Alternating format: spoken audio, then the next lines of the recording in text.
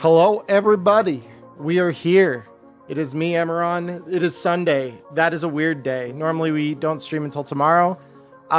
We will be streaming tomorrow still, but we are doing something a little extra today because I need footage for a video that you can all watch. That's going to be a comprehensive lesson on gig writing and gig running for those of you who are aspiring new GMs for the system.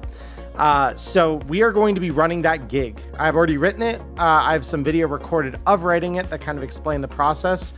For those of you who are here with us live on stream, I will kind of go over it after the gig. So you guys get a little of that now. But the thought process and everything will be coming in a video here in the coming couple weeks. So those of you who are here though, welcome. It's good to have you all here. Joining me, we have a couple of familiar voices with a couple of new faces. So we have, oh my goodness, I got bits. Thank you so much, Walrus Man, for the 100 bits. Appreciate it. So we got some familiar voices with new faces. So we will have Connor, previously a guest on Neon Inferno, playing a new character today, who will be playing After Image, the Netrunner. We have our friend Ghost of the Valley. He will be playing our fixer named The Friar. We have our friend FoxRage02 playing a solo by the name of Neo. No relation to the Matrix, I promise. And then finally, we have Maya with us playing Miss Perkins, the Lawman. So we are going to get them all loaded here on the splash screen really quick so you all can see their lovely faces. So let me pull them in here and then we will get moved over. Bear with me 2 seconds. There's After Image. Awesome. Here we go. Moving us over now. All right. And there are all their lovely faces with their reactive images in place. So welcome, everybody. Thank you for joining me, most of you very last minute on a Sunday afternoon. It worked. That's all that matters. Amen. Is it scuffed? Yes. Do we do scuffed here? Absolutely yes. So welcome in, everybody. Welcome in chat. So to chat, today, the channel points and such will not affect this game as it is a one-shot. There are no existing plans to continue this into the larger campaign or a larger campaign. These characters are obviously welcome to return should we do another one-shot like this, but the benefits of those channel points are diminished today. So if you were thinking about dropping or spending any of that per the normal channel point rewards, highly recommend waiting till tomorrow night at 7 when we run our normal Neon Inferno game where those will be effective.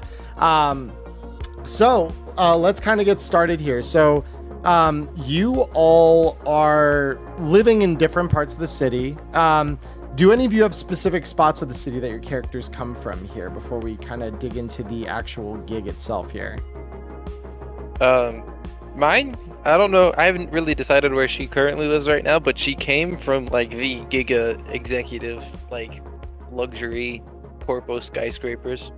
Gotcha. Okay, so she probably lives somewhere, at the very least, in a upscale cube hotel within the Glen. Okay, cool. What about our other players here? Let's go to After Image. After Image, where do you hail from in this lovely city?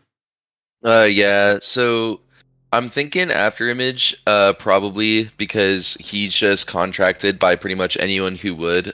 Might have been recently on contracts with a construction company, and he's kind of helping them out with some things, piloting their drones and making sure that their drones are working correctly and things like that. So I think right now he's staying at Haywood Industrial Zone. Perfect. Okay. Yeah, no, absolutely. You could be just, chilling in some cargo container over there for sure. Friar, where do you hail from in the city? Well, he sleeps in a cargo container, but he spends most of his time living in some random bar, just trying to find a quiet stall to just kind of set up shop and just sit and set things up. Very cool. But yeah, I would say he lives mostly at whatever bar is closest to him at the time, but he does happen to sleep in a cargo container. Very cool. Awesome. And then finally, last but not least, Neo, where do you live within this lovely city? Probably somewhere in the upper marina Okay. over there. Very cool. So Friar, being that you are a fixer here, so for those of you watching in the audience, I did design this one shot to be very open-ended and therefore not built for this crew. So the fact that this was all smashed together the last second is going to give you all a wonderful idea of what it's like when you have a crew of players that are adapting to a scream sheet that was not written for any of them in particular. There have been some very small modifications I have made since the video, such as adding some net architectures where there weren't any prior, but that is very much just because we have a net runner, you should always include them if you're writing something like this. But if you don't have a net runner in your crew and you are gig writing, it isn't critical that you necessarily think that far ahead, because the party typically won't integrate with those things, other than maybe like if there are weapons on turrets or things like that, and you have a tech, they can kind of interface with that. But then you can just note the turret, not the net it's connected to. So just a little side note here, since this is kind of an instructional video and stream. So being that you're the fixer though, Friar, so we are gonna, oh, thank you for the comment there, Walrusman. Yes, I just got my haircut this morning. So unlike my poofy mane I've had the last probably couple months at this point, now I have a much sleeker haircut. So with that, DM Sarge. Yeah, no, I just like my hair shorter. It's way more manageable. So as far as you go, Friar, you set up, one of your usual bars. This one, a small dive bar, not too far from the NCU campus, a place that goes by the name of Tyler's. It is a like American sports bar kind of vibe that definitely has seen better days. It usually fills up on the weekends with drunk frat kids just trying to, do the college thing. They throw up everywhere. They're loud. They get into fights. Typically, there's not a whole lot of heavy hitting gang activity in this area. So it is a place that's kind of nice for you as a fixer to sort of set up and apply your trade. Because when people do want business done in this area or just across the border into this more dangerous South Night City, they usually will come to places like this where the people who might be listening in aren't corporate. They're not really going to care as heavily. And it's on such a day that you actually get a call asking you to meet at this bar as you wake up in your cargo container. And the person on the other end has a highly anonymized voice, simply telling you that they are looking to meet. So let me go ahead here and pull this up real quick. Where is the voice I wanted to use? There it is. Hey, so I've got a job for you. Want to keep it quiet, want to keep it off books, but pays right. You can get me a crew. I'm just looking to deal with a little bit of petty vandalism. A couple of gangers thought they could one-up a corporation, and well, corporation's kind of fucking tired. Meet me at Tyler's later. We'll talk details. And with that, they kind of leave that to you to respond, Friar. So, Yep, I'm just gonna say, story as old as time. Dealt with it a few times. See what I can do. You came to the right one to keep it quiet. I'll meet you there. yeah, and they simply acknowledge that, and then they hang the call up. So later that afternoon, you head over to Tyler's, and they are waiting. You see a suit in the very back, clean cut, clean-cut hair, has two glowing green cyber eyes that kind of look you over as you walk in, but they look a little out of place. But again, they've kind of picked the back corner of a bar that is relatively quiet. It's a middle of the week at the moment, and so you presumably just kind of walk forward through the smoke-laden bar and find your way to this cubicle. And so the person looks across from you and he says, so here's the deal. Last couple of weeks, we've had a couple of Vendits go missing on the edge of the nearby combat zone. First, we thought, booster gangers were just having a laugh at our expense.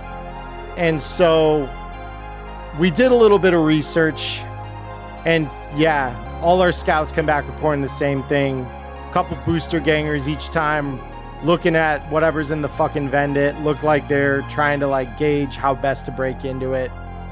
Now, we've never caught them in the act. By the time, they report back, come back, things gone. So what we want you and your crew that you'll hire for this to investigate is quite simply who the hell is doing this to our Vendits and where are they taking them.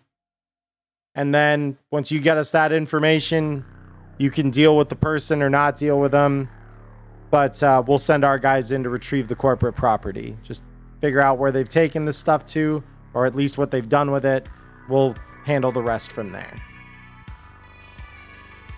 So just scare some punks out of the neighborhood because they're breaking a few too many windows. What's the budget look like? Budget, we're looking, if you can just figure out who the fuck's doing this to us, we'll, we know we're dealing with booster gangers, so we're willing to pay 1,000 eddies a head for whatever crew you can assemble. We'll cut you in a nice little bonus of 500. We're willing to cut the rest of the crew in on an extra 500, yourself included, if you're helping them out with this. If you can figure out what exactly has happened to these things, and you can turn the guy in who's done it. So if you figure out where they've taken this stuff to, that's the 1,000. You figure out who did it and you can get them back to us somehow, or at least, detain them until our guys can get there. We'll add 500 on top of everyone's bill. And for brokering the deal, we're willing to cut you in 500 eddies. I think I can find the people for the job. You got yourself a deal. Sounds good. And the suit stands up in front of you and says, I'll leave you to it. And he walks back through the bar out the door, leaving you to kind of assemble your crew of edge runners that you're going to use to take this on. Yep, so I guess I would order myself a drink, but actually first I'd need to tap my agent a couple of times and add 1 to the deal counter on the right arm. Okay. And then I'm going to order myself a drink in celebration and start making some calls and seeing who I can get together. Perfect. Yeah, so you all have probably got some degree of connection to our fixer friend Fryer here. At the very least, to be on his Rolodex, so to speak, of edge runners he would call at a moment's notice when a gig drops in his lap. So you all would be reached out to regarding this gig. So I will let you kind of go, Fryer, as we connect with each of the edge runners here. Let's go ahead and start with Miss Perkins. Hello. So I'm just gonna start out with the general message. Hold on, I'm trying to quick path this, and because I thought about it too hard, now I'm hitting that brick wall. You're good. I know exactly what you mean. Yep, you think you got the line, and then you think about the line, so you double take yourself on it. Anyways. No worries. So hey, looks like a pretty easy job for a pretty nice payday. Came into some eddies that kind of got a giveaway here. It's 1,000 if we can chase out some punk kids who've been breaking some Vendits, and it's another 500 if we can actually grab the one who's been planning it all. Yeah, sure. I'm in. Easy workers, easy job, easy money. I like it. And as he taps to hang up the agent, he's going to tap another thing and add another deal counter to his arm. Yep. You just have a Fair. running count on your arm. Yeah, he's got two, basically what are two kill counters, but he's got one for deals made and one for kills he's actually made. Wow. That's awesome. That's actually pretty love sick. that. Yep, That's and then really it's- cool. So he's Then got it's like a the running third. light tattoo that just is like customers happily served. Like He shows them. It's his ethos. Yep, that's the whole thing too. Once it gets a little bit built up, later on you can roll up the sleeves. Is which arm do you want to end up on? yeah. I love that. Oh my gosh. That is fantastic. Yeah, that's great. Anyways, I think we'll make the next call to Fox because he's been right there for a minute. Which Neo, Yes. which physically can't answer, but I don't know if I would know that yet. So I'm still going to attempt to call. The call would pick up, but you wouldn't hear anything. You just like the click. Okay, I would give the same starting pitch that I gave to. Oh, I'm sorry, I'm terrible with characters' names. I already forgot. To Miss Perkins. Yeah. Miss Perkins. Yep. It's the same opening spiel. After like a few seconds of silence, you would just get a text on your agent that from Neo that just says "sounds good" smiley face, and then they hang up. Looks at his agent. Well, I guess that works. Taps his agent again and adds another deal to the counter. Yeah. All right, and for the last call, same opening spiel. Yep. So after image. Yep. Why are you contacting a netrunner for this? Because it always helps to find somebody in case you need some info. Like I said, there's an extra 500 if we can actually nab the one who's trying to organize all this, and kind of helps to find somebody who can find things, Who's hiring for the job? Other than yourself. Yeah, it's just whatever corpo rat actually owns the Vendits around here. Look at it The as a corpo community rat. service you're actually getting paid for. Community service by helping a corpo, huh? Well, I'll look into it, but if I find some things in the net, I can't promise my allegiance towards said corpo rat. Oh, there's no allegiance. We're just doing a job. If you find something tasty, enjoy your meal. As long as we have an understanding, I'm in. 1500 Eddie sounds good. Yup. He's gonna double tap his agent to hang up and tap the counter again. Perfect. All right. So, and would you just be telling them all to meet you here at Tyler's? Oh yeah, I completely forgot that part. Yeah. Yeah. Okay, cool. So, as you all are informed, as he's kind of informed each of you, here's the details of the gig. So, do after image specifically here, because you kind of said I'll look into things. Are you looking into any part of this thing ahead of going to meet the group at the bar? What a great question, Charlie GM. Yeah, I think what I'm gonna end up doing is doing a little bit of library searching, and kind of seeing about if I can find out, because did Fryer tell me which store specifically has been being kind of like eyed by these gangers? So he did not. He just said that there have been Vendits in an area of South Night City. So I'm sure. So Fryer, you would have that information. The Corpo agent that you spoke with would have sent you a detail on the general area that they've been surveilling and the street corner that they've been surveilling. So you would have that data to provide to the crew as you chose to do so. Yeah, which after image would just kind of like text and say, what was the name of that store again that we're looking into, or did you say it? I didn't, but I would say that, and I would say I didn't at the beginning. Like, yeah. Gotcha. Cool. So once I figure out the store, I'm just gonna do like a library search on a couple things. The first thing is like the nature of the store and why it might be being eyed in the first place. And then, yeah, the second thing is, any news articles or just kind of general cultural artifacts that pop up about what goes on around it. Sure. Yeah, so go ahead. Let me just bear with me 2 seconds here because I need to pull something up here. And I want to just make sure that I've got this saved before I... Okay, let me reveal my screen now.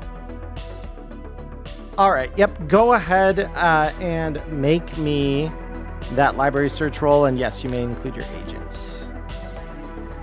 Very 15 cool. total. Very, very cool. Okay. So you dig the net a little bit. You look through what little local news there is about it.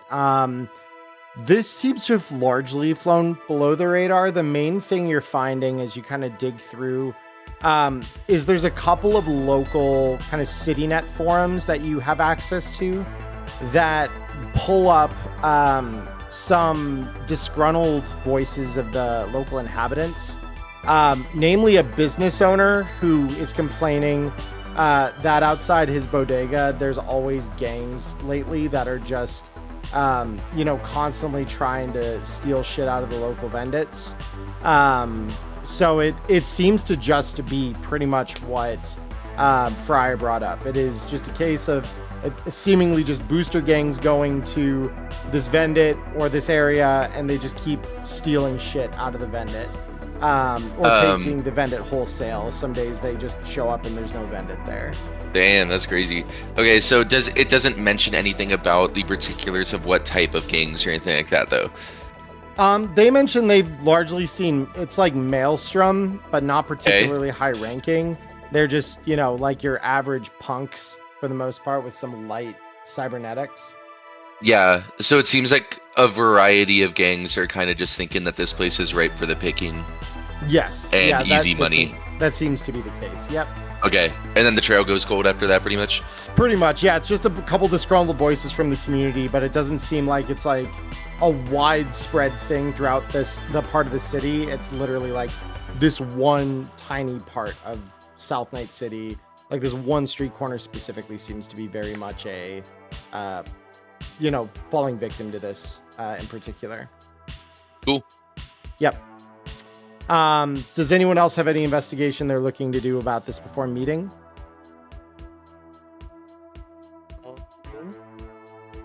No. No? I do not. Okay. And Neo, you're good as well? Yeah, I'm good. I was just staying silent, like, no, I don't have anything. Yeah, no, you're totally good. I just want to confirm. Awesome.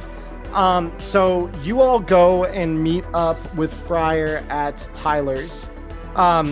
So Fryer, I mean, the only things you really haven't discussed with the crew at this point, maybe as a wider concept, are the locality of the Vendit. The Corpo also reaches out to you and just says, hey, I just want to check status here. Are you good with a crew? You got people for the job I asked?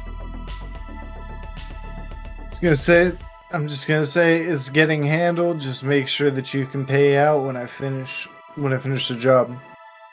Yeah, absolutely. Not an issue at all. We'll get you the ads. As just prep for when they come into the bar, I want to be in the same kind of booth that I met with the Corpo in, with my one drink set up on my side, but I want to have 3 other drinks ordered and set on the opposite side of the booth as like that passive suggestion to have people sit away from him. Sure. No, absolutely. So yeah, and you order that up, and they would have paid you half of your finder's fee up front as well, Fryer. So you can add 250 eddies to your character sheet. And if you want to just, with whatever eddies you have there, after adding that, feel free to just deduct 20 eddies to get the drinks. They're 5 eddies a piece. Cool. Yep. So you all arrive at this smoky bar on the edge of the university district here sometime in the early afternoon, probably about 1 or 2 o'clock. And walking through the bar, you see sitting there in the back Fryer, who, like I said, you all would at least have some level of familiarity with as a fixer that you've maybe worked with in the past, or at least gone to for supplies in the past. And so he is sitting there with a drink in front of him, as well as 3 other drinks that are placed around the table in spots that are just a little further from him than they would be to keep you all equally kind of seated at different points. So he's kind of sitting back in the corner. What does Fryer look like? And all the other homies as we enter? Yeah, go ahead. Feel free to describe your characters. You all walk into the bar, each and every one of you. So Friar, underneath, he has very brightly colored Urban Flash clothing, like lots of bright colors, lots of lines, things that you would think he's trying to pop out. And then over the top is a very kind of old-fashioned bohemian long jacket, kind of covering and concealing all of the color with a bunch of like gray or dark brown. And yeah, you might see the little edges of his light tattoo counters peeking out from underneath his arms, and maybe the little edge of the 5 on the deal counter would be poking out of his sleeve, but that would be about it. And he's got short, spiky hair, and he is a kind of medium to tall height, neither medium or tall, just kind of right in between, and a little on the slim side. Very cool. Who Very wants to go cool. next? I can.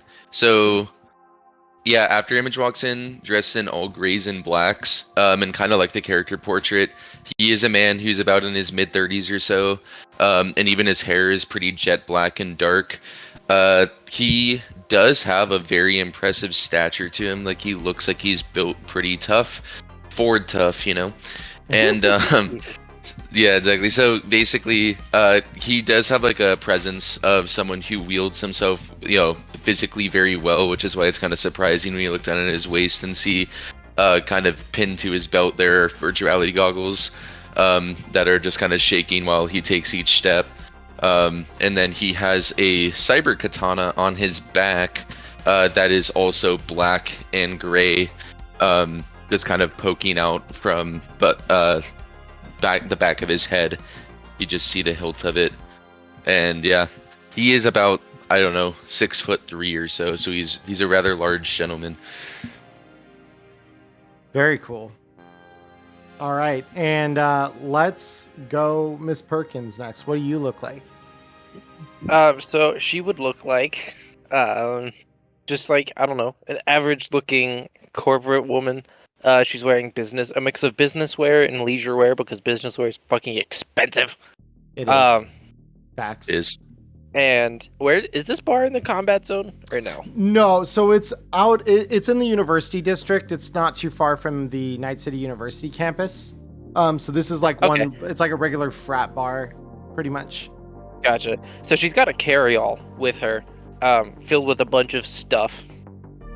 But right now she's just wearing her business wear, and she has with her in this carry-all, if you could probably guess, I'm telling you this because I want you to know this, but you could probably guess in the carry-all that there is a rocket launcher in there. She has a rocket launcher with her. wow, very cool.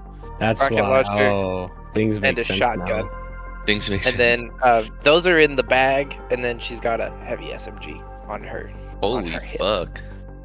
Yeah. Don't mess with the law. Yeah, except this time it's don't mess with Militech and whatever the fuck they're doing to make profit. Woo! Woo!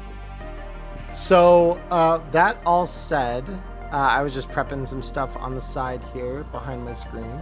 So that all said, so you've all gathered.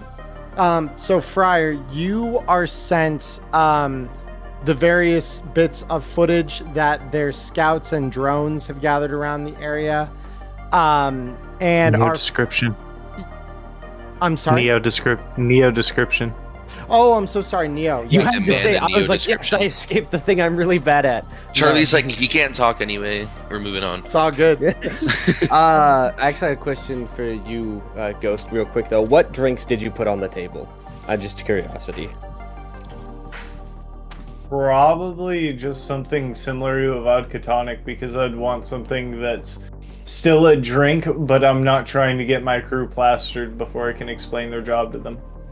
Sounds good. Just wanted it for my mental image of the scene. But okay, so for my character, okay, as they walk in, it's this petite little 4'11" girl who looks to be in her early 20s, carrying an umbrella. She has pink what's it? Tech hair that slightly glows, heterochromatic eyes where one is pink and one is brown, and their outfit is mainly bohemian style, being like white. Like the main color is white, the secondary color is pink, and then the tertiary is black. And they're wearing they're not high heels, but they're high heels, but when they're like boots. Yeah. I don't know if that makes sense. Like that kind of thing, to where it's not as painful to walk on his heels. And that's about it. All right. Very cool. So with that, you all gather, and like I was saying, Friar, you have been in the intervening time sent all the intel that the corporation has regarding the theft of the items from their vendits, the stuff their drones have captured, the stuff their scouts have captured. And so they are basically just handing this over to you in an attempt to basically give you the best shot at recovering the stuff that they can give. Okay, so I'm just going to kind of relay all that information to the rest of the table. Well, that's kind of what we got. What do you got? How do you guys want to approach it? Yeah, and if anyone wants to know anything specific about the footage or wants to investigate it for something particular, let me know. So, I'm sorry, can I we... have terrible perception and shit. Yeah, that's fair. So, the footage is of what exactly again? I'm sorry. Yeah, so there's a specific street corner in South Night City next to a bodega where this particular row of vendits, because there's about 4 of them in a row, as the images are showing. And they are the images from drones they've sent in to surveil the area, reports from scouting teams that they've sent in to try and forensic the area after, these have gone missing. And all of them have kind of come up, without any real solid leads. And so with that being the case, though, they've got basically all these images and reports that Friar's been sent as a means of trying to locate what has gone on with these vendits. Gotcha. Yeah, I mean, I'll take a look at them and specifically see, because I remember, there was only one standout gang that was mentioned, which I say this at the table too. I say, so I did a little bit of digging, as I do. I wasn't able to really procure anything other than the only gang that has been a repeat offender that I could find was Maelstrom.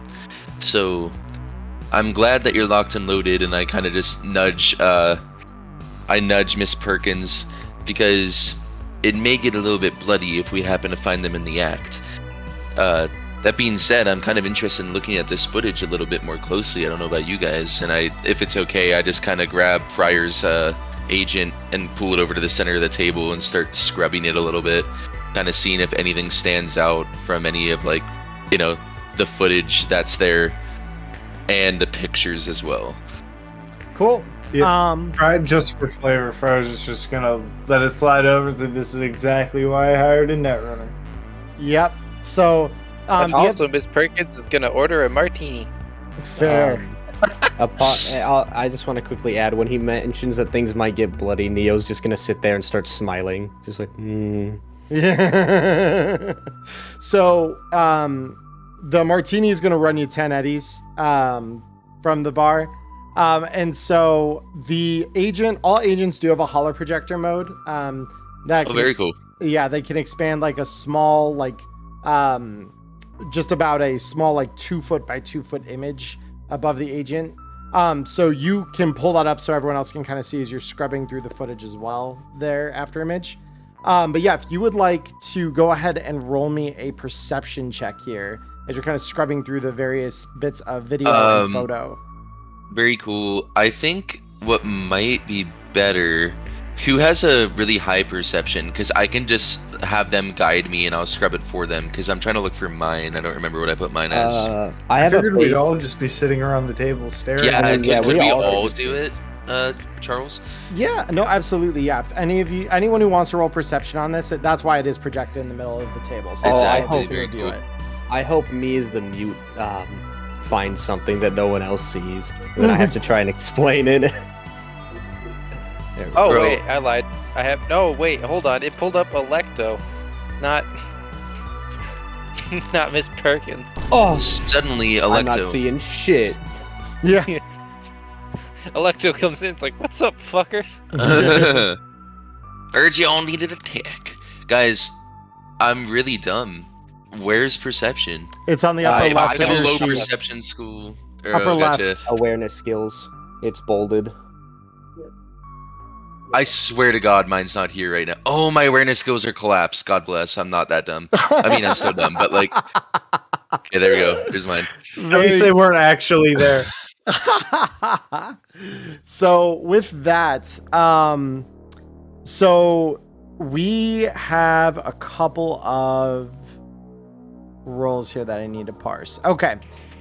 So Neo, obviously, yeah, you're not really seeing anything of note other than there's a pretty regular stream of corpos that are, low-level corpos kind of going to work that are stopping at this Vendit.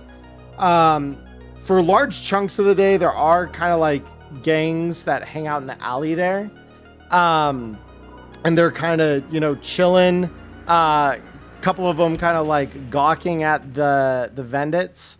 But they're not really doing anything to them. They're just kind of like once in a while you see them like stick money in and get an item out, but they're really not doing a whole lot.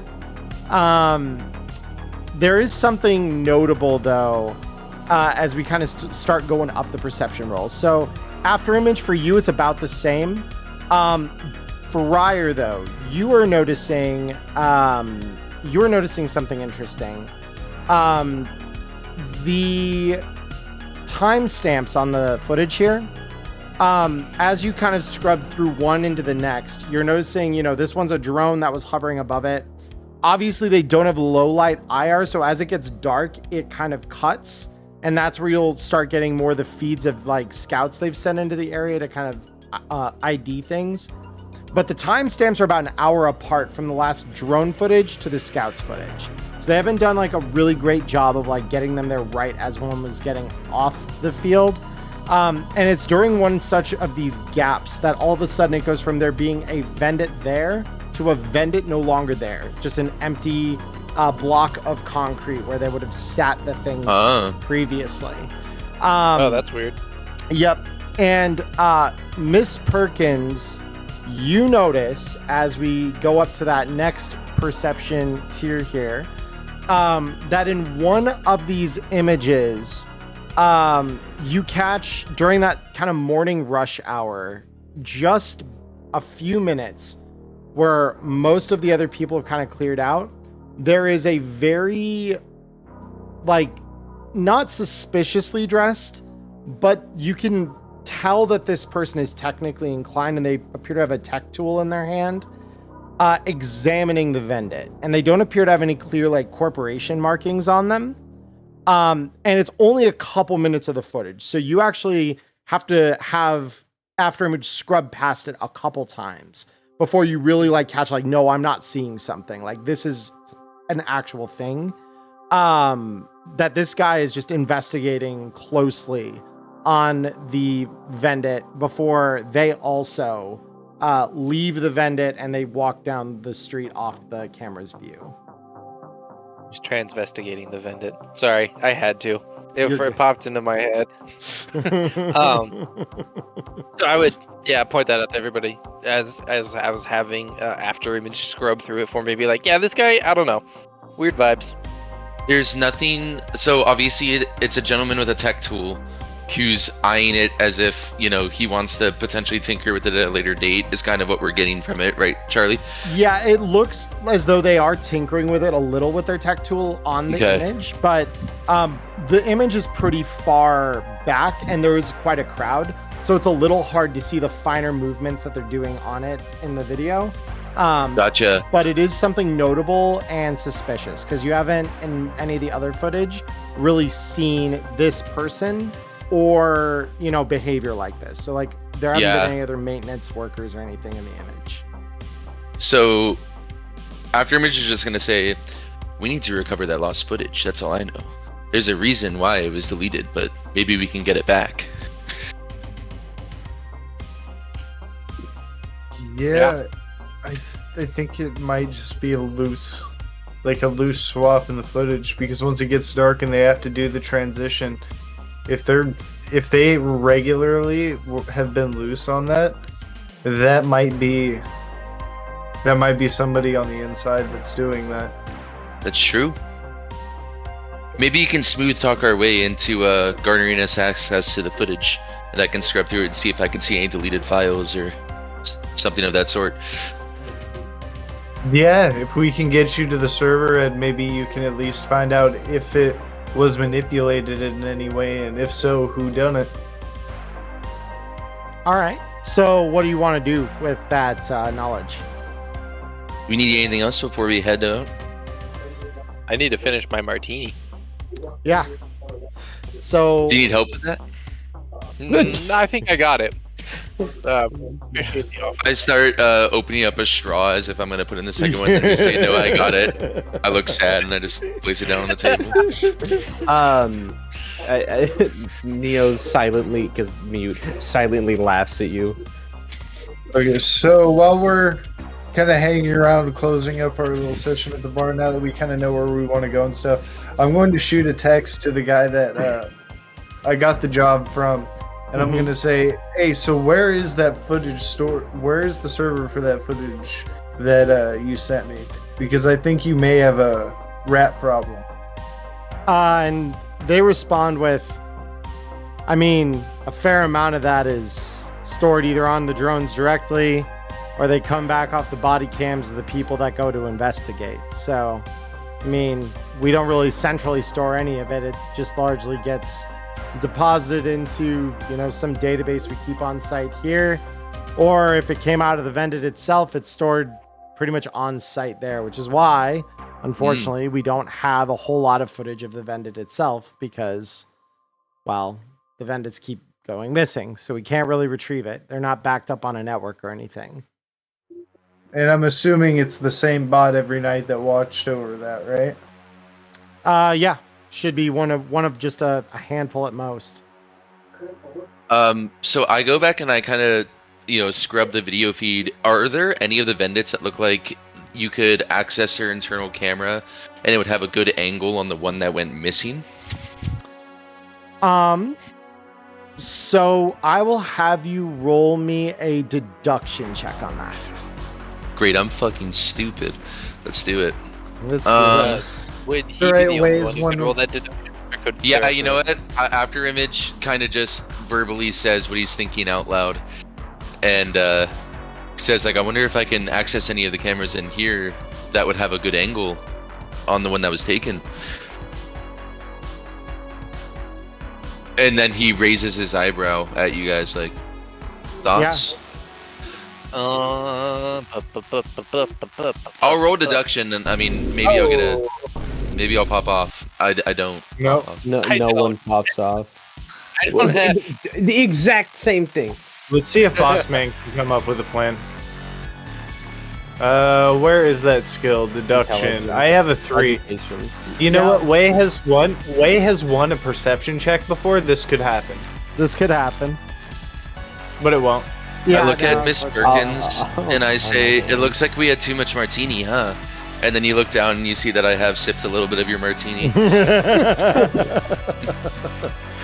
And yeah, so all of you kind of looking at this, you don't really get the sense that like any of these would probably be a good angle to see anything. That doesn't appear to be, it won't appear to be particularly helpful. Damn. Yep. Well, It's an IQ Fryer's dip. gonna... Oh, sorry, go ahead. No, I was just making a comment. Good. Fryer's just gonna slap his hands down on the table and say, well, You got any badge buddies who want to beat up on some Maelstrom thieves? Because I'm thinking, we know about the hour that these guys like to, if they have a window to, that's their hour that they're going to step in and try and mess with things. If we have a nice little trap to spring for them, boys in blue could have some fun. Well, I don't work with NCPD. I work for Militech. So something that you do know though, Miss Perkins, is that within the city, a lot of the security organizations, police included, they kind of cross with each other when it comes to like calling for backup. So if you call for backup, it's going to be any security equipped agency in the area that'll respond, whether that's police, another corp, and they just send bills across. Their accounting settles the bills in the background after. So that is something that is it's an option for you. But it is, it would be calling backup. Of calling backup was that it was like a thing you did once you were in combat, because it rules how many rounds it's going to take for them to show up. Right. It's implied. Yeah, it's implied that you're calling for backup. And like we need a little more information probably, right? Before you can be like, I think maybe ish. Yeah, it struck me as they have more guns than I expected. Please give me reinforcements. Yeah. Yeah, so they're only going to respond to an active response. It's not like you're part of the agency and can plan with it. Okay. Yeah, so I would say that. Be like, yeah, unfortunately, they don't give enough of shit about me to send them before I'm getting shot at, so. Fair. All right. I whisper over to Neo since I'm sitting next to Neo. Mm-hmm. And I know that he's a captive audience because he can't respond. And I just say, I'm not sorry that I drank her martini now that I know she works for Militech. I'm not, really. Neo just slowly looks at you and then just kind of just gives you a thumbs up, like, okay, buddy. Looks away. Like, don't, like the kind of thing like, I don't want this guy to ever talk to me again. Damn. Quick question about Cyberpunk lore. Do martinis, because I know it would be hard, come with olives in them? Because they're like growing. I mean, probably not real olives, but some facsimile thereof, like, you know, olive flavored kibble that's been treated a certain way could work. That would ruin the entire drink immediately. I mean, gotta do what you gotta do. Garnishes are a thing. You're not drinking a martini anymore. You're drinking just battery acid. I mean, Typhoon would love it. Yeah, Typhoon. But he ain't here. Give him a kiwi olive and a martini, he'll be happy. Yep. So with that, so are you guys thinking about now, what are you gonna do next, I guess? I was about to just kind of, from my hands on the table from when I dropped them down, push myself up and say, well, then let's go get shot at. Because we have to go on, everything is kind of on site there, so I guess it's time to mobilize. Cool. I was going to say, upon hearing that, Neo's going to stand up, very excitedly smiling and twirl her umbrella as she, like, walks towards the door. So, yes. So with that, are you four all going then to this street corner where these Vendits are? Yeah, sounds like it. And I would obviously put on my medium armor jack on the way. Oh, medium. Fair, okay. Yeah. It costs the same. Medium armor jack costs the same as light armor jack. Exactly. So like, why not? It does. It just also comes with a dex, move, and reflex penalty. Oh, right. -2. -2 each. Yeah, well. Maya goes, oh, right. You're a well. tank now, Maya. You didn't know it. Yeah. I guess so. Listen, Yeah. I have a rocket launcher, okay? As long as I hit the general area of where the enemies are, we're fine. Right. Yep. So with that said, we are gonna go. So you guys, are you gonna just catch, like, what kind of transport are you taking? Because this isn't too far from where you are now. It's maybe just a mile or two down the road. I think we should just walk then. We can walk. We're poor. Okay. Cool. Yeah. Cool. So yeah, it takes you guys a couple. Like, I was subtle about it, but I don't have any eddies, so I didn't pay for that martini. I just walked out. So yeah, like, so you fucking just bye. They'll dine just into- bill. They will What- just bill. Goddamn, I forgot his name already. Fryer. They'll just bill him. Yeah, it's on my Yeah. tab. Don't worry about it. Since Yeah. I drink half of your martini, I do put 5 eddies on the table. Yeah. So with that, you all get up and you walk, and like I said, this is kind of just on the other side of the border, so it's not a particularly dangerous walk until that last couple blocks. So we're not really gonna worry about random encounters here for that. So you guys walk. It takes you probably an hour-ish to get there. So it's later on in the afternoon when you Wait. finally. Did you say it was like a block down the street? No, I said it was a couple miles down the street. Oh, okay. I was like, an hour for a block? What No, the no, fuck? no. We're military crawling. No, yeah, Yeah. there's yeah, no. There's a This couple makes sense. blocks at the end there that lead you into the combat zone itself, but the remainder of the walk is through the university district, so it's not a particularly dangerous walk to take. So you guys do take, yeah, like about an hour and a half to kind of get where you're getting to this street corner. And so as you walk up, you see what is very clearly now, because the other 3 Vendits that are kind of in this row seem a little bit more dilapidated, a little more like affected by the acid rain and things that do hit the city sometimes. And actually, as we're walking, I do want to check really quick what the weather is like outside, because we didn't really investigate that. Rain. The weather Yeah, do be Blood weathering. rain. Weather do be Blood weathering, rain. as they do say, yes. So so right now we are in the middle of April. So let's go ahead, because I do like April is acid rain season. April is indeed acid rain season. So it is a cool about 50 degrees outside, and the weather is It's a little overcast. It is overcast today. So you walk, and it's, nice, cool, overcast day, which is honestly pretty nice.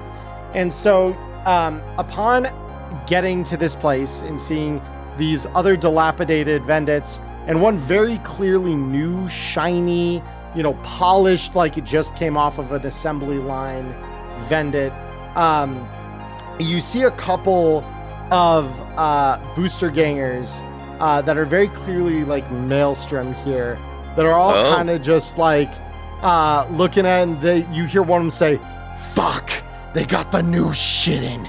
God, I've wanted to try some of that popcorn kibble for ages. Holy shit." And they're like looking at all the stuff in this Vendit, and they're like very intrigued.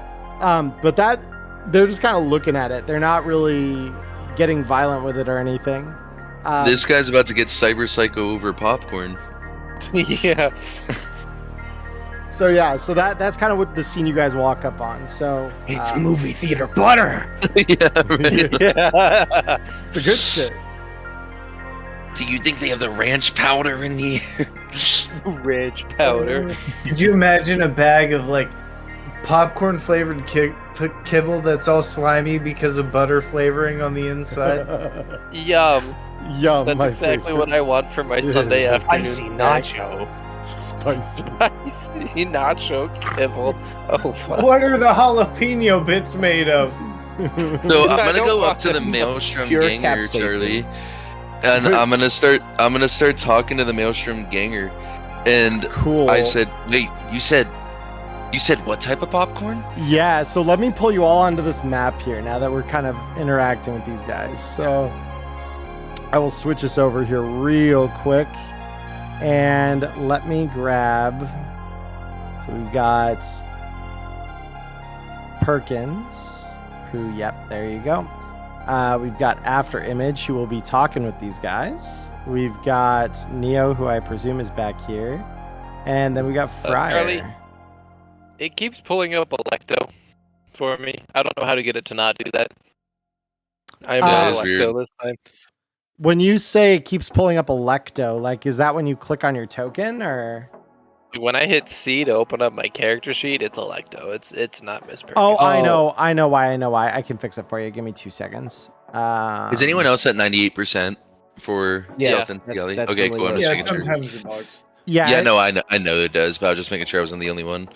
It is all good. Yeah, let me configure your ownership because I think that's probably your problem. Figure ownership. Yeah, it's showing you as the owner of Miss Perkins. Okay.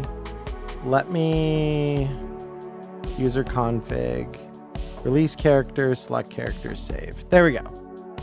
Now you should be good. There we go. Thank you. Yep. And then yeah, everyone else. Is anyone else needing me to swap their character? I just double click my token, so it doesn't matter to me. Yeah. I So always use my hotbar. I will do this for. Oh, thank you Connor. for changing my name. Yeah, you're a nice guy. Yeah. Oh, this map is dope. Look at this shit. Yeah. Is it kind of dark out Can't like wait it to is look here? at it when it loads. No, it's just a little more like it's overcast, so it's not Yeah, really yeah, dark. because the buildings are so tall that the sun can't really like shine down on it completely, right? Right, yeah. So you kind of Yeah. just walk in through what is kind of a slum-ish area just off of the university district. So yeah, these guys are just all assembled. The bodega that you were reading about online is right here after image. Although, are you? Yeah, you're on the scene, so you can kind of see. Where Yeah. it's at. So it's right. This is the bodega you would have been seeing things about. The Vendits are embedded in the wall here in front of all these booster gangers. Very cool. Yep. So I will wait for there. Everyone else, I think, just kind of loaded in here. I think. Oh, this is a really cool map. Yep. There we go. Yeah, I love this map. I like It's a the way good the grid is done on this one. one. Look Yeah. at the rats on the bottom right. Oh Near yeah, the trash. right here. Super dope. Yep. Anyway. Yeah. Are they rats or really So yeah, big that's what I ants? say, Charlie. I Yeah. just go up to him and start talking about the popcorn casually. Yeah, and he says that premium butter shit. They've been advertising it for fucking months. Finally, It's finally here? it's finally fucking here, Choom. Oh my god. Do I have enough? I think I have enough eddies for some. Should I? Do you mind? Or you can go ahead. He says, I'm gonna punch it first. And he literally just sticks in a like 2 Eddie bill and gets out a small packet of this buttered popcorn kibble. So you and then he says, please be my guest. And he rips into this and just starts like chomping whole mouthfuls down. Oh shit. Oh, shit's just as good as I thought. Fuck. That's us at Sisu last night, bro. Typhoon's got some competition. But yeah, so I order some. How many eddies is it, Charlie? So yeah, so it's just 2 eddies. It's literally Okay, like cool. tiny eddies. Like yeah, not And even. I also like enthusiastically kind of imitate him and I'm just like, I fucking love this flavor. I've been waiting for this flavor. This is so good. And and I'm Yeah. kind of munching in with him. And then while we're eating, I just say, you know what fucking blows, Shoom? Earlier, there was a Vendit machine like right around here. I was going to it all the time. It had the best shit. I don't know where it went though. Do you know which one I'm talking about? Yeah, I don't know. Fuck, man, that had some good coffee in it. Got you nice and wired right before a fucking hit. Yeah, Shit, man. This place is like, why would they take it away? I mean, it was making a lot of money, right? Like, we love it. Yeah, so I want you to go ahead and roll me a conversation check, please. Does he get a bonus for being all popcorned up with this fella? 13. Yeah, you know, and I will apply a situational bonus because you are being chummy with this guy, and so I'm just sitting here. I'm like, this is so cool. yeah, and so this guy says, yeah, I don't know, there was some tweaky motherfucker came by, was looking at the thing, like he really fucking wanted something, and it wasn't in the goddamn machine. With the tech tool, right? Did you see with the tech tool? Or was it just me? No, I saw him walking off. Took a fucking cab somewhere that way, and he points down the street, like in one of the, like as you guys were walking up on the alley, would have been off to your left, essentially. Points out the street that way. Yeah, walked off that way, caught some kind of fucking cab. Think he went down the direction of the docks. Heard him saying something to himself before I could get my fucking coffee. And then, of course, you know, coffee's there. And then the next morning I come back, no fucking coffee. You know what it's like to not have caffeine in your diet when you really fucking need it, Choom? Fuck! I know just what it's like. I could really use a cup of coffee right now, too. You know what? I'm gonna go fucking find him. I'm gonna go get the coffee Vendit back. I want the coffee. I want it now. Oh, Chumba, we're talking the same fucking language, you and me. Yeah, fuck him up for me if you would. I want his ass to just really feel what it's like when you just can't get your legs moving in the morning. You said the docks, right? The docks? Yeah, I think he said something about it catching a job, he'd be back or whatever. I don't fucking know, but yeah, I think he went that direction. I crack my knuckles in my, and then I kind of roll my neck around too. I'm gonna find him. I'm gonna get this fucking coffee Vendit back for you, Choom. I'm gonna do it for you. Thanks for the info. And I shake his hand if he accepts it. Yeah, and he absolutely will. Yeah, you'll kind of just like clap your hand into a handshake and shake it. He says, all right, guys, let's fucking go. Gotta go boost that shit. And he leads these guys deeper into kind of the alleyway here. Let me gather all of them. They all kind of just start walking off as a crew here. So yeah, you just kind of negotiate with Maelstrom, no problems. Oh, but all Coffee because over of popcorn flavored kibble. Yeah. Yep. It's not even real popcorn. It's popcorn. So as soon as they flavored walk kibble. away, I fucking drop that shit on the ground and start scraping my tongue. I'm like, that shit is fucking disgusting. I can't even lie. You guys gotta try it to believe it. That's not real food. Yeah, I tried this shit. I thought you had one of those tongue replacer things. How could you actually eat that? It was for the bit, man. It was for the bit. I need water. Conveniently, there is cactus water in the Vendit. Beautiful. I'll buy it. Is it 2 eddies as well? Yeah, it's another 2 eddies. Yep. I'm literally at 8 eddies right now. Yeah. But that's okay. All right. Yeah. So you just chug down some cactus water, and it does a decent job of clearing that taste, but not entirely. Oh yeah. Yep. So I guess I'll look back at the boys back here, and I'll just say, so what are we thinking? Should we go inside, get a little more information, maybe smooth talk the clerk a little bit? And I look over to Fryer. It sounds like a good idea. Information Just can't hurt. stay the hell away from any kibble in there.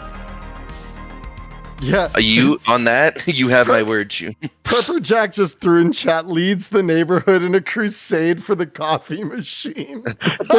Yeah. We need the coffee. We get Maelstrom on our side. I love it. Yeah, getting the Maelstrom on your side for the coffee. I love that. So you're gonna just go inside the bodega and like talk with the owner. Yeah, I'll be the lead on this one. I'm gonna walk up to the clerk and, hey, how's it going, man? I've heard heard people have been messing with your Vendit out front lately. They keep fucking taking it. What's going on with that? Yeah, and he looks at you. He says, "Yeah, I mean those assholes that you just like. What'd you fucking say to them? I've never seen them walk off without shooting someone." Nah, that was one of the people I hired for the gig. Let's just say I hire well. I throw up a little bit in the background just outside. You just gag.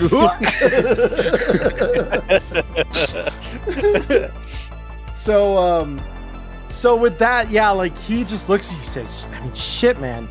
Like, really impressive shit. That guy, and he just kind of sees him gagging out in the street. He says, that guy doesn't look so well. What did he have to do? Looking a lot paler than usual after images, yeah.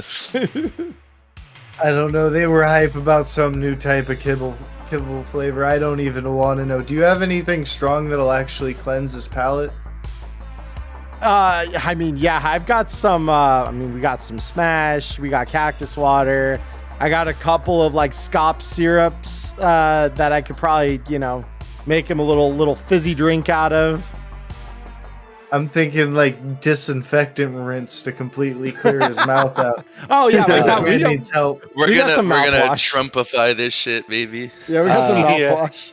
Hold on. Actually, I'm gonna Neo's gonna go over to God The guy who Right. just threw up from the kibble. Oh, after Um, image. After Yeah. image. Yeah, after image, sorry, my brain. After image, gently pat him on the back, and I have a personal care pack, so she's gonna pull out a thing of like a little thing, you know, the travel things of mouthwash. Yeah, no, you'd have like a And, little shot bottle worth yeah. of mouthwash, yeah. Yeah, and offer it to him, as well as like a wet wipe. Yeah. With like a I'll- look of pity, like you poor bastard. Yeah, totally. Like Puss in Boots eyes meet you, like the grateful, like about to cry eyes. You know what I mean? And I'll take a swig of it and then spit it out. Yeah, and I and say, that really does the trick to finally filter that like Oh, yeah. gag-worthy popcorn flavor out. I just say thank you, thank you so much. Don't say anything. You don't need to. And then I pat you on the back of you. But thank you. Mike, And then that's it. Yeah. when you say don't say anything you don't need to, Mike, I was gonna give you just deadpan expression, like before walking away. Yeah. So I'm so sorry, Friar. What were you saying to the you're- bodega owner? Oh no, we were still trying to get the initial information. He was still just kind of basking in the glow of the performance to deal with the maelstromers. Yeah. No. So are you asking any questions then specifically?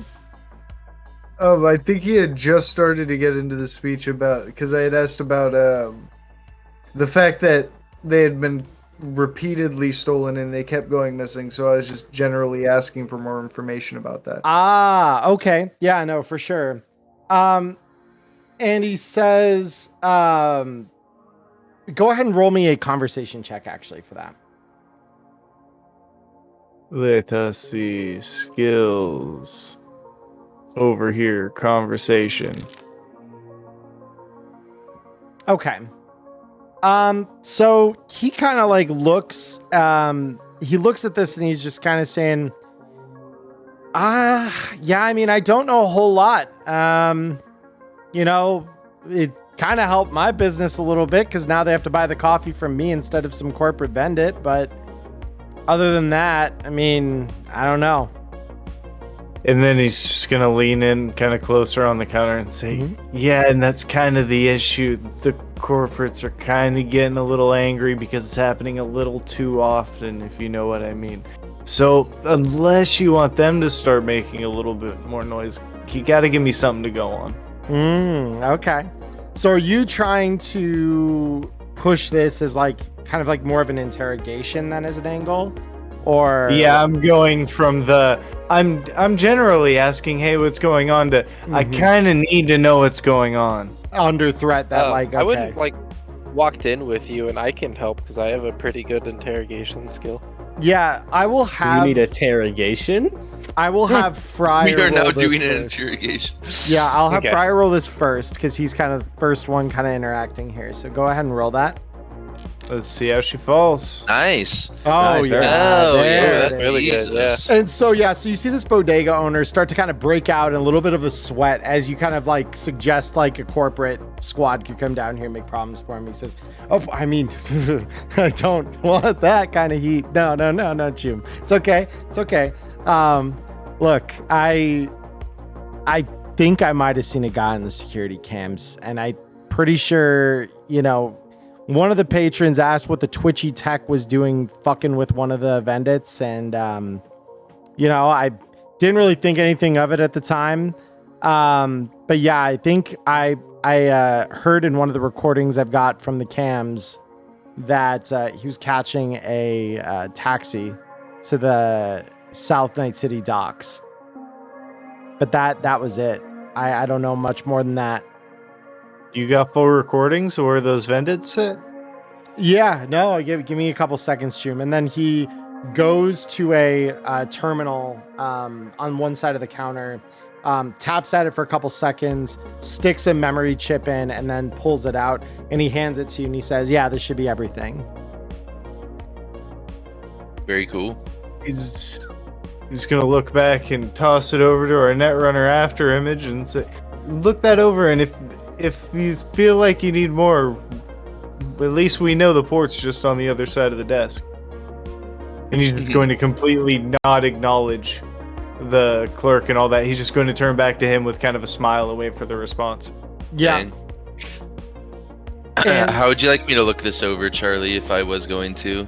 Yeah, I mean, it's a memory chip, so you largely just fit it into your agent, and you can use your normal like perception skills and things to. Okay, review well, video. I'll do the same thing actually for those of us who are kind of just, because I know obviously our fixer is having a little bit of a presence in front of the shop owner right now, so I'll let him keep doing that. But for the other homies, if they want to look at this with me, I'll project it onto the wall, and then yeah, I'll just do a perception check to see if I can notice anything. Specifically, what I'm looking for is if this kind of closes a gap of the lost footage that we couldn't find in our initial run through.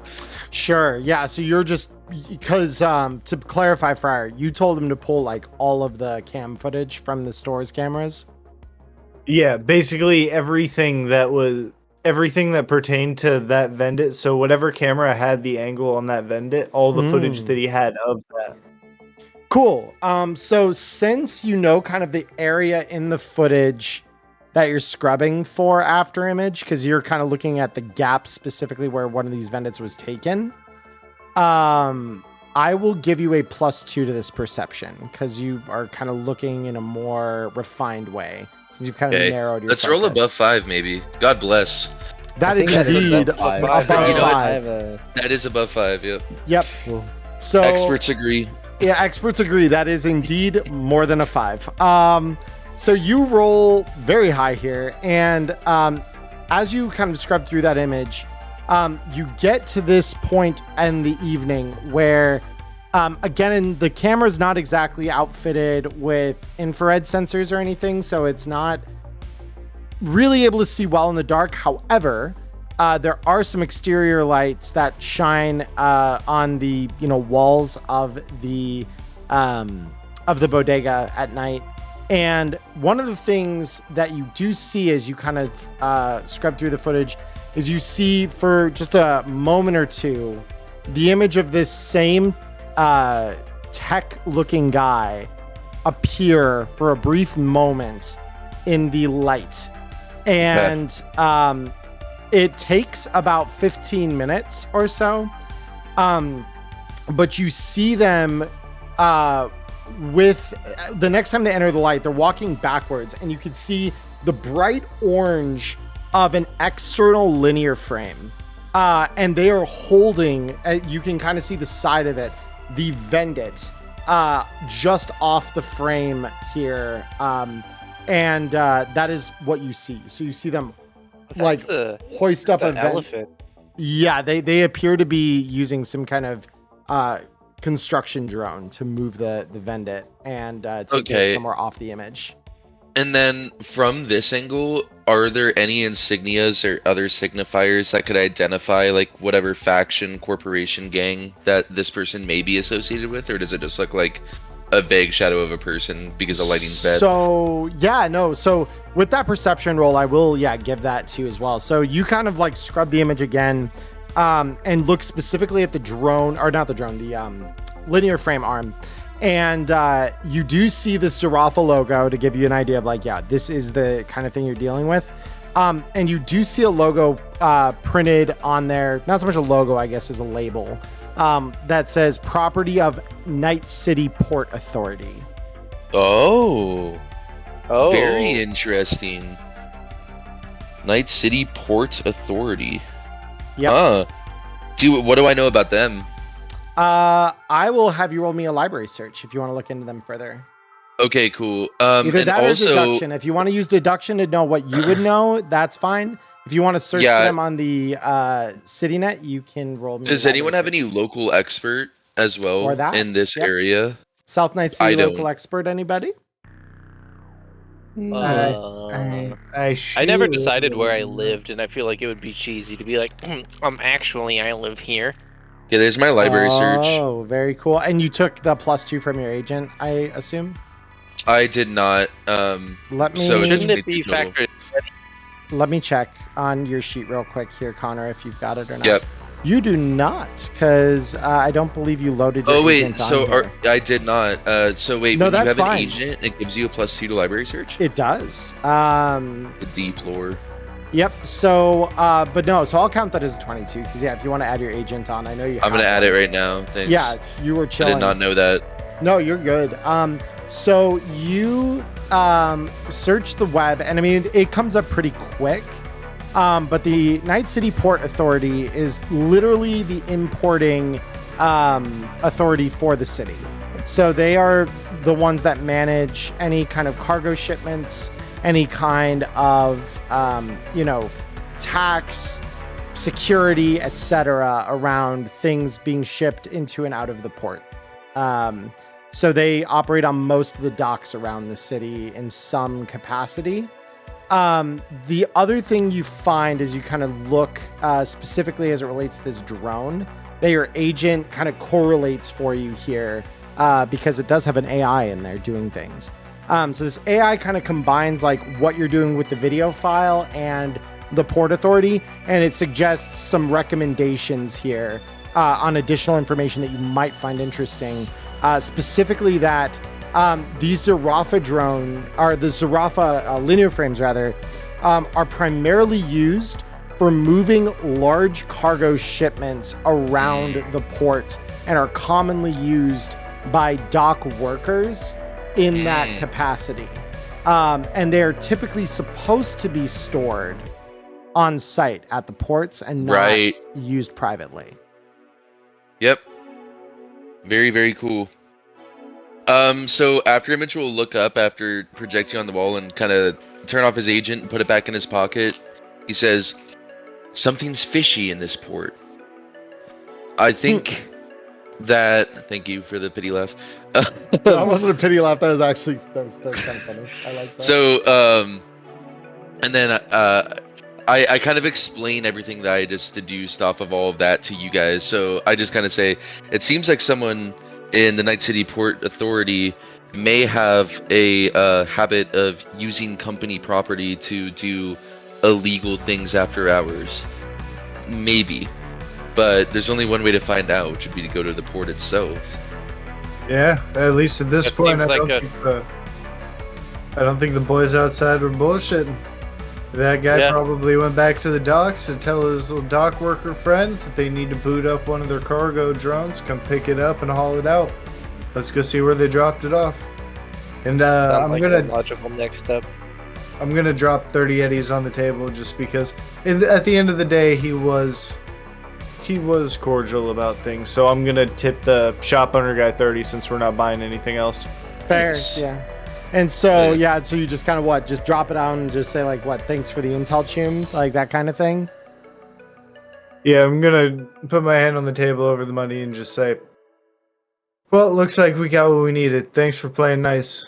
And I'm gonna walk out. Yeah, and so he just kind of scrapes the bill off the counter and says, just tell your employer not to send anyone down here. We don't need it. And he just kind of shoves the money into his pocket.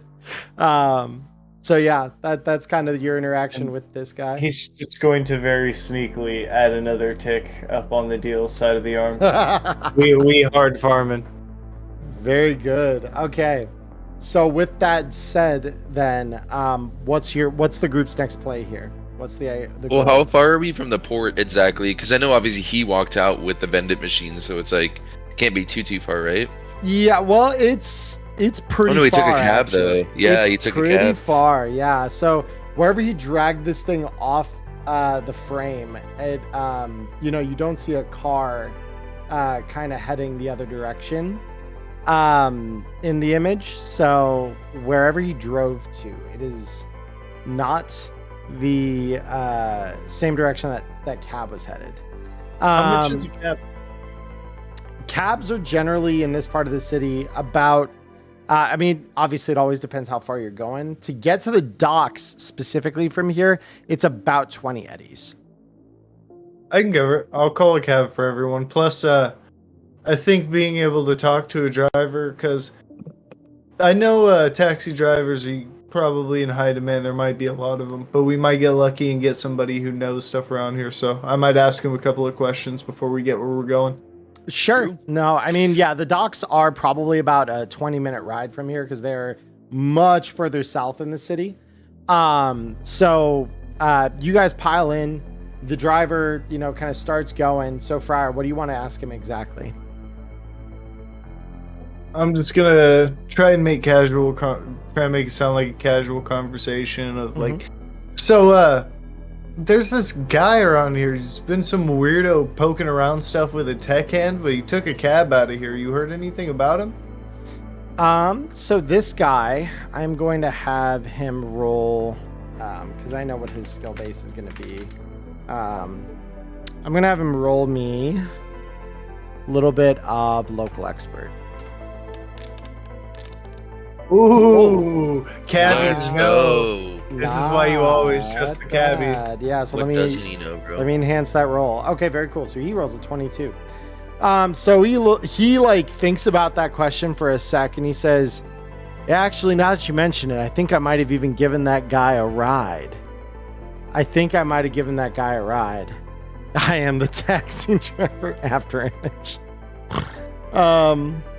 Jesus Christ. Neo saying shit? What?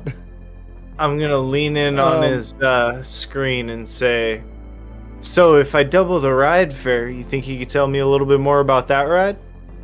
And he says, I mean, absolutely, I'd be happy to share what I know. And so basically he goes through and explains that he gave this guy a ride to the dock a couple of days ago. And that he was wearing a pretty standard like dock workers uniform. And that, you know, we let him out, and the guy wouldn't stop like talking to himself. He didn't really talk to the drivers so much, but he just remembered, he says, yeah, the guy was like really twitchy. He didn't say a whole lot to me, but he talked a lot to himself, and he was like poking at his agent the whole time. It was really fucking weird. He kept saying, I'm so close to seeing her again. I'm so close to hearing her voice again. I don't know what the fuck it was that he was talking about, who her was, but, you know, paid his fare, hopped out, walked into the docks like he belonged there. I think I saw him flash a badge at someone at the gate, and I drove off for my next fare. So it's about what I know. That's actually just what I wanted to hear. Thank you. And I'm going to try and roll up the extra 20 and slide it through the grate bars and lean back to the rest of the crew, who I'm assuming overheard this. Yeah. No, and I mean, yeah, and as he kind of like, as you arrive there and you slide him the extra money, he says, careful out there. I don't know what the fuck a twitchy guy like that is going to be capable of doing, but, you know, watch out for yourselves. And then just kind of like throws you the, you know, see you later kind of hand sign as you kind of all get out. Oh, yeah. Yep. So I'm going to So what do you think he meant by that when he was saying, I'm going to see her again? Is there some sort of AI that's in the Vendit that he grew attached to, or? Well, they've taken multiple of the Vendits, so I think it's more about just recovering the Vendit machine. The thing to me is, I think he is legitimately a dock worker because he's checking in with security. So at the very least, they're letting him in. It sounds like somebody got some dirt on an inside man. Charlie, do Vendits sell weapons? They can. How expensive of weapons would they usually be? Not particularly expensive. A lot of them are more polymer one-shot, poor quality things.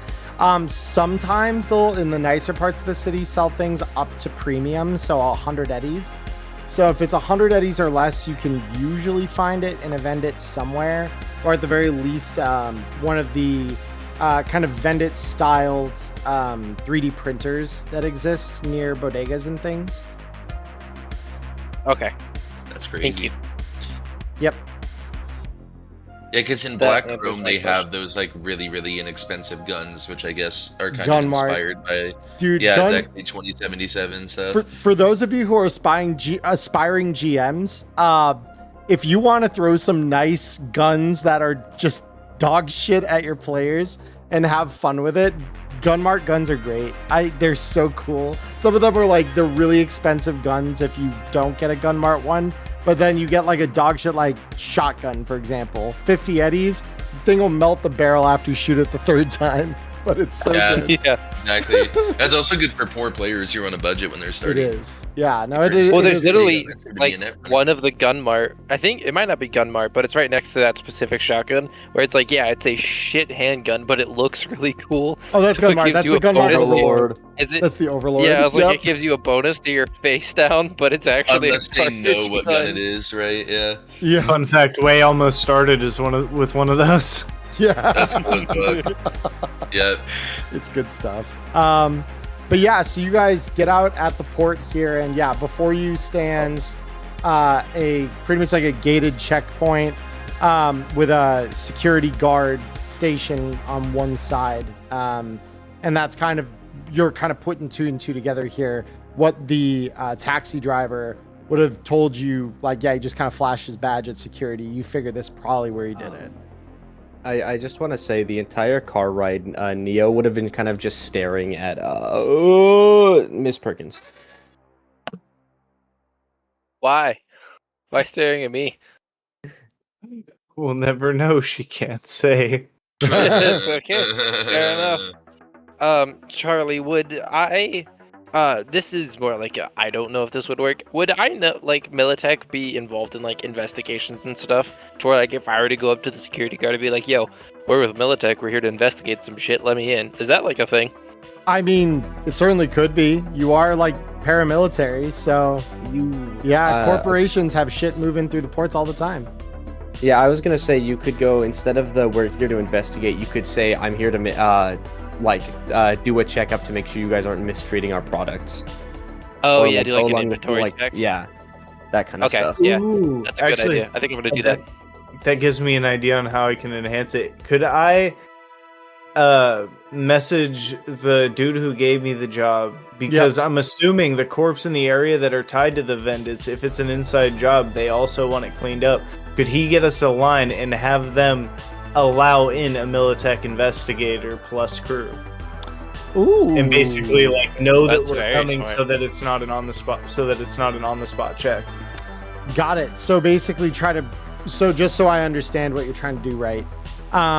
You are trying to make it so that your corporate contact brokers a deal with the port authority, essentially letting you just in for an investigation of the Vendits that they're shipping. Yeah, I want him to cut through the red tape and kind of go up the chain of command for me on telling them, hey, we've got a crew looking into that Vendit problem. They're going to be stopping by today. Let them through. Got it. Go ahead and roll me a persuasion check, although this is probably not going to be too difficult to pass. I will say this because it feels like something where your goals kind of align here. Oh yeah, Nice. easy. So yeah, so you reach out to the corporate contact, and the contact says, "I don't know why you're fucking with the port authority, but sure." And they say, "Just give me a couple minutes to put something together, catch a smoke, eat a snack, something. 5 minutes or less, I'll have this sorted out. I'll let you know." And they cut the line and get to work on their end. Yep, and so he's gonna hop off the agent, look over and say, well, looks like that badge is gonna come to use. The Militech is gonna get us to walk. That Militech name is gonna get us to walk right through the door. Yep. Talk to the Hell contact for the job. They talk to the contacts there. We're on the list. Yep. So, and you kind of see as you're spending the couple minutes it takes for this deal to kind of get brokered, you do see several dock workers kind of moving in and out, and through the gate, you can see large cargo containers that are getting like moved around by these guys using these elephant linear frames as they're kind of picking them up and just carrying them over to different sections and moving them around the port where like cranes have like a harder time reaching something. So you do see that. Your agent pings a couple of minutes later prior, and your contact says, "Done. You should be cleared." Hell yeah. Have the rest of the crew. Time to roll out. Let's go. Oh Yep. yeah. Yep. So, so you guys just walk up then, I assume, to the guard shack here. Yeah. Yeah. I'm gonna And- let Maya. What's your character's name again? Oh yeah, Miss Miss Perkins. Miss Perkins. I'm gonna let Miss Perkins take the lead because she is kind of the badge of the crew. I want her to be the first one who gets her name checked because status. Sure. Yeah. So Yeah. So I go ahead. You go first, Charlie. No. You're good. Go ahead. I was gonna say, I will walk up to the security guard, and then I'm assuming I have some sort of corporate ID with me. Yeah, no, absolutely. You have a security badge that indicates you're a Militech security officer. Yep. Yeah, so I would like flash it at him and be like, we're here to investigate what's happening with the Vendits. Or actually, I wouldn't even say that. I would say we're here for a scheduled inspection. Yeah, no, absolutely. So yeah, you throw the badge up against the window. The guy takes one glance, taps at a terminal really quick, and says, "Yeah, got you here." And he just taps a button, and you hear the a small buzzer go off, and the gate just start kind of doing the as it's sliding open in front of you to let you in. And the guy just looks at you and says, "Good luck figuring out whatever it is you're looking for. I don't really know what this is about, but best of luck." If you needed to know what it was about, you'd be paid to know what it was about. And I walked Let's past go, baby. Yeah. And the guy just kind of looks taken aback for a moment, and just resumes looking at his computer screen, not going to acknowledge that comment even. But yeah, in you guys are the prologue for 2077, when if you take the corpo life path at the Yep. hotel, she's like, "Oh, I thought about it." It's like, "Are you fucking paid to think?" You just scream at the poor woman. Yeah. I love that. Good lord. I hate that I do that, but I love that dialogue choice. Yeah, it's like they very clearly know what that sounds like, that interaction. So Yeah. I'm going to move us to the home screen. I just realized we kind of been chilling on that. So you walk into the port here. Now, how do you guys want to go about navigating this? Oh, quick side note: as we were walking there and/or waiting, I need to put another +1 on my deal counter because I feel like I helped broker that deal to walk him in, so he's gonna push the +1 on his agent. Fair? Yeah. Oh yeah. So while we're walking in, I just want to be making notes of security detail and things like that. So I want to look for cameras and then their connection points. So anything that it looks like I could potentially interface with in the future and kind of, glean some information off of, I want to try to take note of. So are you trying to do this more through perception, or are you trying to scan for net access points? Yeah, I forgot that that's something I can do. You are a net runner after all. Exactly. Yeah. I think that, can I do both, or would that take too much time? No, wouldn't take much time at all. Just Okay, basically are a there couple eyes seconds. on us? Because I know to scan, I need to put my virtuality goggles on. Yeah, I mean, you are part of an inspection crew, so if there was a suspicion that a net would be involved potentially, it wouldn't really rouse that much suspicion, you think?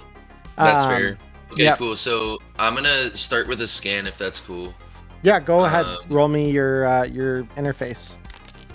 So 9 total. Not bad at all. So you scan, and there are some pretty obvious things that come up on your scanner. There are some access points, for example, right by the guard shack, and you can kind of see it highlight the security cameras that kind of are overlooking the gate. Further in, you get a couple pings off of what appear to be some kind of crane controls for one of the cranes that's not too far of a distance from you here, closer to the edge of the water. But yeah, that's kind of what you're getting. It's just security cameras scattered throughout the place and some cranes. Okay, cool. So what I'm kind of thinking is it would be good to potentially find a log of employees checking in and out for their usage of these what are they called again, Charlie? These suits that they wear to move things, those tech suits. Linear frame. Linear frame, thank you. Yeah, exactly. I had a brain fart there. Yeah, I'm going to be trying to find consoles where it looks like employees might clock in and clock out of and things like that.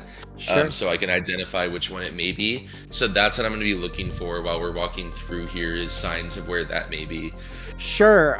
So they do have a small entrance kind of on the back side of the guard shack that does have a small, what appears to be some kind of small scanner attached to it that appears to be some kind of spot where you could swipe a badge. Okay, cool. Yep. All right, so I'm gonna kind of I'm gonna look over at Mr. Fryer and kind of just say, if we can get me there, and I know we have access, so I should be able just to look into it. I can look at any employee logs that might look fishy as to renting out these linear frames at different times, maybe the time that lines up with when we know the Vendit machine went missing. Does that sound good? Yeah. Anybody gives you trouble, I can flash the badge at them. Easy enough. All right, let's shred our stuff. And I start walking confidently towards it. And I'm gonna go with him. Yeah, and then Ghost just put in chat, he might just be muted for one reason or another here, but he says he's going to nod and say, do what you do. All right, cool. Very Yep. awesome. I'm going to walk over there and then jack in. Cool. So yeah, you jack in on the topmost level of the net here. You're presented with what appears to be a file. Okay, cool. So I open the file. Yeah, ID, please. Boom. 7 Very total. cool. Yep, no, that's enough to open it. So the file is just a simple text file, simply says, warning, any unauthorized tampering will be met by the furthest persecution that is allowable under the law. Typical standard message that you're used to seeing and pretty much ignoring. So with that, it's just like a warning at the topmost layer here. Okay, I'm gonna do a Pathfinder Okay. for my second net action. Sure, I'm gonna do a Dungeons and Dragons 5th edition for my second action. that checks out. I'm gonna use my bonus action to grapple him. And I'm The going to action send in the surge. Pinkertons against Maya here because that is a violation of copyright. So a barn, dumbass. so the Pathfinder goes down one layer deeper here, and you see a password, and that is all you can see. It is not the bottom of the network. Okay, whatever. I will just go down to it, and then I will use my third net action to try to backdoor said password, Okay. and hopefully have better luck this time. You got it. But I don't. Unfortunately not. Yeah, and that is not enough to pass through it. I do have 4 net actions though because of the type of deck I'm running, so I'm gonna try it one more time. Very true. Yeah, go right ahead. All right. Unfortunately, still not quite enough. Okay, cool. I Yep. mean, honestly, like, I shouldn't really have to be. Yeah, so I put my virtuality goggles up and I say, it's encrypted a bit, so I shouldn't really have to run this. We should just be able to garner access to it. We're doing an investigation. We have clearance. Can someone get me the key card to this so that I can pry it open without having to break a sweat here? Yeah. Why? How would I do that? Yeah, I'm sure they'll give it up pretty easy. I want to look around the warehouse and look for anybody who looks like somewhat of a foreman figure. And sorry about that, I got drug away for a second, but I kept my phone with me so I didn't miss anything. Yeah, no, you're good, man. So this isn't really a warehouse. It's more just like an open air cargo dock. So it's pretty just open-ended kind of space here by the water. This is on just the side of the guard shack. So, I mean, you could try the guard himself again. You could try and look for someone else, like some kind of foreman that could maybe open it for you. Those are kind of the immediate kind of thoughts that come to your mind. Yeah, I'm gonna let's knock look on the for a window. foreman then. Well, I was gonna try the guard first. I'm gonna knock on the window and say, "Hey, turns out you do get to know something. Do you have a key card for this thing?" And point to the box that we're trying to look into. And he says, yeah, but what does that got to do with fucking Vendits? Camera footage and any manipulation thereof, and any information that may be pertaining to it. Why are you trying to obstruct the investigation? Go ahead and Do roll you want to me, get wrapped up in this? roll me persuasion, please. Can I be, since, you know, obviously After Image is a pretty large guy, all decked out in black, can I be behind Fryer as he's saying this with my arms crossed, like with an intimidating pose, give him a little +1? Oh, yeah, absolutely. No, I'd let you just stand there. Though, Fryer, that is a fairly good persuasion check. Like, do you want to get wrapped up in this, buddy? And He just looks at that stim. He says, "Yeah, fuck." Yeah, and he's just like grumbling. He's like, "I fucking hate today. Today sucks." And he just types something into his terminal. Kibble. Yeah, he types something into the system and inserts a memory chip and then pulls it out, hands it to you, says, "Slide into the side. There's a port there. Just get the fuck out of my hair as quick as you can." And he just hands it off to you.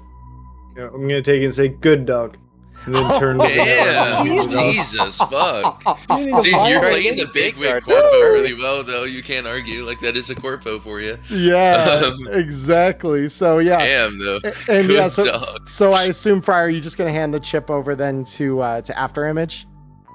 Yep. Cool. All right, cool. I'm going to slot that.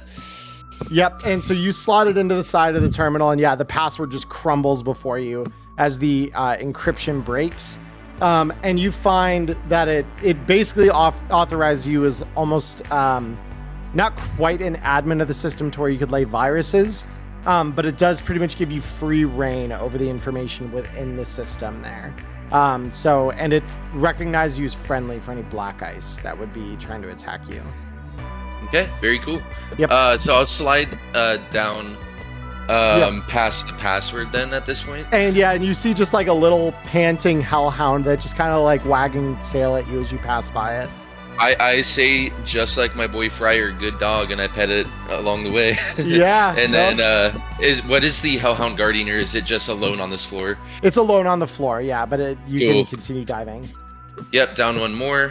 Yep, and there you have a file. Okay, cool. Do I need to ID that? So this one, I will say yes, you will need to ID it, just because it's not gonna open up right away at your touch, even with that Totally. authorization. Okay. Above 5, please. You fucking suck. No, but that is enough actually. God bless. Yeah, no, that is enough. These are it's a pretty rudimentary system. This isn't built to be like hardly encrypted against things. So, you get the file open and you find it is a register of clock in and clock out times for various workers on the docks. Awesome. And Does it have I'm sorry, I don't mean to cut you off. Does it have any like details about who is using linear frames when the employees are piloting them? It does not have that information. However, something you are noticing is that this is tracking whenever someone walks in or out of this door, and it's just kind of passively scanning their badge. So that if someone was to walk in or out for any reason, like you see a set of logs noting employee 7028 meal starts and then a timestamp. And then when that employee came back, it says meal end timestamp. So it's got stamps for whenever someone's passing through. I'm gonna try to line up said timestamps with the time in which the footage was cut out and when I recovered it. Give me a library search and I'll give you a +2 on it. Okay, so it'll be a +4 total. Oh, no. Because this isn't using my agent, right? Right, yeah, it'll just be a +2 similar to... Okay, so I'll just keep the 2 mod. Yeah, exactly. Very 17. good. Very, very good. Yep. So you're scrolling right through this, and yeah, sure enough, there's a set of timestamps, and it seems to be the some of the only ones during that time that says employee 676 unauthorized time entry, and then a timestamp that leads into the time that would have been recorded on the footage of the bodega. And a couple minutes later, a unauthorized time exit as they leave. And then about an hour later, there's another set of timestamps like that. Very. Yep. So that's what you get out of this. Can I, in this system, is there any way for me to identify who employee 676 is? Or is it just that binary kind of, code in there? It's not a picture or anything. It's binary code, but you figure there's got to be some way to get that information, even if it's not in this specific system of some kind. Am I at the bottom of the net arc? You're not. Okay, I'd like to slide down one more. Cool. Here you have a control node. Okay. I'm going to control it. Go ahead, roll me control. What is going on? I don't know. Lots of 2s, and that is not Yeah. enough to give you control over whatever this is. Give it There another it shot. is. That's much better. Yeah, exactly. There it is. Yep. So this time you do assume control over the system. This is a control node connected to the security camera as well as the store for its footage. Awesome. Okay. This one, it's going to be a little bit more well lit, right? If I were to try to find the camera that shows that back door where the employees go in and out and this thing scans, is that a pretty well lit image, like higher fidelity? Yeah, no, this camera is pretty, it's not state of the art, but it's certainly nicer than the ones at like the bodega. Okay, very cool. I'm gonna try to use said cam and line it up with the time slots, see if I can get a face to the name. Perfect. 676. Yeah, go ahead, library search +2 for me again. Okay. Beautiful. So you scroll through the footage there, you find the timestamps indicated on the footage, or the timestamps indicated on that clock in, clock out file you found. Lining it up with the camera, you see the same guy you saw outside the bodega walk in, and as they walk out, they are seated firmly in a linear frame. And then in that hour gap after they come back, you see the linear frame come back with them. They walk, you don't see them leave again. But you recognize that they would have swiped their badge at least through probably the gate that controls the scanner to make it look as though they had left. Oh, gotcha. Huh. Okay, cool. Am I at the bottom of the net arc? You are now at the bottom of the net arc. Okay, very cool. Can I try to transfer said footage onto my agent of that time slot? Okay, cool. Yep. Do I need to roll for that, or does it happen? Nope, you can move it to your cyber deck, and that can be linked to your agent after you're done with your net run. So pull it off. Yep. So I'm going to do that, and then while I'm still in the net arc, I'm going to kind of hold out my agent with the footage on it, and I kind of hold it out to Mr. Fryer, and I just say, can you see if you can figure out who this is for me? Maybe ask the guard, since he likes you so much. The dog. The dog, yeah. Ask the canine for us. And then, Charlie, as my last thing, I'm going to, because I know I want a cloak. Is there anything else I want to do in here, though? Not really, unless... Maybe, hold on, can you turn off the cameras? 'Cause Yeah. if we get in a fight... We don't want it to come back to us, which is the whole reason why I'm cloaking in the first place. I'm going to not turn off the cameras because I don't want to disrupt it and make it obvious, but I am going to make it so that the camera footage for the next 2 hours does not save onto the local interface. Ooh, okay, yeah, roll me a virus for that. So if you just roll me a virus check, please. Yeah, man, I'm going to use 2 luck on this. You got it. Okay. That's really good. That is really good. Yep. So yeah, it takes you a few moments to get the thing coded. But once you do, you find that, yeah, it's just dumping it into empty cyberspace and just insta-deleting it without raising any kind of alarm. And so you wanted a cloak as well? Yeah, and I do have that hardware that gives me advantage on this roll, so to speak, to put in D&D terms, and I get to take the better of the 2 outcomes. Okay. You know, the one from Midnight? Yeah. Yeah, no, you're good. Go ahead. Boom, there's a 6. Let's see if I beat it. No. Okay. Nope. Okay, so you got a total of 10 on the cloak. Mm-hmm. Awesome. And then I'm out. You're out. Okay, cool. Jack's out. And so Fryer, you have the footage of this employee, essentially what you're assuming, using an unauthorized use of one of these linear frames. Yep. What'd you like I'm to going do? I'm going to take the agent and say, "Do you mind if I borrow this for a second?" I'm Need- asking after. Oh, I'm so sorry. Yes, or not at all. That's why I was holding out to you. Yep. I always check with people. It's a personal thing. Whenever I walk off with their phone, like I say I don't, and then I look over at Mr. Perkins. and, I turn back to the thing, and I'm gonna knock on the window a couple of times and say, "Hey, dog, I need you to bark a couple of more times."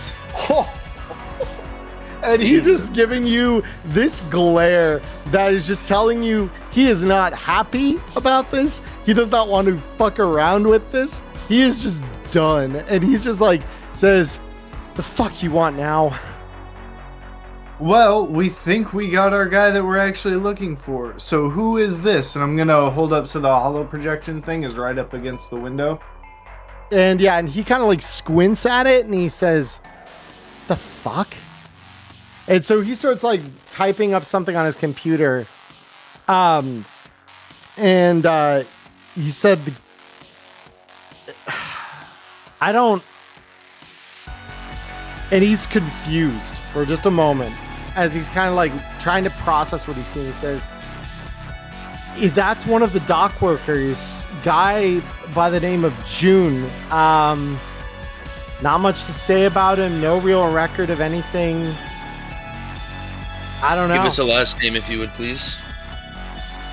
And he says, "Yakamoto." Jun Yakamoto. And what's his background? Would anything come know. up interesting? Any family he stays with? Is he just a lone wolf? Who is he? Stays in a cargo con app not far from here, just south of the docks. And you seem kind of confused when you noticed it was him. Do you have any relationship with him? No relationship. Just he's quiet. Doesn't say much or do much of anything other than what he's told. Can I tell if this guy is bullshitting? Human perception. Find that. Bam. Let's see. Yeah, so he appears to be telling the truth. He doesn't think this guy's anything threatening. That's why he's confused.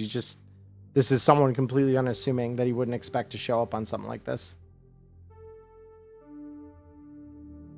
All right, well, thanks for the info. I think we got all we need from you for now, but what's your name? I might just let the higher-ups know. They might just throw you a bone. Throw you a bone. What Yeah, choice of words? And this guy literally looks at you and just kind of like rolls his eyes at the obvious like dog pun you've thrown into this sentence completely unnecessarily. And he just says, "Name's Anders. They'll know who you're fucking talking about if you say security guard named Anders." Well, thanks, man. And I forget his name instantly and go back to the criminal. Wow, holy shit, dude.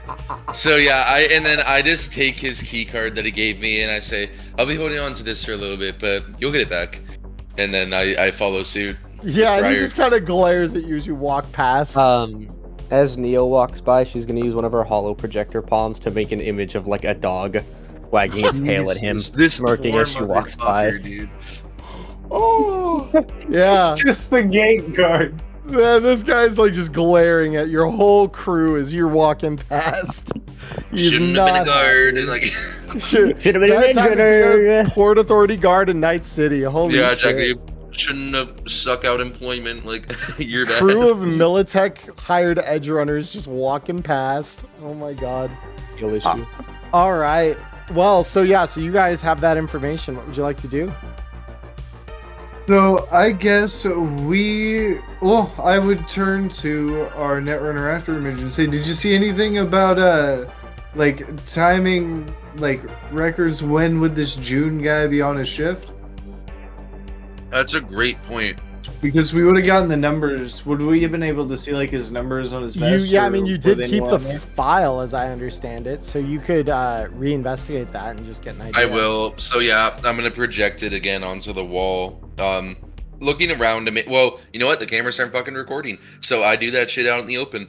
And kind of like scrub it to the right place again and say, this seems to be the time when he clocks in for his shift. So what time is that?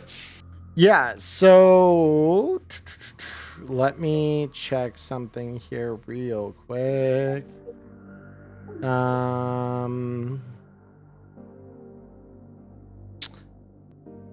So you noticed something interesting. About a day after, not even a day after, it's the next day after this, when it appears, you're scrubbing back, this thing records about 2 weeks worth of data.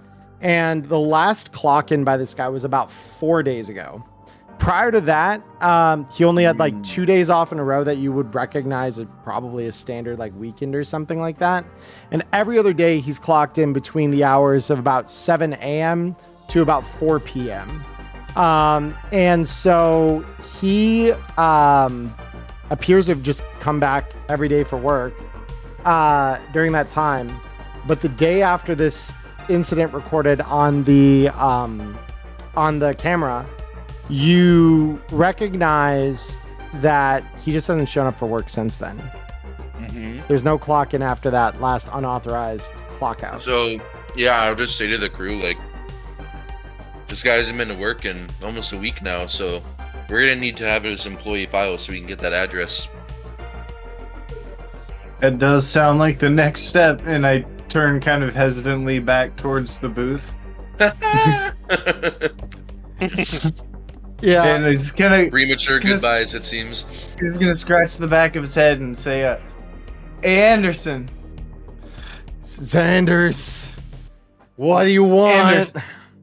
Anderson, where the hell does this June guy live? Does he have an actual employee record?" Ask the that would fucking point- foreman. I don't know where his fucking records are. I just watched the goddamn gate. Well, you've been so helpful so far, so why don't you be a good dog for the last time and point us to somebody who can actually be helpful? And he, like, glaring at you, still, he taps on his terminal a few moments, and he pulls down what appears to be some kind of mouthpiece. He says, "Yeah, Sven, yeah, we got a group of inspectors here. Say they're talking about June, looking for his records. Can you deal with these fuckheads? Thanks." And he just hangs up. He'll be here in a sec. Thank you. Sven better have the exact voice I'm imagining. Alright, so I'm turning back to the group and I guess just waiting. Well, they're gonna send down the head honcho. We're just gonna hang out and wait. Hopefully it'll bring down the paperwork so we can get on our way. Yeah, and so as you guys kind of hang out, it only takes a couple minutes, and you see a guy wearing one of these big orange linear frames, walking toward you. And this dude has got kind of grayed out hair, a big bushy, like Siemens kind of beard. And he looks over the crew and he says, "I hear you're talking about June. What do you know about him?" Well, We're only trying to that he ask likes to sign things out that he shouldn't have. So let's just get this cleaned up and get it wrapped up. Did you actually bring down the paperwork for June? Says, first I need to know why you're looking for him. Militech's asking. That's why. Go ahead and roll me persuasion, Miss Perkins. Can Miss Perkins have a +1 because we're still looking aggressively Militech bodyguardish in the background? I'm going to say she's going to roll this one naturally. Okay. She don't need it. She don't need it. Oh my god. Yeah. She don't need the +1. She don't need the +1. So, you roll that persuasion, and yeah, this guy is just looking at your comment, and he just kind of like raises an eyebrow, says, "All right then, fine. I'm not going to get in the way of a fucking corp." And he just pulls an agent out of his pocket, taps a few times at the screen, says, "I've just sent it over to your agents. His whole file, address, employment history. You let him know if you find him. His last paycheck's waiting here. Canned his ass a couple days ago, but still owed him for the last few days. What was the reason? Didn't Why'd show you the can fuck up to work." That'll do it. Thanks. Absolutely. Checks. And he just tucks the agent back in his pocket and starts to walk away. All right. Well, I guess we're gonna have to look that over and see where this dude lives. Yep.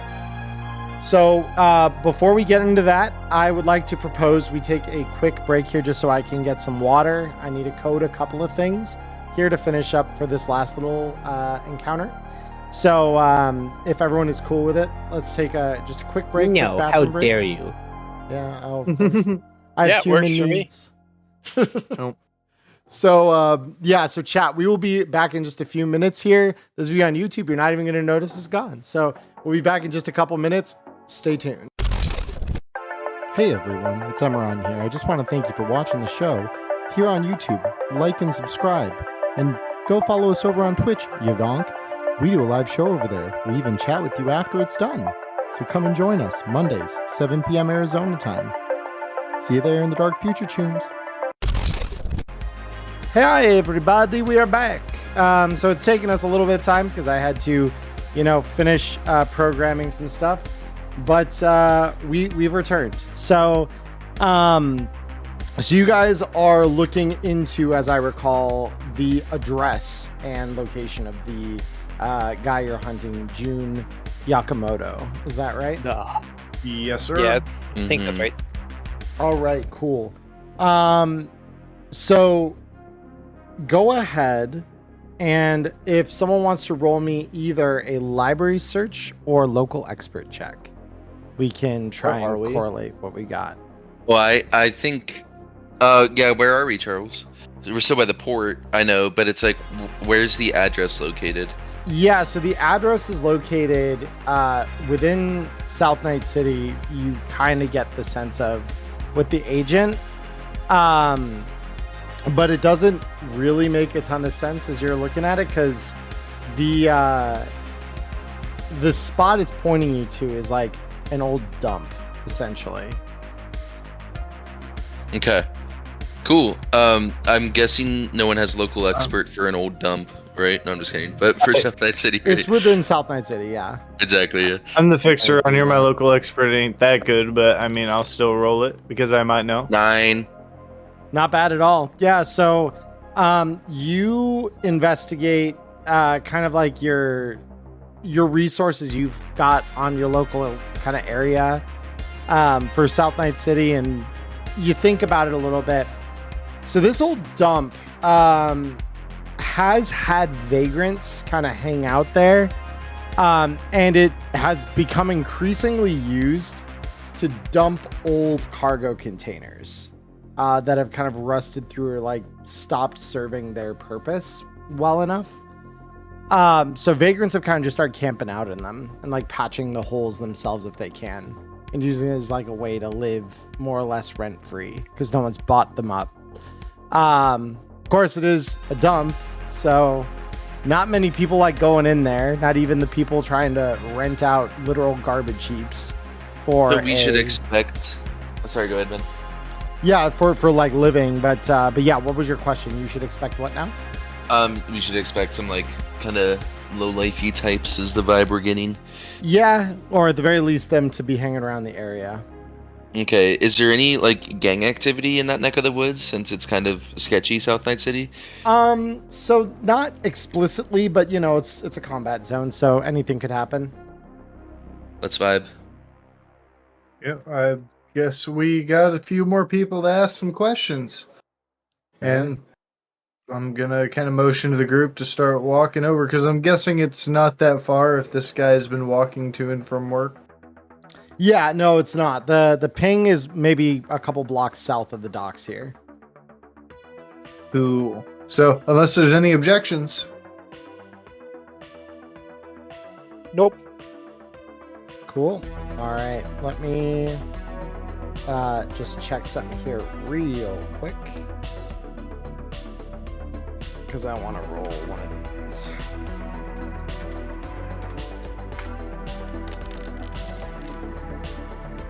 All right, 79. What have we got? 10 off. So as you A guys, meteor how falls it to is. the earth.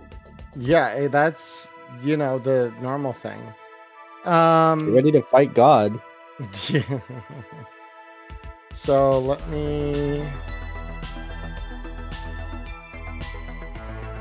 A portal to the end opens in front of you. Wait, that's a different game. Different game entirely. Yeah, I've seen you on that Minecraft lately, Ghost.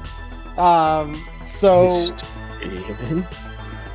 yeah, so the situation here is this. As you guys walk, the sun is starting to set as you kind of lean into the evening hours of the city. And on your way to this old dump, you encounter a couple of fairly well-armed looking solos that appear to be poking around the area. And they're looking for something. You're not sure what. But they take notice of you as you're kind of walking by. Do we have time to kind of like hide from them potentially, or do we kind of just like turn the corner and they're there type vibe? Yeah, so you guys are kind of walking down the street and you're kind of like, as you pass by like a nearby alleyway, they're like looking over something in the alleyway and they kind of see you walking past or hear you because they kind of look up as they hear your feet walking past. So on that, what did you say it was a group of? Because I forgot already. solos. It appears Oh, to be okay. several corporate solos. So the thing is, so they, kind of notice you there, and then they continue scurrying off further into the alleyways and just kind of leave you guys there. Wait, you said corporate solos? Yep. Can I run a perception check to see or if I can figure out what corporation they're from? Sure. Oh, okay. Let's go. Oh my. Holy fuck. That's very good. So yeah, you identify them as being so they are wearing Militech uniforms at a first glance, but you kind of notice there's something wrong about the uniforms. Like, they don't look right. They look like someone cobbled together like a cheap Chinese knockoff of a Militech uniform. But they definitely have the look of people that are, corporate solos. Like, these are someone. And so you kind of get in the vibe that at the very least they're imposters for Militech. Okay. So I would just straight up say that. It's like, those are fake Militech guys. They're somebody's solos, but they're not Militech. And then internally, I've got the hairs raising on the back of my head, thinking, Yep. ooh, it's Arasaka. She really wants to kill Arasaka people. So yeah, that's what you Because, get. she's a wanna throbbing find out? patriot.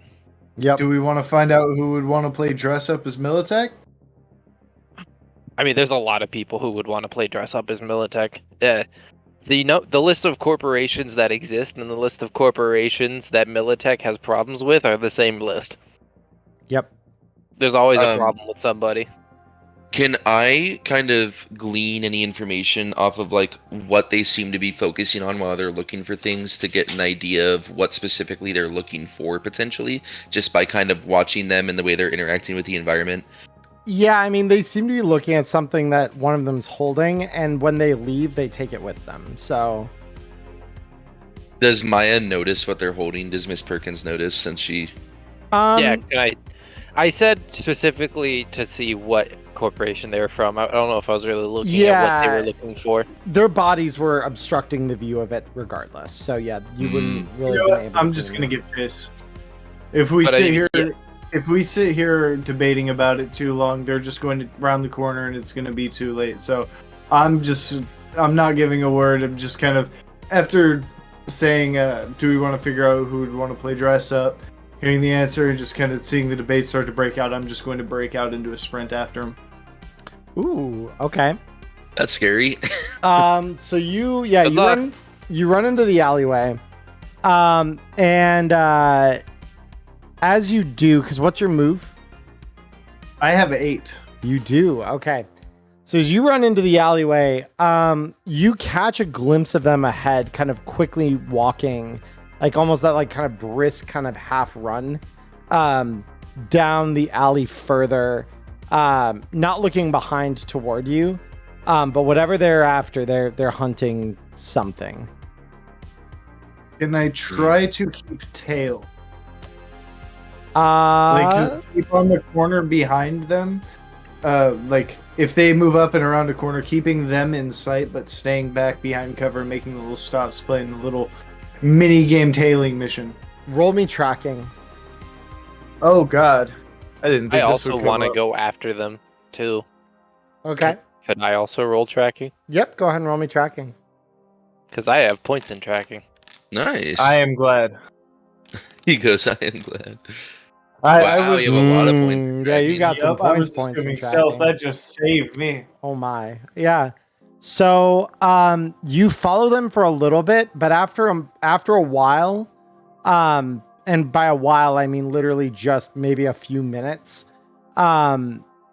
they've managed to throw you off their track, even with that high of a tracking roll. These are like professionals you're dealing with. Somehow or another, they've Damn. scurried off, and you lose their track completely.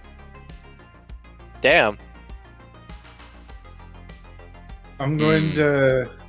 Okay, Go to we'll Miss use so after Image is just gonna look at Miss Perkins and say, since you're so good at catching trails though, maybe you could see what they've been poking around at. You could follow their trail backwards and see what they got that made them so happy to run off with it. Sure. Yeah, we can try. I can't promise anything. I'll help you out. And I'll look with her. Sure. So that would be, I guess, just another perception check to go once we're back at the where they found where we saw them. For you be tracking, but yes. Just Tracking? to see if you Okay. can pick up like the And then tracks can that she we're get a doing. +1 since I'm helping? Not that she needs it, but you know. No, yeah, no, she's good at where she is right now. So you look back where they came in, and you find the faintest like boot prints essentially leading up there. And following them in reverse, you follow them to the door of a nearby building.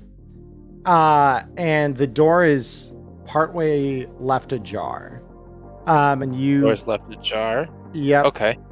And you notice there's these faint boot prints are getting less faint as you kind of follow them in reverse. And you look at the ground here and you notice the ever so faint rust colored footprint of blood just outside the door. Okay. So as we would approach the door, I would tap after Image here on the shoulder and be like, "Hey, are there any net access points anywhere near here? I'd rather scope this place out before just going in." Yeah, so when you tap me on the shoulder, you realize how terrible I am at this because you're good at it, so you know what I should be looking for, but I'm literally looking upwards vertically for signs instead of looking down on the floor. So then when you tap me, say, yeah, I could definitely scan for it. And I'll grab my my goggles off of my belt and put them on and then do a scan. Okay.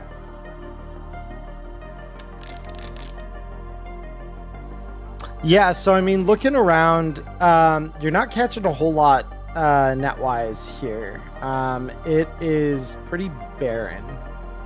Would Okay. I be able to use my UV eyes now that it's been like announced that there's blood on the floor? Would I be able to try and look at that with the UV eyes and like blot those out, or is it for receiving, not sending? Well, when you say UV eyes, you're just talking about your low What? light vision?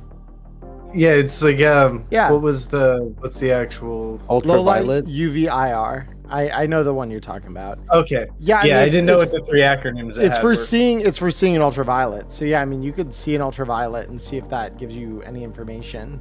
So it's not like a black light, like if that's what you're asking. But yeah, you can see in those spectrum and see if you see anything. And you do, as you switch through the modes, you do in IR start to catch the sign of heat as you kind of look. Because are you looking into the building?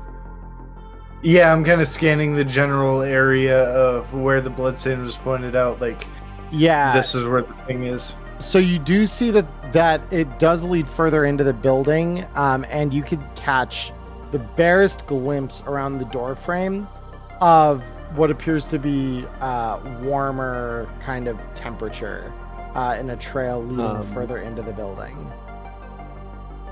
I'm just gonna have Neo walk straight into the building because she's fed up with just sitting out here Cool. Yeah. and doing nothing. But can I do it? Can I do it in like a sneaky fashion? Sure. Roll me stealth. Sneaky breaky. Yes.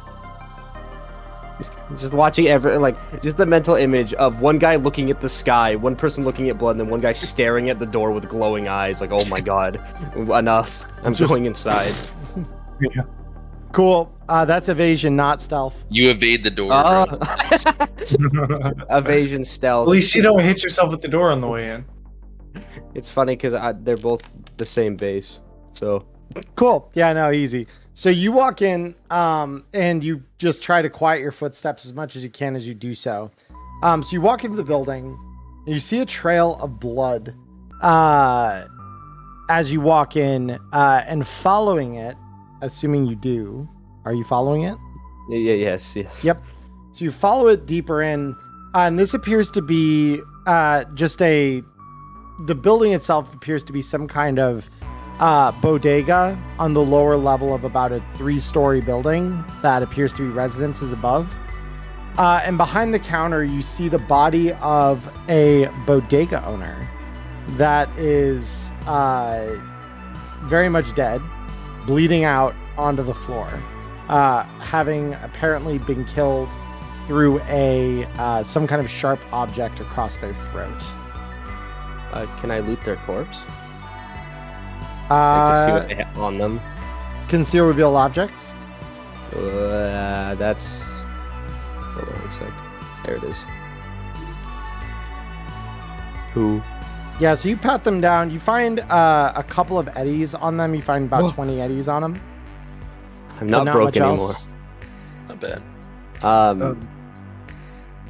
While he's doing that, could I look around the bodega guy's shack? Because I'm assuming he got his neck sliced behind his counter. I want to try and scan over and look and see if anything looks like it was stolen or ransacked through. Sure. Roll me perception. Let's see perception. Damn. Yeah, you're not seeing a whole lot that seems to stand out to you. This is a bodega we're in, right? Yes, yeah, it's a very like do they sell at ramshackle this kind of bodega, but yeah. What do they sell here? I mean, all kinds of stuff. Most of the stuff you'd find at a local bodega, along with some like scrap salvage that seems to come from probably the nearby dump that you guys were walking toward. Trying to think. I don't actually know what bodegas now. I mean, they're like, think like a convenience store. That's basically what they are. Oh, Like Yeah. a convenience store, deli kind of thing. Yeah. so if I And were then- so go there's ahead. no one to stop me from stealing. 'Cause he's Chopper dead. is dead. Yeah. Hmm. And there is no like terminal in here. There's nothing electronic really. Yeah, there's no like security cameras or anything like this place. Right, appears to have exactly. been pretty destitute. Okay. Is there like? 'Cause I'm gonna hope. Is there any just heavy ammo laying around on the shelves? Sure. Okay, I'm just gonna take a box of that and then walk out because that's all I care for. Cool. 10 rounds. That's what you got. Yes. Easy. I'm gonna look I'm for assuming anything our that trail could. is leading us upstairs. Did I interpret that correctly? No, the trail is literally stops at this guy's body. So whatever happened to this guy, I mean, the entry point might have been upstairs. Because yeah, there's like, you can very faintly kind of make out footprints as you look there. But yeah, it looks like wherever these guys entered from is probably from higher up. You know well enough to know that these kind of squads, if they are corporate backed, would probably just come in through the roof. So that ties into what I was going to ask. Can I do a tactics check if I were doing some sort of covert military operation out of this building, where I would put it? Where you would put it, like where you would set them in, like insert them. Yeah, where I'd like set up and insert them, or like where I would store the stuff, or like where the operations would be run from. Like, where would I personally do that in this building? Because I'm assuming that's probably where they're going to be if they were good enough to evade me. Well, this is like I said, you were following the track in reverse. So this is where they would have started before you guys came upon. Oh, this is where they started. Yeah, Oh, and I they was ran like- away already. Gotcha. I'm gonna Yeah. look for identification real quick for this guy, if possible. Sure. Then I do want to go because- and check the roof for their insertion. Sorry, I didn't mean to interrupt. Yeah, you. you're good. No, you Yeah, are so good. you I can interrupted you, walk Vendit. up. You can walk up, and one or two, like you can hear as you walk upstairs. You see one or two several like scared looking eyes kind of like look out from around the corners of doors that then quickly shut as soon as they see you kind of passing by. And yeah, you get up to the rooftop and you could see the very clear signs of like thrust that was applied to a rooftop not built for a AV to hover or land on it. So that appears you got your full story here. Whatever this team was, they inserted via AV through the roof, came down, killed a guy, and then left, taking whatever they wanted to take with them. That's weird. I just also I'm do want gonna to look for ID with the guy, but while I'm doing it, like after him, it just kind of says, "Yeah, so I think we need to be prepared for the fact that this has nothing to do with our main objective here and could not be correlated in any way." But I'll check out who this guy is. Yeah. Briar's just gonna say, well, better safe than sorry. Let's see if you can find out who he is, and we'll get some goodies to go, but let's hope this doesn't tie in. Yeah, so I mean, you've got this guy wearing a Continental Brands, employee kind of polo, and he's wearing a name tag that says, "Hi, my name is Fareed," and that is all you really get. The guy's name was Fareed, and he is very dead. He was Fareed. He was Fareed. Now he is dead. He was Fareed from the Mortal Coil. Also, I just want to quickly note that Neo's gonna take 2 of the bullets that she legally acquired and load the gun in the umbrella. She legally acquired them through the principle known as Finders Keepers. Yep. The principle known as maritime law, but completely inland. Yeah, exactly. So yeah, Cool. With you that- load this up. With that 18 perception, is there anything in this bodega that looks like it's valuable? I mean, not exceptionally. Nothing Gotcha. worth more than like maybe 100 eddies at most. Other grenades? There are a few. There's about 2 of any one type of grenade of 100 eddies or less. Ooh, I'm gonna grab them nades. Yeah. Can I grab those couple smokies from you as I see you scooping up the pile? Take and this loot? smoky. I will take some armor piercing Yep. and Hell incendiary. Actually, that was good. Why did I steal heavy basic pistol ammo? I could have looked for better ammo. Oh well, I don't care. Too late. I've moved You on. have morality after all. You've got some sense of right and wrong. 13 here. humanity. Yep. 13 humanity. The 13 humanity coming in strong. And that's In the real exact strong. same number of humanity I have. Hey!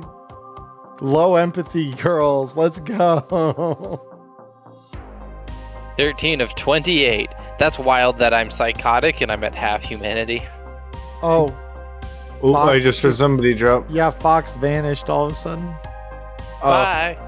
What was I gonna say? I had something to say. Oh no. Oh yeah. Does this bodega happen to have plastic bags? You know, like little plastic shopping bags. Okay, I'm back. Sorry about that. I dropped my mouse and it closed Discord. Oh my Oh god. wow, that's unlucky actually. That's very unlucky. Actual It's- nat one. So, I'm so sorry, Friar. What'd you say? Does this bodega have like the little plastic shopping bags that? Oh, you yeah, put- yeah. No, absolutely. Can I take a bag of bags and put it in my carry-all? Sure. I know you know what I mean. Everybody keeps a bag of bags by their trash can. I was born in the Midwest, so yes, I know very much what a bag of bags is. Wait, you guys do that too? Oh, yeah. Everybody does that. It's Damn, it's I Never didn't throw away your bags. yeah, like some people are very much a bag of bags people, but I am a bag of bag person. yeah. So, but yeah, you literally just grab one bag and then just pile in a bunch of other ones, and yeah, you got a bag of bags. Nice. Actually, I'm gonna ask if there's one more item in the bodega. Is there a grapple hook? Let me find out how likely that would be. Because they are 100 eddies. That's what made my brain go, wait a minute. Let's do this. Try to roll me under your luck on a d10. And that's not happening. Let's see it. No. You got a 1 out of 10 Do it. shot. I got hope. Nope. Aw. Yeah, no grapple gun.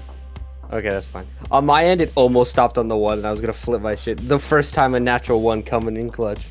Yeah. No worries. But yeah, so that's the situation. All right.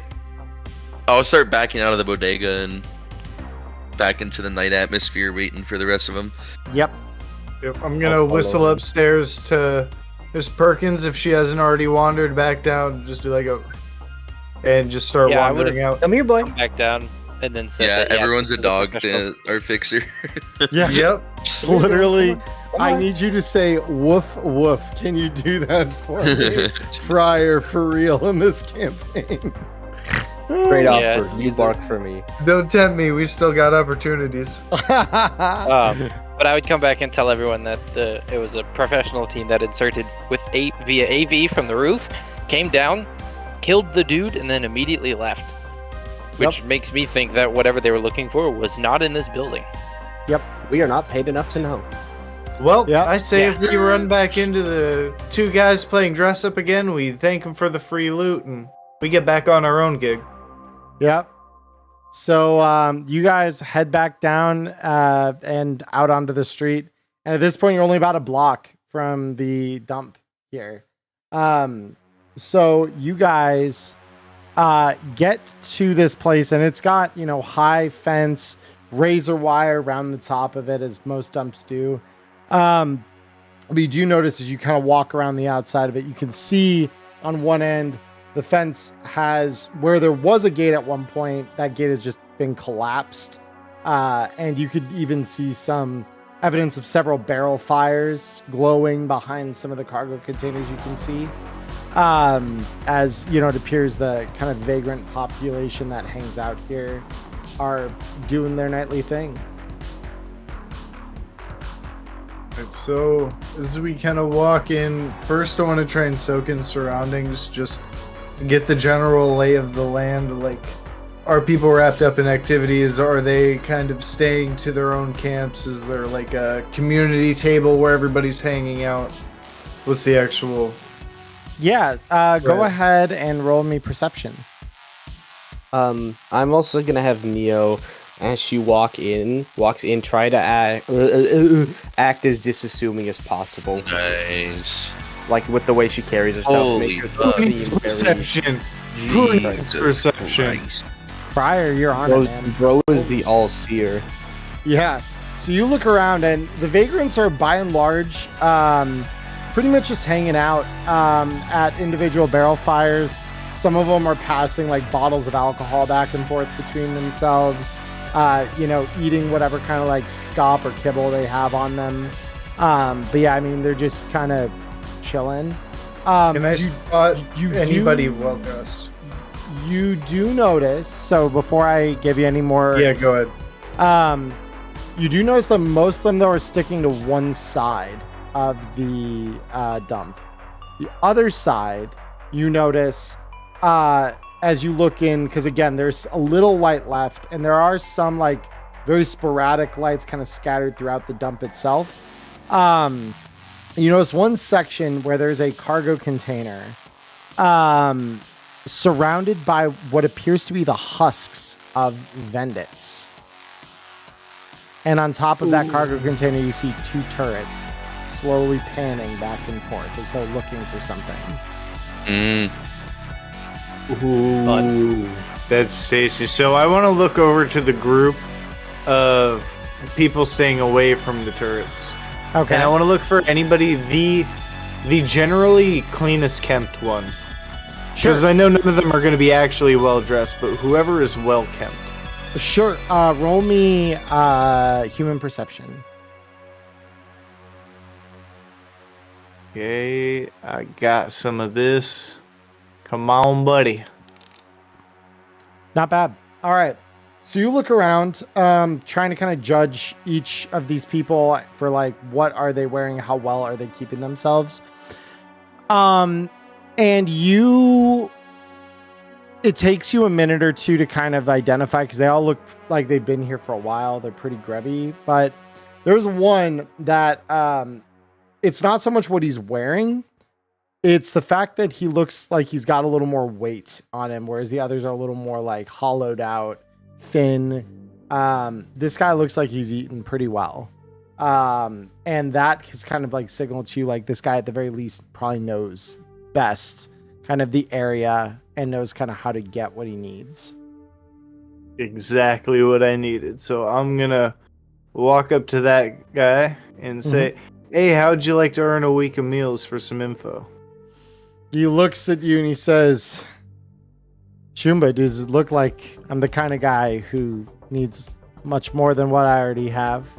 I have a beautiful estate in front of me here, fine company, and the finest scop the city can provide. What more could a man ask for? Well, it's the things that you don't ask for that you end up wanting, right? Tell me more. Well, if you got enough food already, everybody likes Eddie's. I'll just give it to you in the plain cash. And he kind of grins at that. He says, well, it all depends. What am I indebted to you for? Nah, nothing major, only 50. Just want to see what's been going on around here, you know? Been hearing some strange tales, and a chunk heap like this look like some pretty expensive turrets over there. And he kind of glances. He says,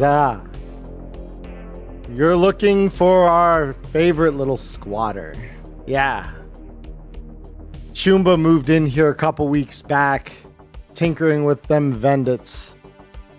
Really interesting. I don't know where he keeps getting them from, but the people I talk to, they say they hear him screaming, crying, sobbing, yelling about why can't I find her? Why can't I just fucking find her? He put those turrets up when some of the people got a little anxious, threw a bottle against his cargo container and told him to shut the fuck up. He didn't like that. So the next time one of them did, the turret gunned them down where they stood, and well, it took a couple days, but we managed to finally drag their ass off the ground that they're bleeding out into. Bury him somewhere, and he kind of glances in a random direction. I think over that way. So, yeah. Well, any idea where I could find this favored vagrant? I'm a fixer in this area, to get jobs here and there, and those sound like some skills I might want to have. And he looks at it, he says, Choom's been in there for probably about 4 days. Maybe seen him come out once or twice to hop around the block, go to the bodega, buy some kibble, come back. That's about it. Seen his face maybe twice in the last 4 days. So I'll just go to stand up and say, perfect, so he's a shut-in. I'm just gonna check up on that, and I'll come back with your pay. Very well. And he just kind of looks at you with like a toothy grin. And I'm just gonna go back to the rest of the group and relay the information and I guess point him to the direction that he pointed me to. Like, dude's a shut-in hermit that stays over there and comes out every now and then for food from his stolen Vendits, and I'm assuming when he has to go out to get more Vendits. And he points specifically at the cargo container with the turrets on the roof. So, are the turrets kind of 360, or are they all facing one direction? So it looks like he's got one, like if you think of the long configuration of a cargo container, he's got one post up on each of the long ends, and they're probing in like 180 degree arcs. Yeah. Yep. Okay. Can I pick up a rock or something as Neo and toss it in range of the turrets to see if they just immediately shoot it or not? Sure. So you're probably about 40 meters from the turrets right now. So to throw, I mean, you're probably not within throwing range at this point, I should say. Could I walk into throwing range? Yep. Without the turret shooting me? Yeah, so max throwing range is about 25 meters. So you would be throwing at a DV. Let me check. Ooh, let go. There we go. DV15. Oh, yep. I'll do that then. Yep. So go ahead and roll me a Athletics. athletics check. Yep. Ugh, of course. Yeah, and you lean back to throw, and then a piece of sheet metal under your foot slips as you're kind of shifting your weight, and it causes you to stumble and like throw the rock way short. Like there's no way they saw that rock in their vision. Because they're both on either side, is there a little narrow way kind of down the middle of the two turrets, therefore the middle of the cargo container itself, where it looks like the field of vision of the turrets wouldn't be able to see if you approached it from that direction? Roll me Like tactics. just head on. Roll me Cool. tactics. Yeah, let's see. I could look for something like that too. Yeah, if you want. Yeah, to. I'll gonna explain say- my thought process to you, Perkins, you know. And Yeah. I just kind of say if I can get there and I can get in range, I could potentially hack those turrets and make them not a problem for us. Perkins is coming in with that big hitman energy. Holy crap! And there's mine too. What a difference! Holy shit!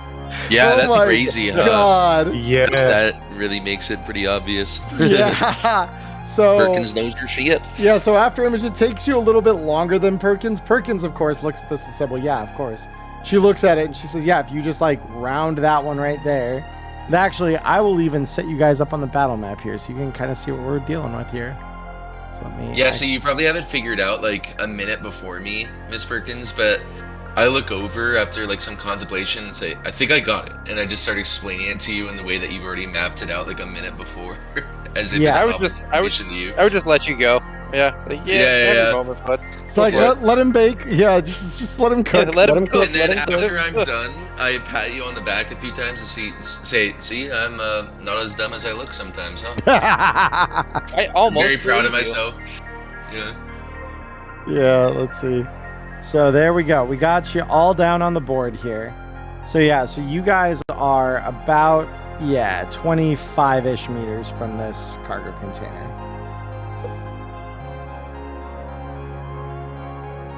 25 meters. Yeah, so like right here is the one that we're talking about. And that's where we're trying to go.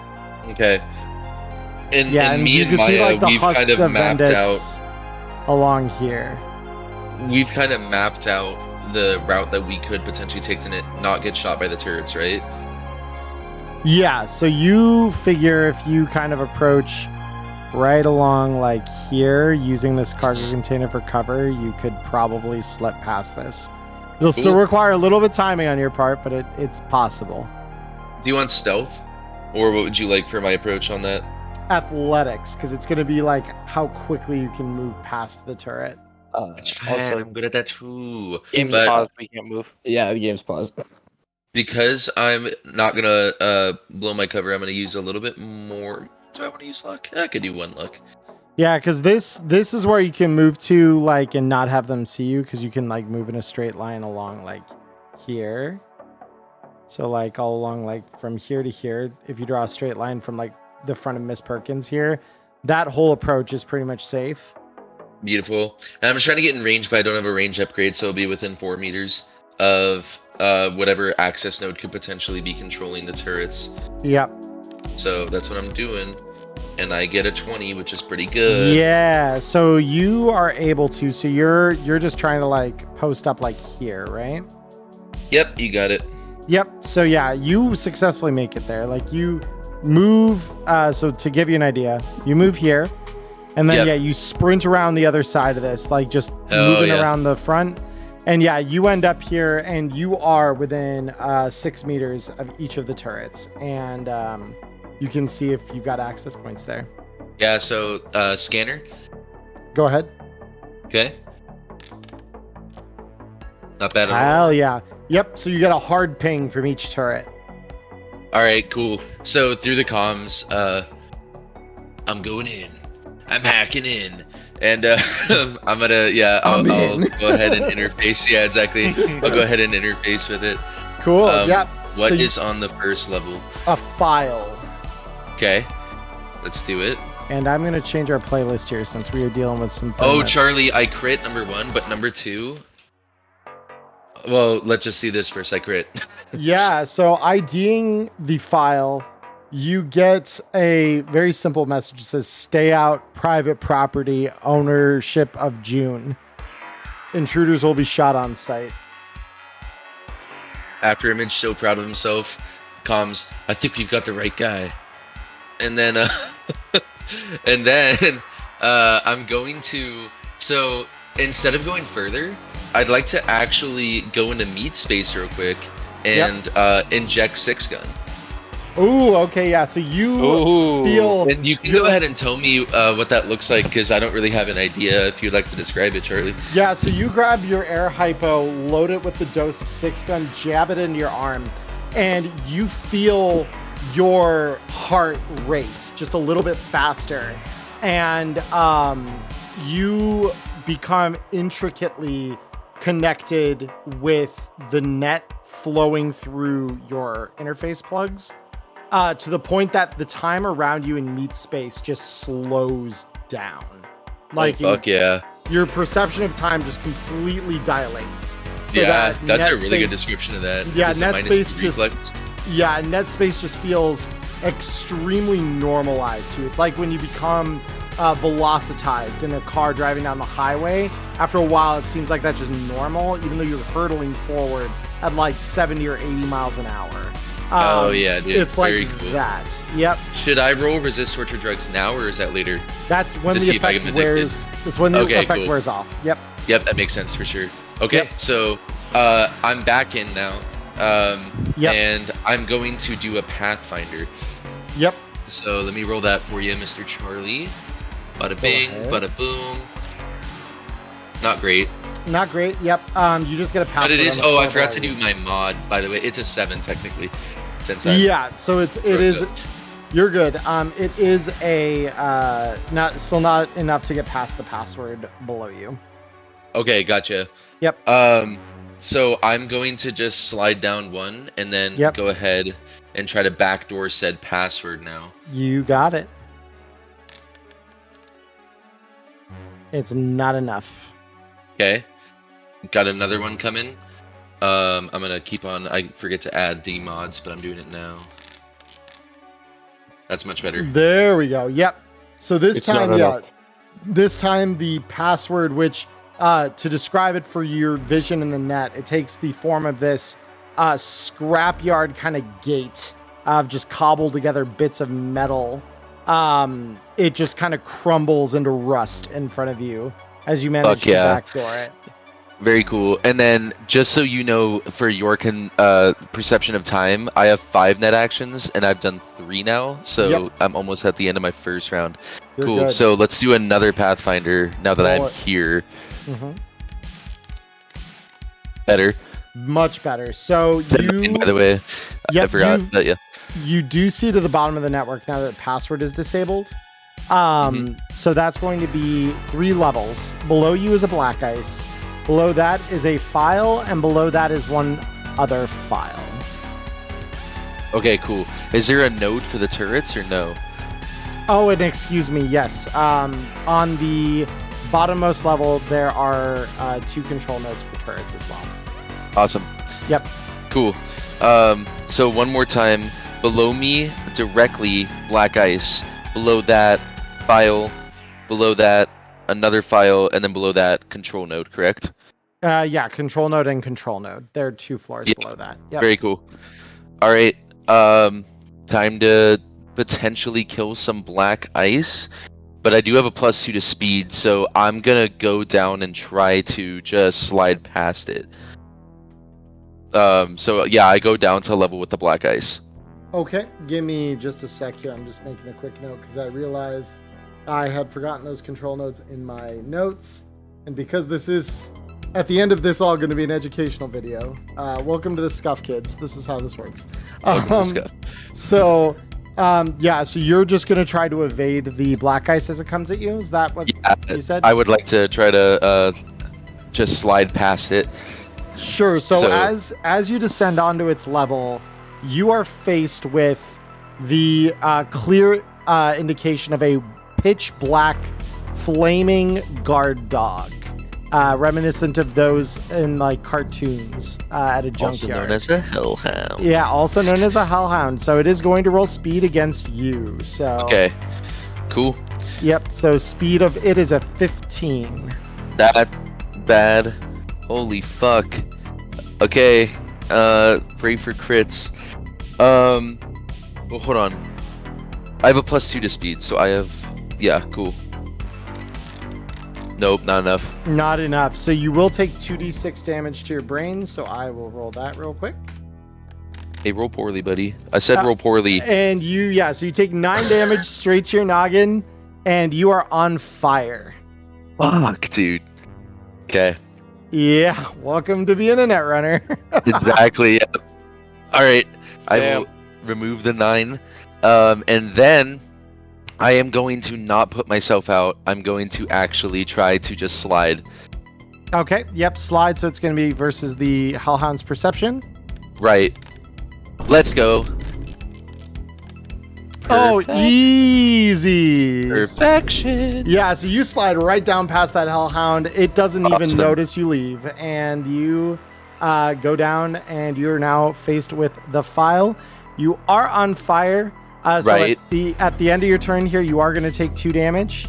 Was this? I haven't been keeping track. Oh yeah. There's no way because I'm gonna take 2 damage. It is what it is. Yep, and you also, because that was your 5th net action using 6 gun, right? Exactly. Burn a humanity. That's the way Oh. that 6 gun gives you that 5th No, action. that is true. Yeah, you're right about that. Okay. Yep. All right, done. Yep. And so with that, for the rest of the crew, what are we doing here as After Image is doing his net running? See me erupt in flames. Yeah, In front of you. you see him burn almost as brightly as the dumpster fire for just a moment. But like, I don't make any sounds because I'm trying not to announce my presence. So it's kind of an Yeah, awkward so you just juxtaposition of a kinda man hear on this- fire who's not reacting. Yeah, you hear this very quiet as he just kind of like lights on fire for a minute. Yep. I'm gonna Can I- turn. Oh, sorry. Go ahead. I was just gonna say, can I just get over next to him? Like, Make the athletics check. yeah, roll me athletics. Ooh. That one. Alright. Here we go. Oh, don't fucking blow it. God Oh. bless you, son. Let's go. Bless you, son. Oh, wow. A fucking 29. Yeah. So you are able to, just cruise right up next to him here, running Like around. that. Exactly like that. Like I don't Yep. even take the path he took. I just walked through the wall. Yeah, you literally wall. just like quickly dive up over the fucking cargo container here and land next to him. Yep. Are you So- gonna put me out, you beautiful Yeah. man? You, I say as he walks over. Yeah. I do put him out. Yeah. Cool. All right. Thank you. So with that, does anyone else have anything they want to do before After Image resumes his net run? No, it's handled. I'm I- probably just gonna take out my assault rifle and go prep mode just in case if there's any response force, like he gets noticed and the guy steps out on him or whatever. I'm Yep. just gonna pop off a shot with the AR. Very cool. All right. I want to try and move up there too. Okay. Go ahead and roll me athletics there. Oh, that's not great. That's not great. So you get here and round this corner just as the turret on top of the cargo container notices you. And so you hear this thing start priming a shot. Do you have 8 reflex? Yes. You do. Okay. Wait, no, the armor jack though. Oh yeah, you can't dodge if you've got that's that right. medium armor jack. Sorry.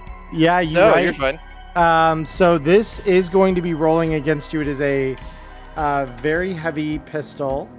So the DV it needs to beat is a 15 at this range. So Okay. I was scared he's gonna say this is actually a rocket launcher. After this resolves, will it trigger my prep Jesus. action to shoot at it? It has a +14. it does have a plus. It's a 14. turret. It's a turret. I don't know if you're gonna want to shoot the turret and just give us a So warning, you especially will if take- it's Turret sucks at deactivated. shooting. Can you imagine? You take 19 damage, Miss Perkins.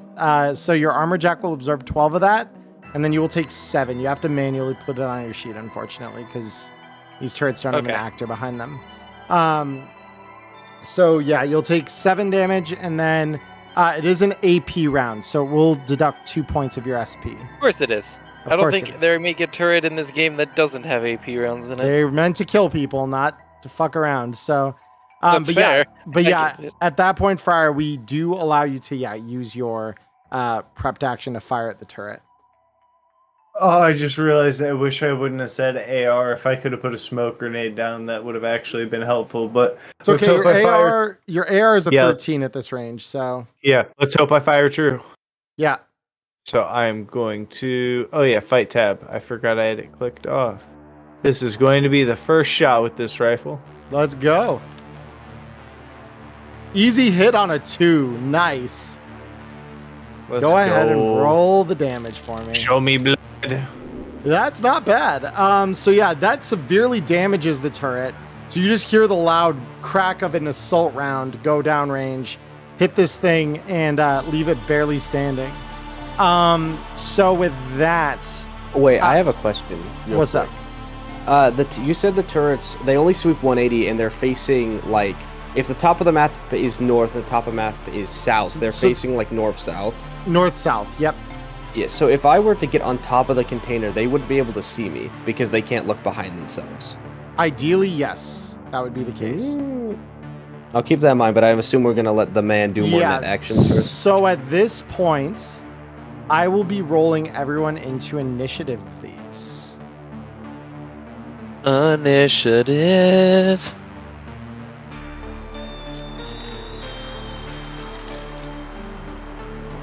Toggle your combat state.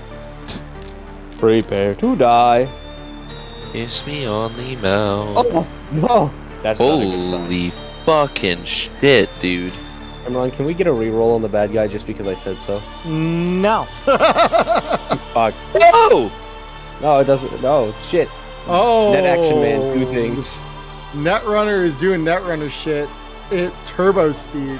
Holy crap. All right. Hey, just so you know, Charles, I forgot to do the -2, but that is actually a 22 because I have a -2 to reflex with my 6 gun. I'll modify you real quick, yeah. Sweet. So I'll be a 22.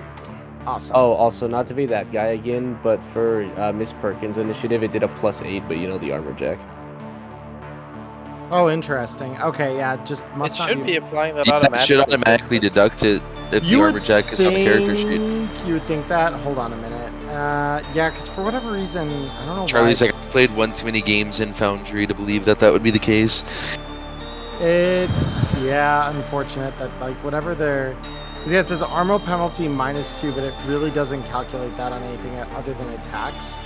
So, yeah, for that, I will modify your Miss Perkins initiative down 2 as well. Not that that really affects you by too much here. You guys are all... I don't have anything against you, Maya, for the record. I just noticed it.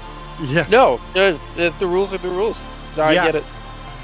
So, June will go first. And so what they're going to do is go 1, 2, 3.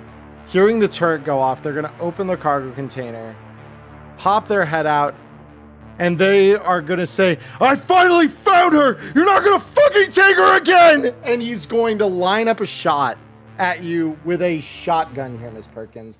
So he's going to pop out round the corner here, and the shotgun is going to be a DV-15 at this point. So that is where we stand with that. So get ready to take... 0 damage. 0 damage. So yeah, he runs a slug at you, and it completely misses. After Image, we're on to you. Perfect. Okay, so I am at the file. The file to me right now means nothing. So I slide down to the next floor, and there's a file, and I don't like it, so I slide down to the control node, and I do the first control node for the turret that hasn't been damaged by my fixer. So you really don't get the choice in order here. This turret is the one that has been damaged on this floor, this first control node. Great travesty is struck. Yep. Well, I would like to upload a virus that would make it so that Slide down one more and grab the other one. You There's gotta another go, one on the system. Yeah, you're not on the bottom yet. You're on. You're so right. You're so right. Thank you. Yeah. Okay, cool. I will slide down again Yep. to the one. Yeah, because my bad. For some reason, I was like thinking about them both on the same floor, but I was just being a silly willy. Yeah, Anyway, you're good. and for this one that's not wounded, I would like to take control of it. And it goes off of handguns, so I'm not going to try to shoot it because I can't do that. So I would like to upload a virus to it, since I'm now at the bottom of the net arc. That is going to actually, let's just do both turrets with the same virus and make it so that they are allied to me and my runners. Cool. And hostile to those who would assume threat against us. All right, I'm going to set the DV to do this at 10, and I am going to say it is going to absorb 3 of your net actions for this round of code it. That sounds fantastic, Charlie. Okay. So what I'm going to do Yeah, is that this. said, are you? So what are you doing? 1, I'm programming in my stats, Okay. and I'm using my remaining luck. Oh baby, yeah, let's go. Oh, I'm so close to an at one because you said it. Oh baby, You all paused it for a right. moment.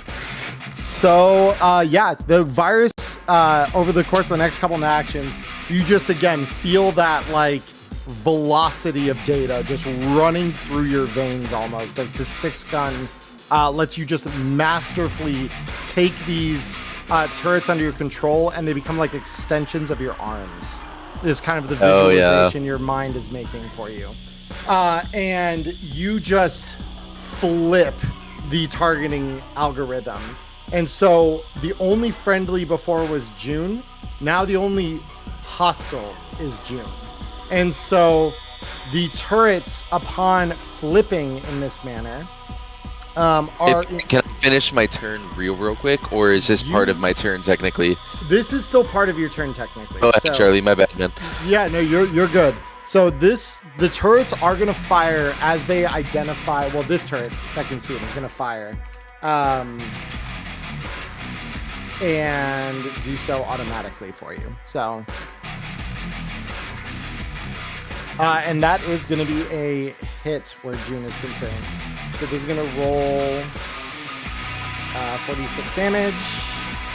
With an AP That's round. a dog water rule. That's not terrible, but Yeah, it's not ideal. So yeah, and that's enough. That is enough to get through his armor. So that is going to deal him a total of this many damage, and it is going to reduce his Kevlar by 2. Yep. So that is the turret doing that. So yeah, you got your 1 normal net action left, and then you can use up to 1 additional by sacrificing a humanity to 6-gun. yeah. So I am just going to, at this point, actually use my last net action to jack out safely. And then now that I'm jacked out, I would like to stay in cover where I am, because hold on, let me do some quick math. Well, so this isn't really cover because he's right here. That's a good point, Charlie. You bring up a good point. Okay. Yeah, why don't I? It says the game is paused. Do you mind unpausing it real quick? Oh, I'm so sorry. Yeah. No, you're all good. Is this cover right here, this little thing? You see where I'm going behind? Oh, the Vendit. Yeah. So that Vendit would kind of be cover. Yeah. It'd probably be really thin cover, but it is. So, well, not really. Not from this angle because he can just shoot right past it. So. You can Yeah. go over here. Ooh, yeah, no, I know I don't want to go that far backwards, though. I'm really just going to go in his face is what I'm going to do. And then, yeah, like, I kind of run up to him and assume a stance that seems imposing and threatening. Cool. And Yeah. that is my turn. Yep. I'm going to run up and beat the shit out of him. Okay. Yeah, as my character would. So you're going with melee? I'm gonna start with my umbrella. Smack Okay. him upside the head with it. Yep. So go. we are going to roll evasion on him. And that is a hit. Go ahead and roll me damage. Sounds good. Sounds good. You ruled the weapon wrong. That should be 3d6. It should be. I don't know why it isn't. I can just manually roll 3d6 if you want. I can fix it. Give me 2 seconds here. Okay. I don't know. Wait a minute. That seemed really awkwardly and pathetic. Yeah, guys, my weapon does one. Oh, you clicked the light melee weapon as your thing. No, I don't have any other melee weapon in my kit. Wait, what? Hold up. It's because you didn't equip the Militech tactical umbrella that I gave you.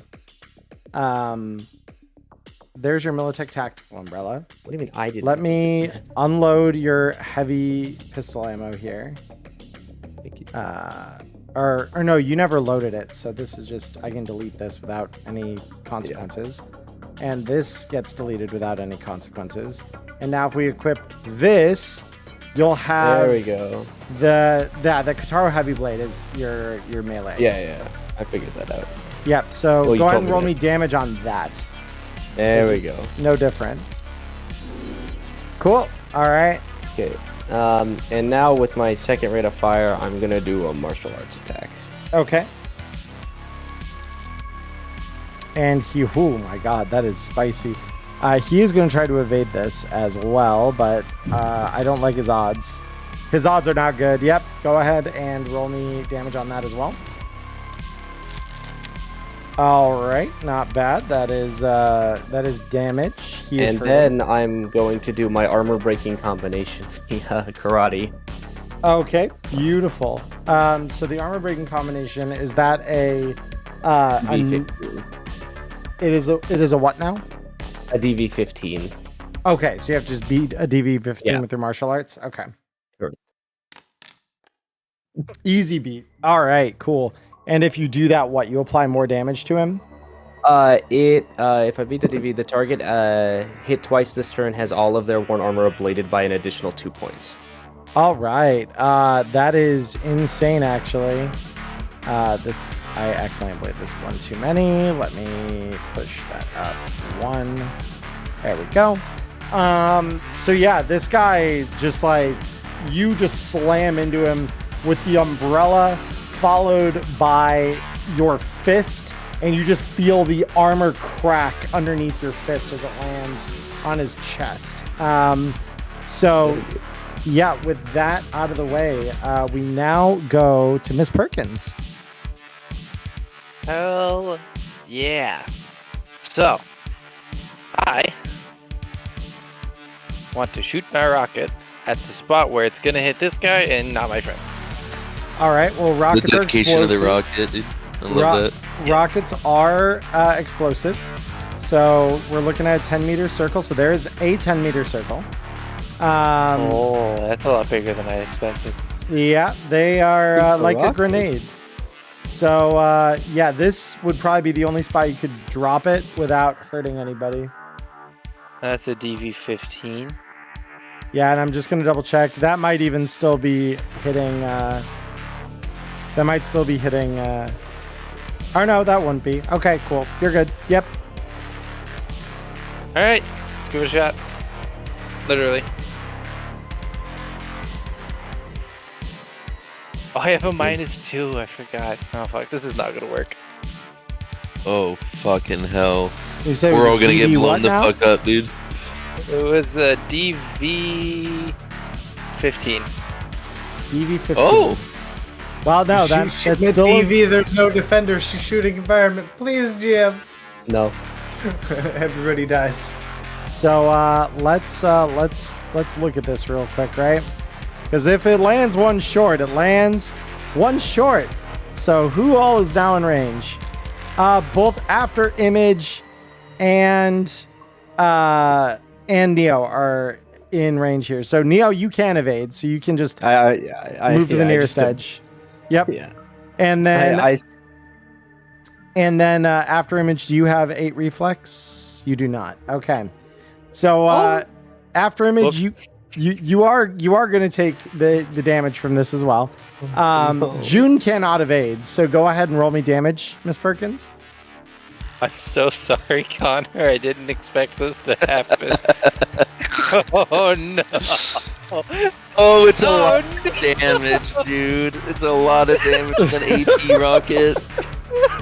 Holy fuck. First we got that applying to June, which will knock him down to within an inch of his health. After image, you're looking not so bad actually. So, yeah. So this thing. So you hear the as this thing goes off, and you see it spiral just a little unfavorably, tucking down and hitting one of these barrels. And after image, you have just enough time to think, shit, and then it just explodes and throws shrapnel fucking everywhere. Neo catches just in time to get out of the way. You and June, however, are caught in the blast. And so June is left bleeding quite heavily. And you see like a giant panel of what appears to be part of one of the Vendits just jabbed into his midsection, having been exploded by the rocket. So yeah, not good for June right now. So after image is kind of getting up and he looks up at Miss Perkins and he says, I'm not saving you a drop of the martini next time. It's all mine. So Yeah, Friar, we come to you now. So seeing this massive explosion happen and him getting completely rocked by it, take like one step up this way just for the clearer shot. And that'll be am I in DV13 territory? Are you killing him?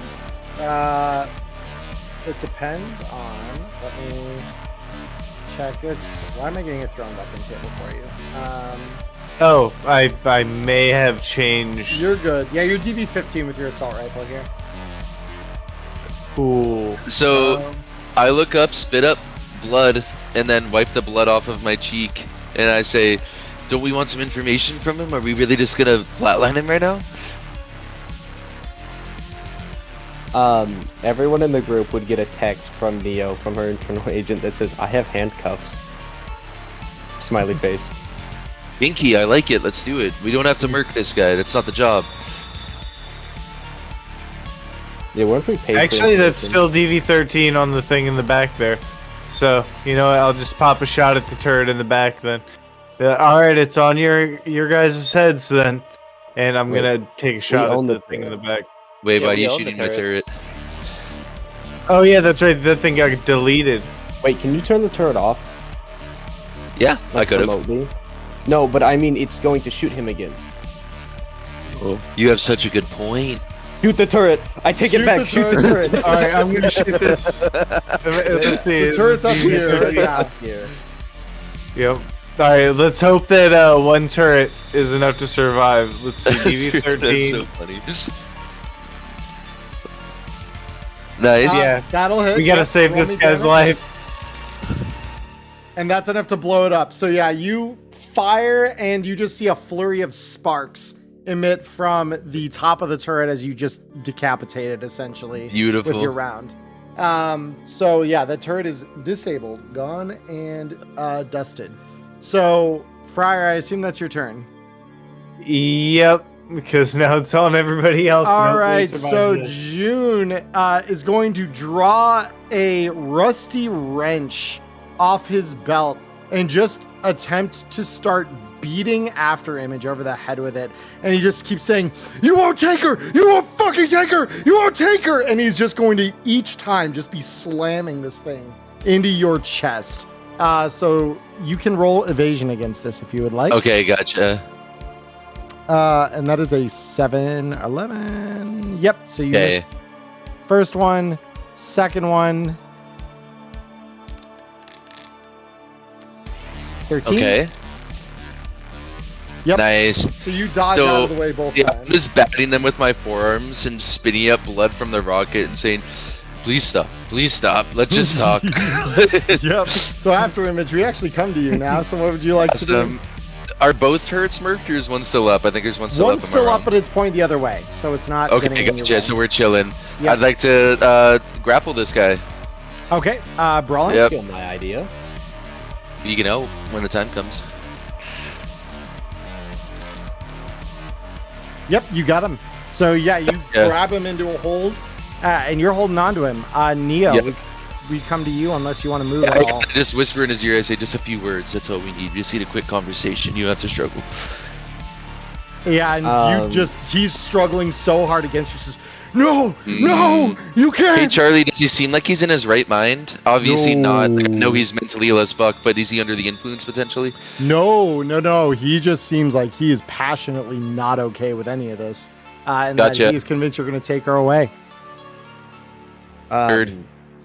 Because I am using melee, would I be able to attempt to knock him unconscious with punches instead of killing him outright, or should I just try to put the handcuffs on him? I will allow you to, if you are able to successfully do lethal damage, Not roll a crit. treat it. No, not even not roll a crit.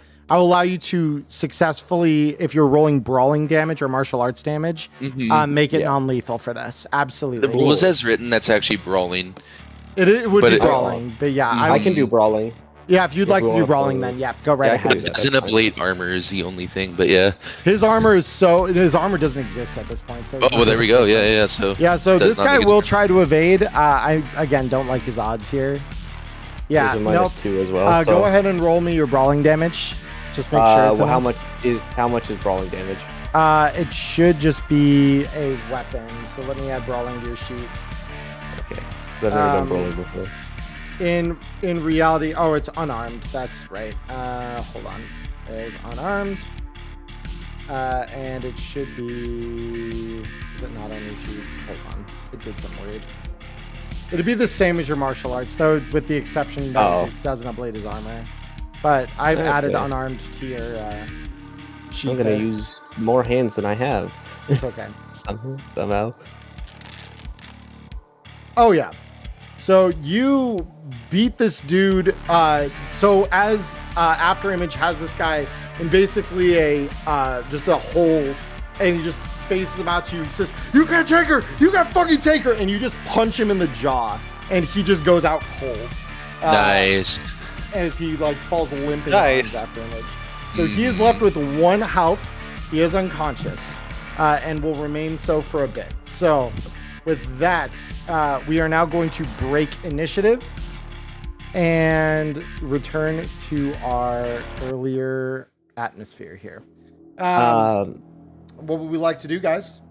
So I'm gonna Neo's gonna sadistically smile down at the bleeding, broken man and pull out the handcuffs and handcuff his hands behind his back, painfully tight. Okay, very fair. I'm going to probably so I just look up at the group and I say, what's the plan? There were a couple files there that could illuminate the situation for us. We could poke around, find some information, see what led him to this and what the story is so we can report back, but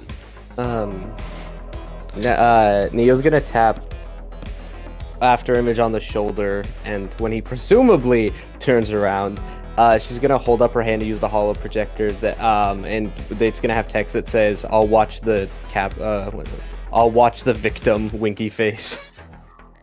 I knew you would. And I kind of crack a smirk. And then, I'm going to go, and I'm going to actually jack back in. And I am aware of the fact that the Hellhound is still in there. But I do still have 6-gun coursing through me, so I'll take my odds. And Yeah, I'm 6 going guns duration is how long? 4 hours. Oh, sick. It's Okay, very yeah. long. Yeah. Yep, that's awesome. So I'm going to go ahead and I'm going to slide until I get to the Hellhound. And then I'm going to... So you do have the password that you have to re-crack because it reestablishes Oh, yeah, itself. you're right, because it does that too. Yep. Okay, cool. Let me do that real quick, my man. Backdoor that. I just want to say, Emmerron, I realized why the light melee weapon was there, that I do have the excellent quality light melee weapon in my character. It's just because I never had the umbrella, my brain was like, ooh, melee weapon, and rolled Okay, it. so I don't I re-added it. get past that, You do not get past that. Nope.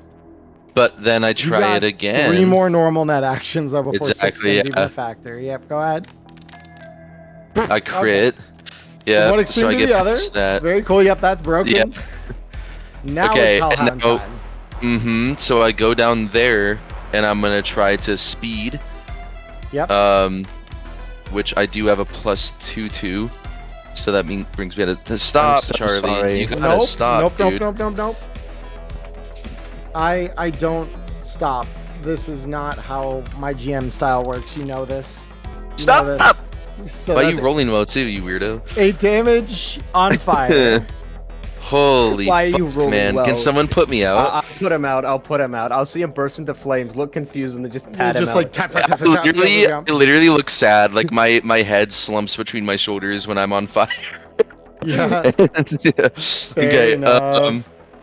Now I'm at 14 HP, which is really good for me. And Yep. then I'm going to More try than to my slide. humanity. Yep. So go ahead and roll me slide. Okay.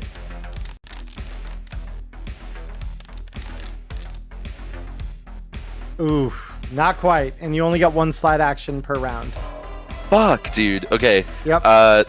So you Well, if got I'm on the same floor as it, then it's gonna hit me again, right? even if you move to a different floor, but you can move to a different floor and take actions. Oh, but it's still gonna go after me? It's just gonna follow you. Yep. Wait, really? Yep. Really. You can I'm move. starting to sweat. You can move. It'll just chase you. So if No, you I'm get- saying I can. Well, if I slide past it, though.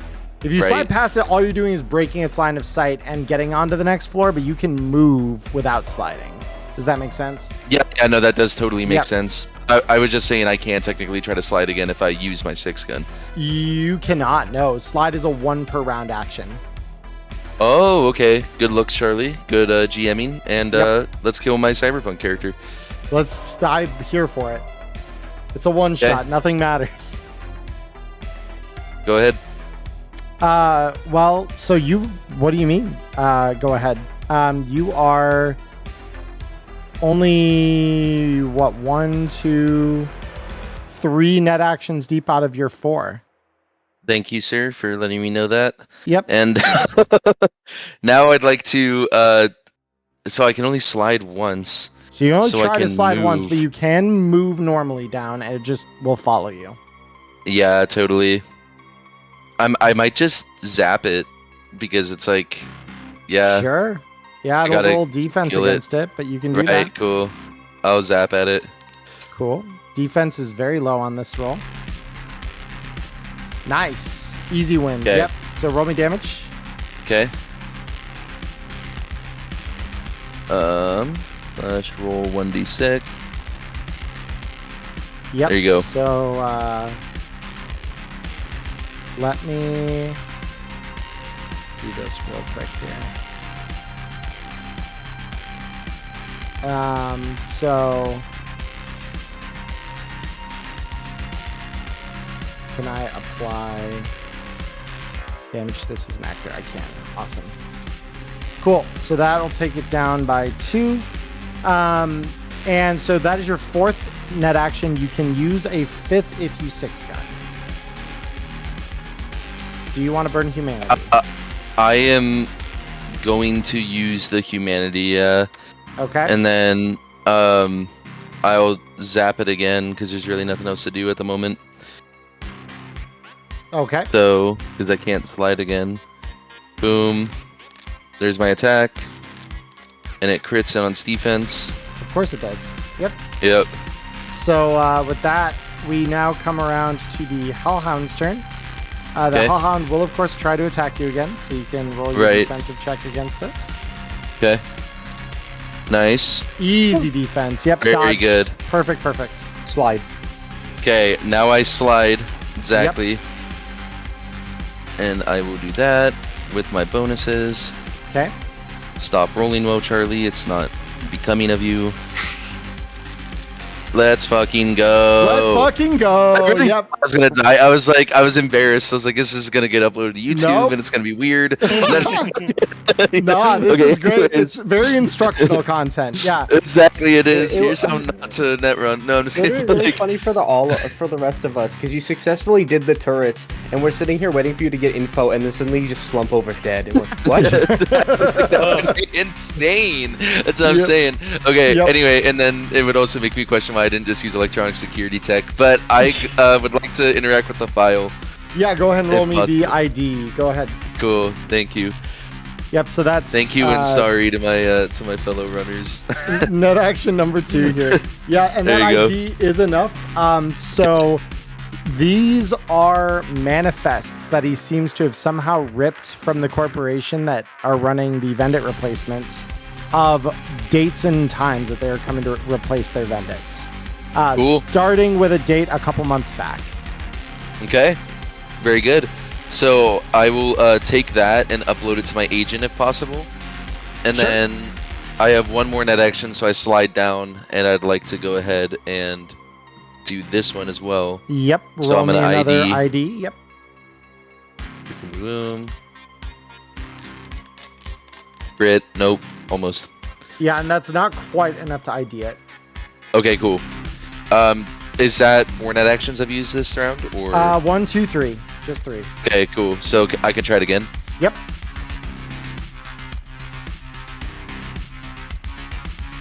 Boom. Butter. Easy. All right. Yep.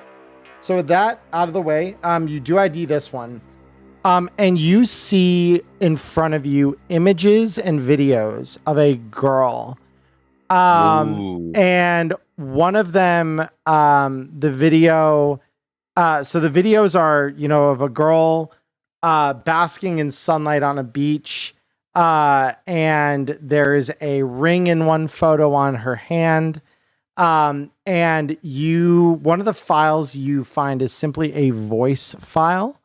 And the voice file in this case, says, "Have a good day, honey. See you later." Yeah. That's It's the sad. guy from. It's the guy from the Civil War movie. What is it? The guy with the funny accent. His whole motive was his wife died, and that was the last message she left him. But in Russian. Okay, so now that I'm pretty much done with that, I will safely jack out once it's my turn again. Cool. Yeah, I mean, you're. I would say it's pretty much okay to just safely jack out. That's fine. Right. Yeah, it's And just a then- small lapse in time. Whatever. Mm-hmm. And then, yeah, I'll let the others say what they were doing while that was transpiring. Yep. So what does everyone else want to do now that this guy's unconscious, handcuffed? I want to reload my rocket launcher. Okay. Can I Don't slap shoot him it to again, wake him please. up? I would I like- probably be moving to check out his crate. Sure. Yeah. Inside his crate, it's pretty messy. You see the discarded wrappers of various, Vendit items. The occasional bit of pre-packed, mostly kibble wrappers. In front of basically in the middle of the cargo container, right about here, is a desk with a computer set up. And you can see attached to this computer with cabling is what appears to be the electronic core of a Vendit that he has placed just next to the desk. And right here is that Port Authority linear frame that he's been using.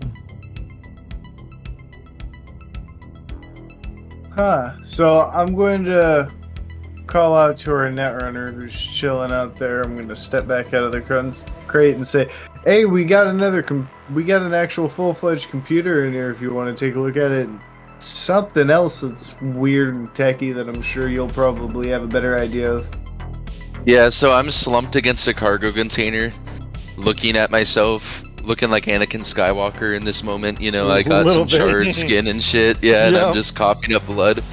And then I start to doze off, and then I look back up and, yeah. And then I just kind of shimmy up the wall very weakly and start to limp inside. Yep.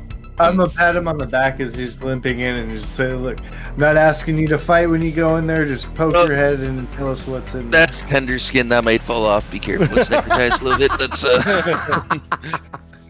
Yep. So and, you Go walk ahead. inside the cargo container here. Perfect. Yep. So I will go look at this computer and see what else we can find out from it. Sure. So the computer itself, upon looking at it, you actually see a folder open on there, containing the files that you found in the network. God damn it. So This I didn't yeah. have to get set on fire a second time.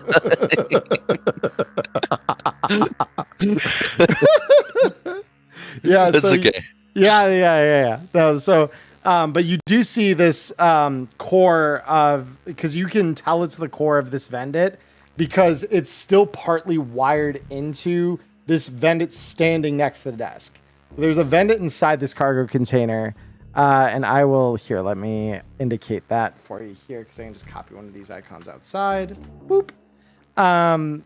So that you see there, it is hooked up. And the file inside of this appears to be what he copied onto his computer, which is the Vendit voice file. That is what you are seeing on this computer right now. Okay, gotcha. So he copied the Vendit voice file onto the computer. Yeah, and that does is it what you... strike after image that, the Vendit voice file sounds similar to the voice that he heard from the file earlier? As a matter of fact, it's the same file. Yes. Right, yeah. Gotcha. Okay. Well, I'll just point that out to our fixer extraordinaire. And I'll just kind of say, yeah, so I don't know the full story here, but from what I can tell, it seems like he had some sort of attraction to the voice actor for these Vendits, and maybe was once upon a time together with her, and this was reminiscent of her, so he's kind of latching on to it to replace her because she might be deceased or gone. But really, I think that the corpos can take it from here, right? I mean, we got the guy, they can talk to him. We got the machine, they can recover that. I think we're done, unless you guys have anything else. Nah, I mean, I'm good with calling it in. Yeah. Very Um, cool. So that means we don't need that guy alive anymore, right? No, Oh. we're turning him over. Yeah, they said specifically you get a bonus if you get to get him alive. Aw, damn. That sucks. I get it. No murder hoboing today. Well, no, we didn't say in one piece. He just has to be alive. He has one I hit think point. I don't think I pushing- can do anything. I Yeah, don't think push him over the pushing edge your of- luck with like Militech and shit is not a great idea. I'm just gonna take pieces from him Says anyway, the Militech to be agent, I honest. mean, of course you're gonna say that. Like, no, just kidding. So wouldn't you think you're biased a little bit, Miss Perkins? Yeah, alright, so I'm gonna shoot out the text to our Corpo client and let him know that we've got his package ready for pickup and his bonus package ready for delivery if need be. And he says, "That's great to hear. I'll send you some coordinates. Meet me there. Should be just a short distance from where you are all at." On our Beautiful. way. Yep. So I'm going to shift us back to our home screen here. So We're reading you him on the home screen. Pog. Yep. So you get coordinates from this fixer, from the Corpo agent to meet at a abandoned parking garage a short distance from this dump, probably where the employees would park. And they show up about an hour after you have gathered this guy and got him over there in a, very spiffy looking car. And with Two that, things as we set up. yep. Because if we have an hour set up like prep time, I would want, because I'm the only guy who's like met this guy face to face, I would try and show everybody to hang back in a corner. I'm going to leave my agent on like live on speaker. You guys hide around the corner and listen in. If I call out and things start to get hairy, they can bust out, but I want to try and keep him calm for it. And thing two, before they decide if they want to go with that or not, I want to take one of my I want to take a bag out of my bag of bags, and I want to rip a mouth hole so that he can breathe, but I want to kind of affix it to his head so that it blurs out his vision so that he doesn't exactly know where he is and will hopefully be less resistant if he wakes up. Okay. That's what the plastic bags were for. Yeah, and so he does wake up eventually, before the corpos get there, and he says, "What? Fuck! Oh, where is she? Where is she?"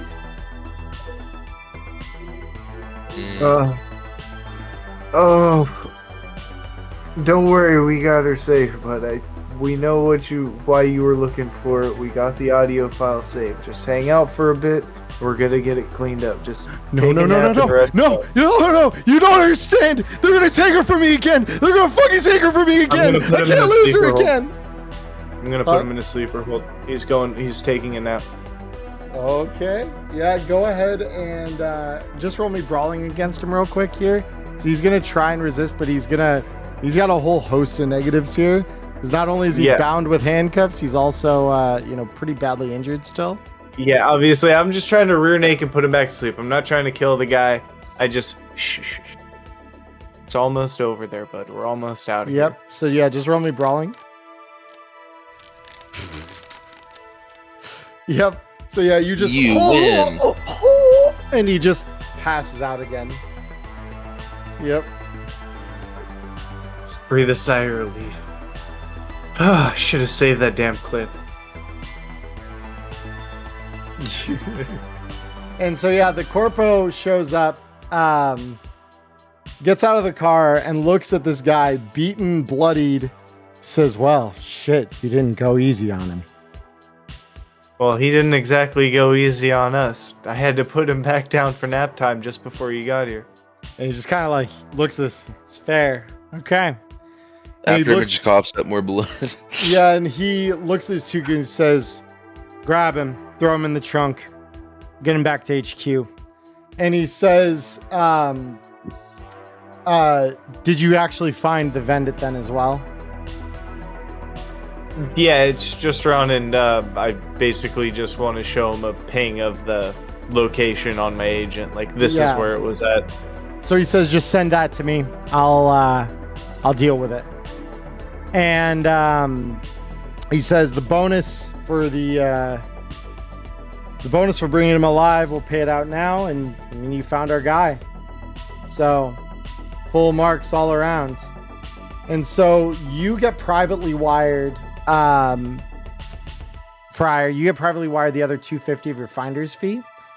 And the whole crew, so Fryer, you're included in this, each get paid 1,500 eddies from this corpo. Wow, holy fuck, that's a lot. Yep. What's one shot Let's to it doesn't go, matter. baby. I mean, it's okay. What I'm talking about. You've still got the character, so you can use it in other one-shots and stuff if we run them again. So I'll probably have other ones to run. So with that, yeah, you each get 1,500 eddies. And so obviously, those of you who are wounded can go seek medical aid from a Ripper or whatever. But yeah, with that, we come to the end of our one-shot. So you all will get, I honestly am going to give everyone 80 IP for the group IP because, yeah, you did everything. You got all the, sub-objectives, everything done. I am going to award After Image 30 IP personal because your net running was honestly clutch. Even if you didn't have to get those files at the end, your net running was clutch as hell. Several times it helped the group move ahead very, very well. Same award goes to Fryer for your incredibly quick thinking and socializing several times throughout this and getting like good intel to work with. Perkins, I'm going to award you 20 because you were able to kind of be the leverage over the gate guard at the Port Authority. And Neo, I am going to award you 20 as well, honestly, for being able to knock June out and make it so that that was a non-lethal thing so that the bonus could happen. Cool. Yep. So with that all said, that is going to wrap the one shot. So now, any of you who have to go, you're welcome to go. We're not going to take a break away from this like I normally would, because I would like chat to now discuss GM stuff. And for the crew, you guys can kind of see how this shaped up compared to my notes. Very cool. Because this is Exciting. gonna be the educational aspect of this. Hey, I'm dumb. I do unfortunately have to go, but You are that was good. Oh well. very, very fun. I enjoyed it, and I look forward to playing more Cyberpunk tomorrow. Yeah, we have tomorrow night. Yeah. Literally Great. tomorrow. Yeah. Yeah. All right. See you guys. You see you, Goodbye, man. man. Have a Good night. night. Great session. Awesome. Hey, can I ask a quick question, Charlie? Certainly. And I know I asked it last time when we were playing the other game too, but how do I add eddies to my sheet again? I kind of forget. If you go under your gear section of your sheet, and then at the bottom you'll see where it says Eurobucks. Yep, found it. modify Thank you. by. Yep, there you go. Appreciate you. So you can add 1,500 there. Got it. Yep. So with that said, let me pull the gig sheet up here. So these are my notes. So you'll see pretty quick here, there was quite a bit of improv. Pretty early on, there was a lot of improv. And I will say this as a GM, when you are running for a bunch of players and you don't know ahead of time kind of like what their life paths are going to look like or what their roles even are going to be, you'll find opening improv isn't that weird or uncommon. So we've got the initial ones, and I kind of we'll cover this in my video too. So we've got our initial things that I like to do. So we got hired by Continental Brands, who owns the Vendits in the area. Their adversary, Maelstrom gangers, who've been stealing from those Vendits. Additional to this, you would put Jun Yakamoto as well, who is a local tech who has been stealing the Vendits themselves. The rewarded, obviously this played out, right? So 1,000 eddies if they can recover any of the lost Vendits, and they get an additional 500 per Vendit. I did change this, I think, down in the text without changing it up here. So they actually get an additional 500 eddies if they can bring the thief in alive. And you did find several of the lost Vendits, and you did bring the thief in alive. So instead of Maelstrom taking the Vendit, we have a tech who has taken it. Can be seen looking at the most recent one placed there that the crew was sent to protect, or in this case, kind of scout out. So the hook in this case, so Continental Brands contacted the crew through a fixer to recover stolen Vendits that have recently gone missing from the docks in South Night City. So the fixer in this case was on our crew. So we get to just parse this whole hook through the eyes of our local fixer and get to interact a little more with that. So this is where the improv begins, because we have a fixer on our crew. We now don't need to work on an NPC fixer. We can just use our crew fixer, and that does make it more personal, and you can like do a lot more with that. And I guess let me ask, since the fixer is still here, Ghost, how did you feel about the ways you got to kind of interact at the start of the gig with the improv that I kind of gave you there? I'm not gonna lie, at first it caught me really off guard because in what I've played so far, it's always you go, you meet the fixer, you get the gig, you move it forward. It was really cool to kind of have that one-off, and it tied really well into kind of the character's rolled background of like, yeah, they would get fed this job. Yeah, they would look. I'm pretty sure if I check the role-specific life path stuff, my guy literally specializes in brokering deals with solos and netrunners. Mm-hmm. Like the exact people that he ended up calling him for the job -1. Like, yeah, no, absolutely. It all kind of just flowed together perfectly, and it made me feel like I was completely in control of that kind of flow and pacing. There was no middleman because I was the middleman, and it made me feel like I was being a lot bigger of a cog in the world than you usually can be. Sure. No, I mean, that's kind of the cool thing about fixers is they are those larger cogs. So the thing here, so we have a couple things here that I did change. And some of this was, you'll find as GMs, like if you're writing your own homebrew, you make mental changes to the gig without making them in your notes. So again, here we have another thing that like says like, this is how they earn the bonus. So I'm gonna modify this. So cause it's not if the crew can recover it, it is, we are going to do if the crew can bring the thief in alive, they add 500 eddies to the top of the payout. ED. There we go. And what objection if the crew can bring the thief?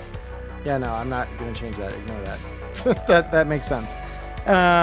So if the crew's able to turn over the culprit, so this is where we kind of added this bonus actually. So actually, hold on. I will undo this because this, if you were running this, because I forgot that this was kind of my idea. So the idea here is to add as much incentive as possible. Team heroes. Okay, hold on. I'm going to answer the chat question here before I kind of explain my reasoning. So question, team heroes usually good about this. How would you go about managing conversations during combat to speed things up and reduce metagame conversations? Indication that they should prepare a strategy for the next encounter. Limit them to a max of 3 seconds. Short commands yield -1 skills. Extensive ones -4. Mess around just to chatting with each other. So to handle conversation in combat, I generally don't mind if it's ideating. Like if it's just like, oh, this might be a better way to handle it. Because in my head, it allows for that player to kind of say, oh yeah, my character probably would think that way. Like, for example, like if I'm a netrunner, I should know how to netrun effectively or more or less effectively, right? So like if all it is like, oh, you should try this instead, I'm totally cool with that, right? Your table may differ. If it gets really long, I like your ideas of maybe implying a -1 as a distraction or a -4 if you've got like a really long one. I would say like, hey, if this conversation goes on much longer, you're just going to skip your turn. Because at that point you're trying to like build a strategy in the middle of combat. Now, obviously, if we talk before combat, we have all the time in the world. But I extra penalty for mansplaining. Nah. Speaking to that though, because there was one example of kind of self-policing with that, with when we had those guys run off, and I was feeling like it was kind of, if we stand around chatting about it too long, they're just going to get away before we can even move on it. So I took off after them.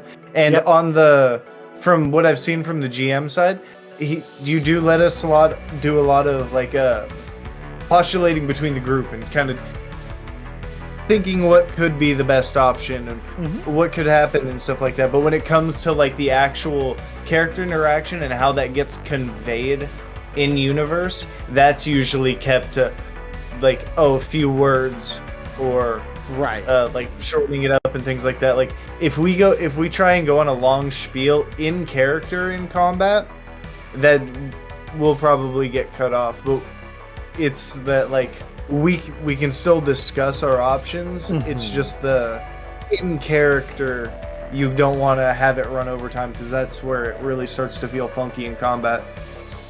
Good time for the advertisement of a Discord Ask a GM channel. Yes, if you are in my Discord, you can go to the Ask a GM channel. I check that. Several of the other people who actually, Connor, the guy who played After Image today, he's one of the GMs in there. My GM Evan is in there.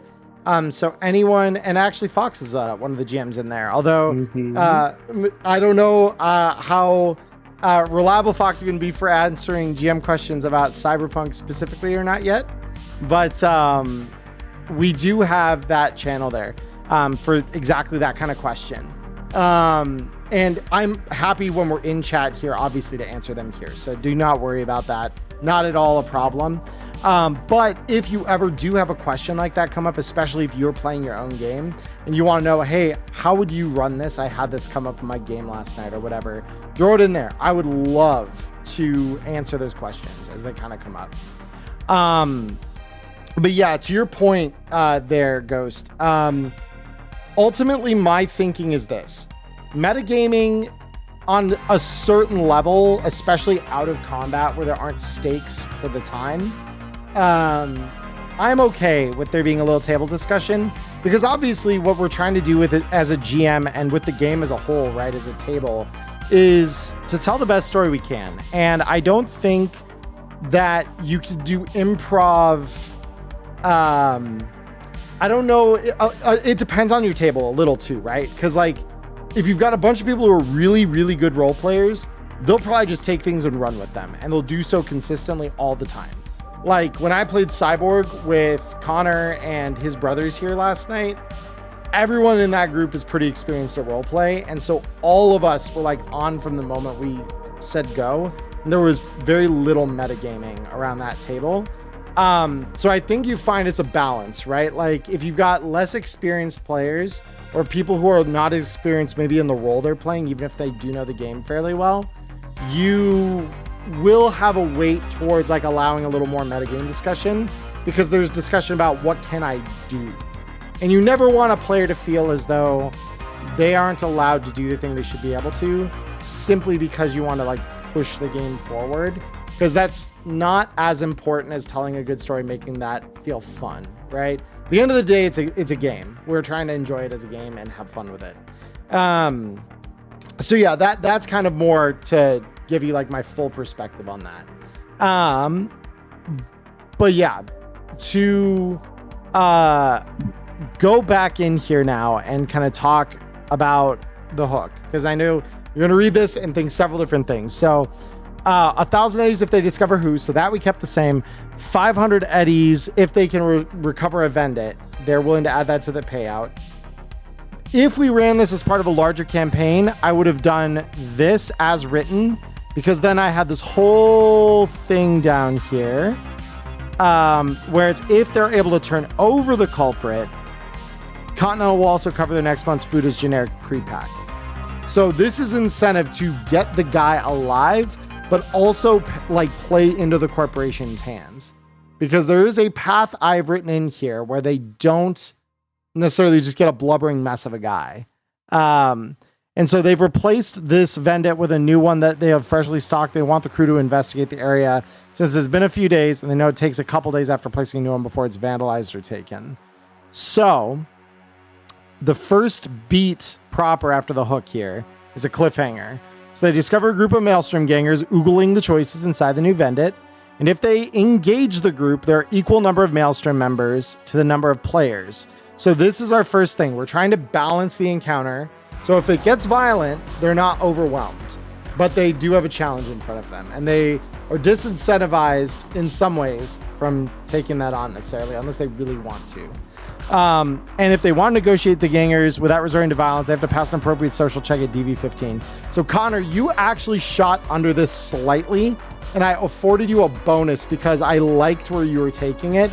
GMs never be afraid of like employing rule of cool to say, no, that check was close enough to pass, because like, I loved the way you were just immediately like, yeah, man, the popcorn's fucking sick. Like that was hilarious. I loved everything about that. And I guess, if I had told you no at that point, how would that have felt to you as a player in that moment? Yeah, so obviously the dice are what make the game fun a lot of the time too. So because obviously, yeah, like if you as a player are going to do the associated skill well, like if you're going to roll persuasion and you sound really persuasive and stuff like that, I'm not going to argue with you that like as a GM you might want to take that into account, that you shouldn't only base it on rolls. So I kind of like the way you handled it now that I see behind the GM screen, where it's like, okay, yeah, I'm going to let that pass because of the fact that I like what the player is doing. I can honestly say if I were GMing, I might do that too. The only other thing I could think of that could potentially work would be you start to notice, you know, like the Maelstrom ganger is getting a little bit dissociated from the conversation and falling back into his slightly cyber-psychotic tendencies or whatever it is, and so then it makes me have to reel him back in or something, right? But it's like, sure, what you did tonight and rule of cooling it, super dope and made for a good moment in the session. It was fun. Sure. Would you mind for a tiny bit of my input on the Not scene? at all. No, go right ahead, Fox. It not completely necessary, but let's say hypothetically you were DMing the scene and you really for some reason didn't want to force the combat encounter, but you more likely wanted it to happen than not. And you know, with what he did, he basically would have had the perfect way to circumvent it by getting buddy with them. You could have always you could throw an acting check at him to make sure he can actually act like he's excited, and then he would have to actually beat the social check with the guy to get on his good side to cancel the encounter. And also, to piggy off what he said, one of the ways when I DM D&D is, let's say you're trying to be persuasive. If I, as the DM, find your argument more persuasive, I will lower the DV in my head from what it normally is. Like, say you're trying to barter for something to incentivize better role-playing, but not to penalize someone who's bad, because I will never raise the DV from what I already know it's going to be if they don't sound persuasive. Because some people just aren't the best at role playing. Right, and that's just it. Like, the DV is, in my mind as well, more of a guideline than a hard fact, unless the consequences of that are like very high stakes, right? So like the moment that you were engaging there, the stakes were not elevated yet. And so that's where I'm willing to rule of cool it away, is like, if we haven't established there are like some hard, violent stakes involved with the thing happening, or obviously like in combat, like if you miss, you miss. If you hit, you hit. Like, we're not going to be really wishy-washy about the DV in that case. But in social situations like that, yeah, like there's always room to modify the challenge given based on what the players are trying to do. And yeah, I agree with you, Connor. I could have kind of called you back a little, said, hey, that's like maybe didn't fly as well as you think it did. Because I did have it set up with an algorithm here to say, like, you have to succeed 3 times before failing twice. Face down would count 2 successes if a crew member is successful in making one. And if the crew has to fight the Maelstrom, they gain access to one of their agents at the end of the fight that isn't secured, and reveals the group just got excited a new Vendit was installed after the previous one went missing. So, like, the idea is to still seed information into the scene, even if you don't resolve it socially. But I think when you approached it very like brazenly, but you kind of matched the energy, and I'm like, okay, like we're gonna just do this, because like whatever you write here, never be afraid to say, you know, I've got a better idea for the scene right now, because that is literally what happened here. Is like, I have a better idea for how to resolve this, because it feels way more natural doing it without all the dice and stuff. Yeah, dude, popcorn bros should yield a camaraderie bonus over hail, fellow human. If you hit motivations, that's where it's at. Agreed entirely, Prepper Jack. And Mark mentioned here, such challenge balancing out how to represent what the dice say versus how the results play. Great example I heard once is, what if Captain Kirk is being escorted to the elevator by a Klingon invader, decides to overpower the Klingon? If the die roll is a failure, instead of trying and failing, maybe the opportunity doesn't arise to try. 2 more Klingons are in the elevator. Or maybe he realizes it won't work, still a failure, but not necessarily a try and fail. Yeah, something like that can also work too. Like, don't be afraid to let the dice failure tell a story that is a little different than what might be conventionally wisdom of that situation. Yeah, what's up, Fox? So that fired the neurons in my brain of a perfect example is earlier when following the Netrunner's name, I can't remember his name.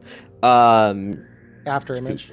Yeah, After Image's lead, where he went around to stay in the blind spot as they sweeped really quick, where since I rolled really high, you ruled it as my character basically just parkoured over the thing, like directly down the middle. And it's like the inverse of that idea. Instead of when someone fails, you can always word it like that they didn't even try in the first place and blah, blah, blah. But when someone succeeds way more than they need to, you can always embellish what they did to make that character seem like even cooler in the moment. Yep. That it does go both ways for sure. So the idea here now is, so if the crew succeeds in killing or convincing the Maelstrom members to leave, which you guys I count as a convince them to leave, you're given time to examine the Vendit and discover the following based on certain checks. So here's something you guys did not do. The basic tech, you can investigate the logs and camera footage of the Vendit without triggering its defenses. If anyone succeeds in doing this, they're able to see the image of a tech that is closely examining the Vendit from a few hours prior. The tech has also left a bit of code in the system along with some kind of kill switch that is discovered under the item selector panel. So this is how he was taking the Vendits to begin with. And you guys did discover this because you didn't investigate the Vendit itself, but that's fine, right? Because this is where, like, now I just find a way to seed some of that information elsewhere, so you kind of know where to look. Conversation, they can talk with some of the locals who've now returned to the street after the Maelstrom gangers have either been killed or have found a local shopkeeper who runs a bodega across the street. I just ruled as the bodega was the thing that these were attached to. Tells the crew they saw the tech shortly after catching a taxi ride to somewhere. Points to the south and mentioned that he overheard the tech muttering something about a job at the docks. So this is more or less what you guys learned, right? And there's electronic security tech. So you can read through the logs, camera footage is noted above, but they also gain access to CityNet keys used by the Vendit to communicate to home base for, because all Vendits, this is why paying attention to the lore as GMs is really important. Because if you read the book, Vendits have a call home script that they can use to say, I'm out of something, or I need maintenance. And that's what that kill switch is for, where it disables that. So you can now see that the tech has been here shortly before each of the other Vendits have gone missing, as been noted in the log. One of the audio logs of interest, which the crew's agent will make note of automatically, has the voice of the tech note that says, I just want to hear her voice one more time. I need that one Vendit back here. So again, you guys didn't discover this. You discovered something later that kind of gave you that tie-in. But another video file of the agent makes note of shows the tech catching a taxi heading south from here. And in the area will mention there are a lot of people that commute from here to the docks for work each day. So this is if you decide to hack the Vendit, kind of what that Vendit network looks like. And these control nodes, while not noting what they control, one is the camera and the other is the flamethrower turret that all Vendits have inside of them. Fun fact, that is their anti-tamper. They have a flamethrower turret. And so, Jesus Christ. Yeah, they're not fucking around. So this is what this would be in the Vendit. So you guys, because I liked how you innovated a little bit and you went deeper with the bodega owner, I wanted to reward you with that. So that's where we got like the footage of him using the linear frame and stuff, because that was something that you were going to find in his crate later. But that I figured would be probably a better hook for you guys. So like that change, if I just gave you like what was on the page here, do you still think you would have been able to kind of put together what was coming next? Well, we probably still would have wandered down to the docks, and it may have started out the same without the additional bit of like the lead of me thinking he may have been an inside man. He may have been a dock worker who had current access to these things, when really that just ended up being the lead that it kind of went down there. But thinking about it, we still could have stumbled on that information when we got into the system there, because we had kind of muscled our way in through a corpo name and just gotten view of those cameras. That kind of gave us that info later on too. So I don't know if it would have like made or break the scene, because it felt like we were still heading in the general direction, but it would have changed probably the like intentions and the thought around it going in. Sure. No, I agree with that entirely. And then Fox, did you have anything you wanted to add? Because I know you were trying to say something to start there. Not really. Okay. Yeah. No, that's fine. So development. So this is our next beat, right? So we spent a little time investigating that. Mostly the reason the first one, so this is for beat charting, because I think beat charts are great for writing gigs. So the hook is always beat 1. The cliffhanger is beat number 2. The reason this is a cliffhanger is because we don't know how it's going to resolve with the Maelstrom gang. We also don't know what kind of information they're going to be able to glean and kind of where that's going to lead them. So that is why this is a cliffhanger. So it can be considered like a fork in the road, but it's also kind of like you have to do things that you don't have a definite outcome for. So now we come to development. So upon reaching the docks, crews agreed by a local dock foreman. So in this case, it was more of the security guard, but the security guard was equally not pleased that you were there. Don't really want to take time out of his day to help them in whatever it is they were there to do. Edge runners are usually bad news during the day here. The crew can get the foreman on their side in the following ways. And so we talk about all these ways you can get the foreman on your side, because you guys, again, innovated your approach and you're like, well, we've got a Militech agent, we've got a corporate contact, let's just have them open the gates wide open for us and then gain access that way. And so immediately that changes the context we're visiting here. We're not edge runners anymore, we're corpos. And like this all changed like how the development worked. And so what we're doing here, and I need to note, so this bribery thing. So this is the information we're trying to get out of this scene, right? Foreman does know the tech if the crew shares their image with him. Tells the crew that this tech stopped showing up for work a few days ago. He hasn't seen him since, but can point the crew to where the tech lives so they can ask him their questions. So you guys got pointed in the direction of this tech. And this is kind of like, what you gained out of the scene. You just had to do a little bit more digging. And I added the network here. So the network I used for the investigation was largely this one, but just with the files, and the control nodes would have been for the cameras. So after image, this is what we did to improv. So you can improv net. Net is not that hard to improv. You just need to know kind of what the area looks like and how tightly it's going to be secured, which docks in a combat zone, probably not very, right? So do any of you, I guess, have questions about this development scene, or any chat have questions about the development scene here and how that played out?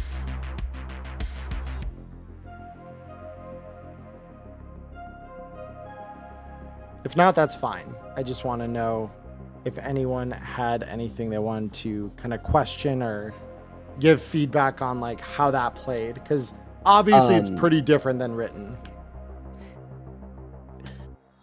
Yeah, I kind of liked it. I felt like at the beginning, obviously, what you had there, speaking of hooks, is going to be, more of a mystery hook. And I do feel like, people underestimate Cyberpunk as a system that can have that, because I get that it's like inherently extremely adrenaline pumping. But at the same time, like, it does lend itself very well because there's so many moving pieces in the city and stuff like that, to having just a really like kind of balled up situation that you have to unravel. And it was fun for me because I haven't played a lot of sessions recently of Cyberpunk that have had that effect, and I think you did a good job in seeing how it's like all laid out and everything. I know that you had to improv, obviously, but the improv that you did, just kind of shifting the DVs around to other things and making it so that we could garner, the information and other methods. It was like, It was fun, and I had a good time with this part of the session, So, yeah, I think this is solid advice. Cool. No, absolutely. And so, and did they cover what happens if you went to check the last stolen Vendit? So the last stolen Vendit, the last stolen Vendit's not there. The last stolen Vendit's gone. It's over in the scrap heap, unless I misunderstand what you mean by that, Mark. Prepper, on the political front, I wondered why they would allow Militech on the site without Foreman approval. Assuming the ports are shared by numerous corporations who might not want other corporations sniffing around cargo containers, or Foreman supervision, rather. I think the main thing here is that they were mostly checking records and things like that near the front. They weren't really fucking around with any cargo containers or anything at any point. The moment they'd moved over there, I would have probably moved the foreman or the dock workers next to them anyway, for that kind of reason. But some of it you have to kind of contextualize, right? It also comes down to GM bloat too, of like how many, is there any info to be found if the party goes there first? Plus the bonus of we did kind of call ahead, even if it wasn't just Militech rocking up on their door. Militech did call ahead and say, hey, we need acceptance for this. So it ends up as a message from the higher ups, and nobody on site really has anything to say. True. And Mark, to clarify, those are the same locations. So the two pieces of info, location of the last stolen Vendit and where the new one was, is the same place.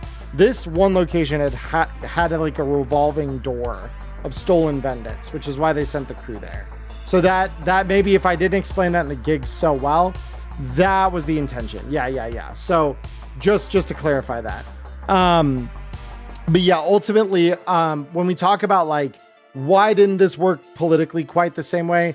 One, I'm not a dock worker, so I don't know the politics and regulations of dock work, first and foremost.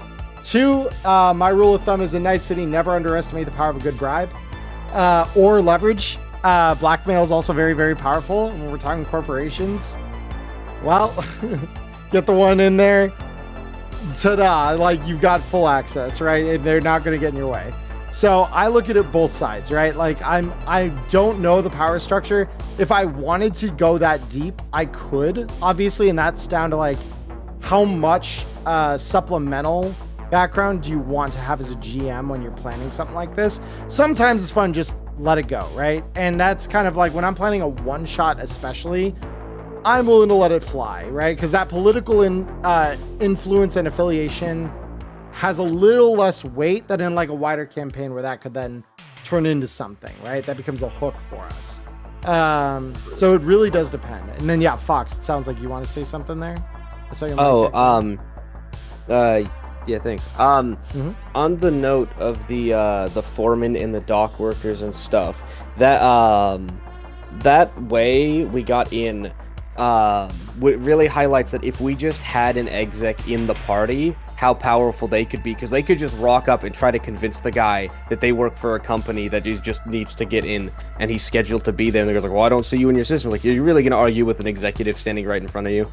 You could, I mean, but that's just it, that it's like it's down to contested roles and stuff. So that's where like the skill checks change. That's like the main way you kind of police that. But it is a good point. Like you do unlock a different approach when you're approaching from one of the authoritative classes like a lawman or an exec versus just a team of rote edge runners. So for like example, if the edge runners in this case were the net runner, a fixer, a solo, and instead of a lawman or an exec, say we have like a med tech, right? Well, now there's a very different set of power dynamics at play. And it's going to be a matter of like, okay, how do we want to play this? What angle do we want to play it from? And that's the beauty of like, the main idea of writing down a gig like this is not to have it run identically like a science experiment each time where you're running a very specific written procedure. It is knowing where you're trying to get with each beat and tailoring that a little to the crew you have running and like the objectives at play and what they've done already. Because like a lot of that is you're trying to create reward payoffs for like the actions that they're taking and the way they're thinking and playing. And sometimes it's dead ends, right? Like if you're playing an angle that has absolutely no way of coming into contact with the truth of the matter or the situation at hand, you're just going to play to, an empty scenario at the end there. But if you have a way to connect in what they're trying to do and reward it, especially if it's really creative thinking, like the lawman saying, hey, let's just play authority now. Like, ta-da, we play authority. And in this, an exec or a lawman would be more successful than, say, a rocker boy in social. Exactly, yes. And what were you going to say, Ghost? Yeah, I just wanted to say that, like, we had a perfect example of, like, allowing us to follow through with the dead end that still had something on the other end of it when you rolled up that random encounter when we were walking over to the dump. That was a completely random encounter that I'm pretty sure was a complete story beat dead end. There's a reason that they got away. There's a reason why it was dropped by AV. It was meant to kind of flutter by. We chose to pursue into that and really just kind of make sure that there wasn't anything there. And yeah, there wasn't, but now we know that for sure. And there happened to be a dead store, guys, so we got some free shopping done.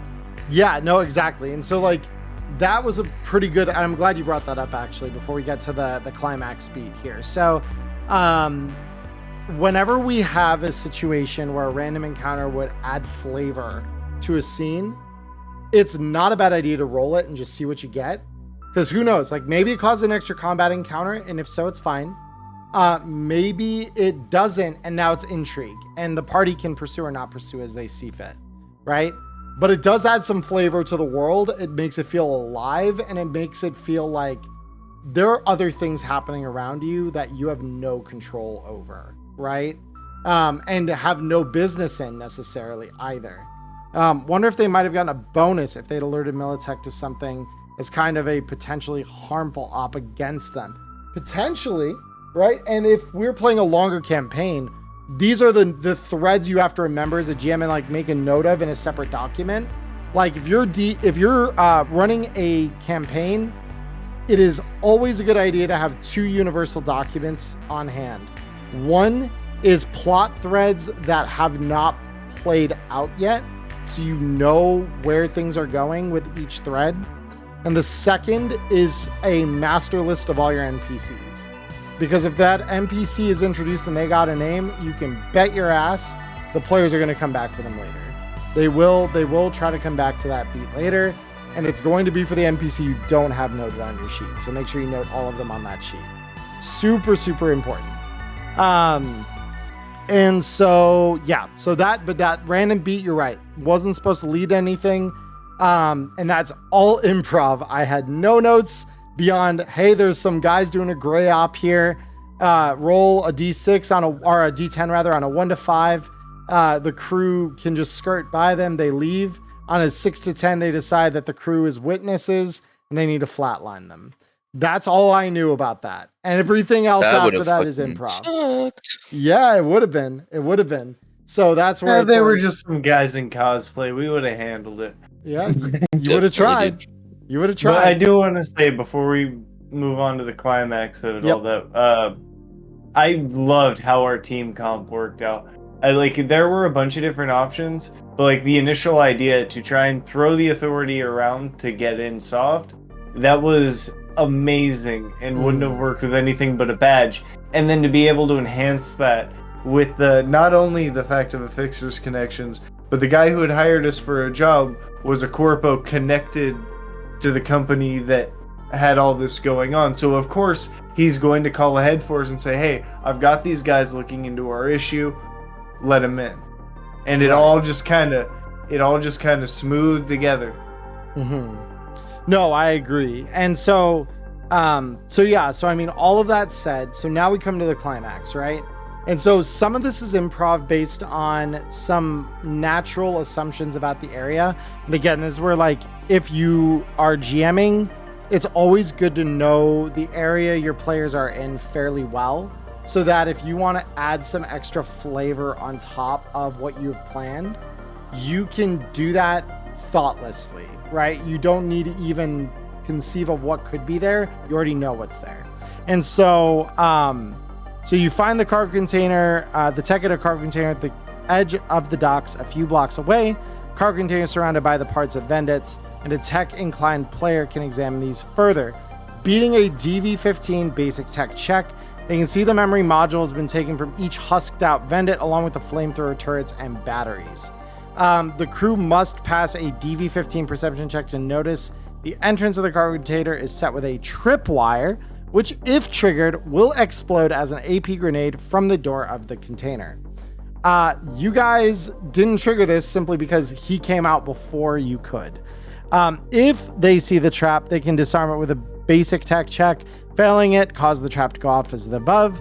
If the trap does not go off, they can open the cargo container and see the tech there softly crying as he analyzes the module in front of him that is still connected to the Vendit that went missing. He almost doesn't notice the crew saying, I finally found her after all this time. So if you guys were able to get in quietly, this is what you would have found. If the crew explode the trap, the tech will come out very little in the way of armor, using Kevlar, holding a poor quality shotgun with a rusted wrench around his waist, poor quality melee weapon. He will say, I need to make sure that doesn't move anything. Okay. Yep. He will say, I have found my piece. I will not be in prison without her again, and attack the crew. He'll use his turn's first action to hit a command into his agent that activates the 2 very heavy pistol turrets on the roof. I had these active from the start to set a little scene building, right? A neat add-on bit. What would the check be to realize that these Vendits are all equipped with flamethrowers? So some of that is taken on knowledge of the world to a certain extent. if you want to analyze which that they would be equipped with flamethrowers, some of that is tech. So I would basically have allowed that with the same basic tech check that, like, schematically as a technically inclined individual. Yeah, it should be common knowledge because it's like a massive deterrent, right? Like, if you know the vending machine in front of you is alarmed in our world, right? If you knew it was alarmed, that is already a deterrent. And you usually will have a warning label posted up on the side of it saying, like, hey, by the way, like, this is going to happen if you do this. And it's like a don't do it or else. If you knew the thing in front of you could shoot you, which is what a flamethrower is, it is not a regular, like, gas nozzle flamethrower. It is a shotgun with dragon's breath, basically. If you knew it could do that, like, that's obviously going to disincentivize a lot of people from trying that. So if someone gutted 6 Vendits and has 6 flamethrowers, yes, yep, they have 6 flamethrowers. That is it. So meaning there's a looming threat of X flamethrower turrets waiting on the party. Exactly. So you can add that in, right? Like, this is all improv that you can do, knowing that this is the scene. They've gutted the flamethrowers out of these turrets. They've gutted all the stuff out of them. They've, got all the memory modules out. So these are not active turrets anymore in here, but they have the Which batteries. someone like Miss but Perkins would have really enjoyed flamethrowers.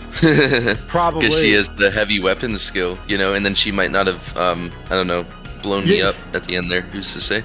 Prepper Jack gets into the Vendit stealing business. Yeah, you need to know how to do it right without getting caught. You forget this guy also had a 5,000 eddy linear frame that he was using to lift him around. So it's like, yeah, like you need a lot of stuff to, like, get your the ability to just do this. And you need to make sure that they're not going to shoot you with their flamethrower, because that is also a possibility. But yeah, bottom line, all of that added flavor is because it made sense in the moment. And you could reinterpret that as, like, maybe this is just like a walled off private compound the guy had. Because of the map I wanted to use, I changed it a little bit to fit the map a little better. But you as a Theater of the Mind player could just say, yeah, this guy's got a lonely little cargo container at the edge of some pier at the end of the docks. And, like, now that changes kind of the context you're approaching this from. And you might run a little closer to what I wrote on the book here. So, like, all of that to say that, like, do not be afraid to deviate slightly with some of the stuff that's not as mathematically consequential. It mainly just matters that whatever you're throwing against your party, they're able to handle it and not die a horrible death, like, most of the time.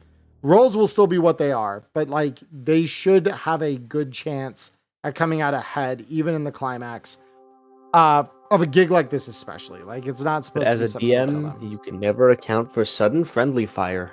You cannot account for sudden friendly fire. Rockets are very powerful. 8d6 is a lot of dice. So I was laughing so hard when the moment I saw it fall short, I didn't even say anything. Roll evasion. Yeah, I was like, exactly. no, I didn't even see it at first. I'm like, oh, okay. So yeah, and then we got the cargo container net here. Again, since we have a net runner, they can take advantage of this. And this gives them access to the whole network this guy's set up inside his cargo. So, resolution, then the crew, if they were able to either convince the tech to come with them, or if they took something like an agent or other tech from him, they get their payout. They will tell the corporation in any case where these Vendits have gone to, unless they left the tech alive and able to do, what the hell did I miswrite this? To do move the Vendit, yeah. Unless they tell the corporation, hold on, like, they're able to tell the corporation, because I know what this is supposed to mean, I just want to make sure I write this correctly. They're able to tell the corporation in any case where these Vendits have gone to, and unless they left the tech alive, and able to move the Vendit that they still had whole, they can give this intel to the corp, who a few days later goes to claim it and wires the crew their bonus. So obviously, since you guys were, like, right there and you had the culprit with you, we fast tracked this because it made no sense to make you wait a couple days for the payout. But you can do this as a way to get the crew a little nervous too, right? Like, what if they don't pay us? Like, you could always play that angle a little different as a GM. Yeah, able to move. Yep. So I don't know why it said able to do move, but whatever. Or why it didn't call me out on that being bad grammar. Google bad Google Docs. Tech goes to Miltech prison with fun brain dances. Yep, exactly. Lots of good follow-ups here. Yeah, no, like all of this allows you to do more with this in the context of a wider campaign, or you could do what we did today and just run it as a single one shot, let it be what it is. And it's just a fun little game, right? Like this is a good one to just play. Even if you just got like brand new players, it's low stakes. The corporation involved is wanting this done off the book, so they're not really going to come after the crew if they fail something, because they don't want to admit their failure. So it's one of those things where this is all very low stakes, very easy and accessible for most groups to be able to play through this and not have a very difficult time. Why is there a picture of my daughter on this Vendit? That's what I was thinking. Did they leave the door to his place open and undefended? They did, technically. So it's possible that someone else could have gone in there and taken the Vendit, but they still have the turrets to contend with. So They already paid us. yeah, they paid him. So yeah, bottom line, even if it's undefended though, the husks of the Vendits are all around there, right? So it's like they're not going to clean everything up. They're going to find the Vendits. So yeah, that was kind of my thinking. That's kind of how we walk through it. So players in chat, anyone got any questions that they want to cover over the resolution and climax of that or anything really? A random fun fact: the Friars' kills and deals counters are at 0 and 9 respectively. I mean, he could That's count a the way kill. it should be for a fixer, huh? Honestly. He could count a kill against the turret. He did decapitate the turret. Nah, those are robots. They don't count. There was no body behind that. Fair enough. He's got standards. I respect it. It's a good story if it leaves it open doors for revisits and other things to come back in the future. Oh yeah, no. And the beauty of this is you got the tech still around, you got the corporation still around, you've got, you know, the people that you're dealing with that are the homeless people nearby that were huddled around the drum fires, all of that. Like you could follow all those characters up. I ruined the one well-kept guy's life. He thought he was set because he just always had the steady supply of food because he was probably chummy with the guy. And over 50 eddies that I never even paid him, that guy's about to lose every free scrap he was getting handed. Feels good, man. Jesus. Yeah, that's a thing. Aston's Discord, but how do you decide on rewards, bribe amounts, etc.? Like, what's the base pay? Okay, we got some fun stuff there. So base pay for gigs is actually in the core rulebook. They describe 3 different tiers. You've got 500 eddies are for a simple job, which are like fetch quests. So the idea is like, if you're telling a group, hey, low risk, go here, get me a thing, bring it back, here's your money. That's 500 eddies. That is like the convenience fee for sending someone else to run and get you your shit. And there could always be armed resistance in those cases, but ultimately that is the idea of if you're paying 500 eddies, there is no real risk of that happening short of an act of God is kind of the thought, right? 1,000 is for challenging, which is what they had tonight, where there's an assumption that there's a booster gang involved. They could get shot at, but there is equal force to meet that, and that there's not a good shot that they could die. 2,000 eddies is you're going up against overwhelming force. So the odds are you could die. You will be fighting a lot of things that could kill you easily. There are, it's like attacking a military base, I think is the comparison they give in the book. That's a 2,000 gig. So that is your payout basis. Now, bonuses, I usually like to set at about half what the mission payout is, depending on what the objective looks like, right? So obviously here it's 500 to get us the guy, because that kind of pays out the same as like if you were to send them as a separate gig to do that. Bribe amounts is a little more to your liking. And I specifically, so I put a bribe in here because I like talking about my system for doing this. This is not necessarily by the book, but it makes sense to me that this would be how it works in universe, right? So if you're bribing someone, there's obviously a price, right? And it all depends on who are they, what are their stakes in the situation that you're trying to bribe them against, and what is a lot of money to that person? What are they getting paid? So for a dock foreman at a dock in South Night City, you got to imagine it's probably not paying great, and it's probably not a very thankful job. So I set that accordingly. And also, though, I tuned this a little bit with the understanding this could be a first gig, right? Where there are going to be very few eddies in play for the players, right? So the idea being here that if we are bribing the guy, 20 eddies is enough to get him talking, to get him out of their hair, right? Like that is, if someone paid you $20 and said, hey, I just want to know this guy, I want to know a little more about this guy. $20 is probably enough to get someone talking if you lace it with the right words. And if you offer them more, the difficulty of getting that information out of them lessens considerably, right? So I love doing this where I say, okay, here's the minimum.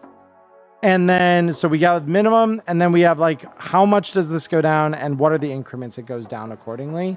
And this also offers you an option as the GM to say, okay, you passed a lower bribery limit where they can say, okay, double that and we have a deal. It's fine. Oh, maybe you rolled a 14 instead of a 16. Cool. Pay me 20 more and we got a deal, right? Easy. So and this is all hidden, right? We don't ever discuss this as a group with the players, that this is what they need to do, unless they offer enough that you say, hey, that's too little, pay me a little more, right? And don't ever give them a specific number unless they say, like double it or something. But always leave it a little open to interpretation what they mean before they're kind of at that point of like, this will surely get you the information you want. That's how I run bribe. Is mostly like, know your table, know who they're asking. Because if they were bribing a corpo, for example, this bribe amount is immediately 100 eddies at least, right? Or if they're bribing a bouncer at a club that is containing a VIP, there's 100 eddies minimum for them to even get in there. Enough for them to buy like a new gun or something. Like that's kind of the situation as described here. It's enough for them to like get food for a month. Like that's big money. 100 eddies is pretty big money. So that's kind of where we got to consider that a little bit, but that's how I do it. So I hope that answers the question a little bit for Mark and Prepper there. Is that check out? And players, like, what do you guys think of that kind of system that I use for that? I like it, and I think it remedies a few of the things that I would have liked to see expanded on from the way that the rules as written are. And yeah, it incentivizes the players to have more teamwork and, be a little bit more thorough and stuff while they're on their gig. Which honestly, in a game like Cyberpunk, one of the things I like about it is the fact that there is a tiny bit of skill expression in it, because the decisions that you make in such like a high-paced and deadly game really do matter, and that's just one way to like, again, incentivize a clean op and just kind of be like, okay, yeah, like if the players are able to do this mission and then some, then they're going to be rewarded in a game. But that, like if you are gonna like, be pretty foolhardy just moving through the game, it's going to penalize you a lot. So then it's like both extremes, right? So it's gonna fucking suck if you don't do your due diligence, but then if you do, then there's a reward. And it just makes people, especially in those earlier sessions with people who haven't played Cyberpunk before and stuff like that, and this might be their first game, right, like it kind of just drives that point home that I think is really important, where it's like, yeah, you should be paying attention the whole time you're playing the game and thinking, how can I optimize this situation? Because if you just go in and you're just rolling base stats and stuff, like it's not always going to go the way you think it will, Yeah, so absolutely. And to answer a question there, Prepper, Bribery skill mentioned it's also used to determine how much to offer before it's used. I would allow that, absolutely. And I would probably set the DV to do that the same as the top end of the scale here. Because otherwise you're playing off of, you know, kind of incomplete information would be kind of the idea there. So I would allow for that though. Yeah, if it's mentioned in the book that that is a use the skill grants, I always allow rules as written at my table. And it would reveal this information to my players. Absolutely. We just don't talk about it other than in that context. That would be how I would levy that. Yep. And Mark, you finally found it. Good. I'm glad you found the payout section. That's good. But yeah, any other questions that I can answer here while we are still live?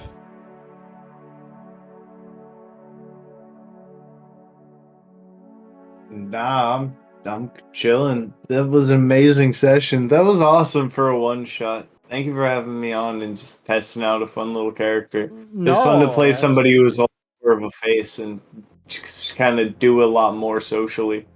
Yeah. Played it well, Mr. Ghost. It was fun. You did really, really good. Yeah, no. And fun fact, and I do want to give credit here. My wife actually was the one who came up with the basic premise for the gig here. Because I was kind of describing to her a feel of like what I kind of wanted to do. And she was like, oh, well, like, what if it was this? And I'm like, oh, that is a great idea. So I just got her to give me the baseline there as we kind of were talking. And it turned into and then you ran with beautiful. I thought, I'm really, really proud of it. And so, no, I give her full credit. She gave me a great hook to work off of. But that's pretty much the whole thing there. So as far as our evening goes here at the end, so I'm going to go to my camera view here really quick. And I'm going to just close out of my notes here. But yeah, I hope everyone enjoyed. I hope to see all of you back here tomorrow night at 7 o'clock Arizona time for our regularly scheduled Neon Inferno.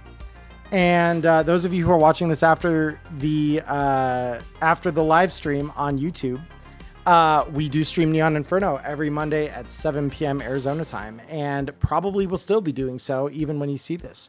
So definitely come check us out. We have a great game. I really enjoy our time there. The players there are always a lot of fun to play with. And quite a few of the faces you've actually heard from today are all players in that game as well. But I hope you all have a wonderful rest of your night, morning, or afternoon, wherever you are in the world. Stay healthy, stay safe, and we'll see you on the streets of Night City tomorrow night. Peace.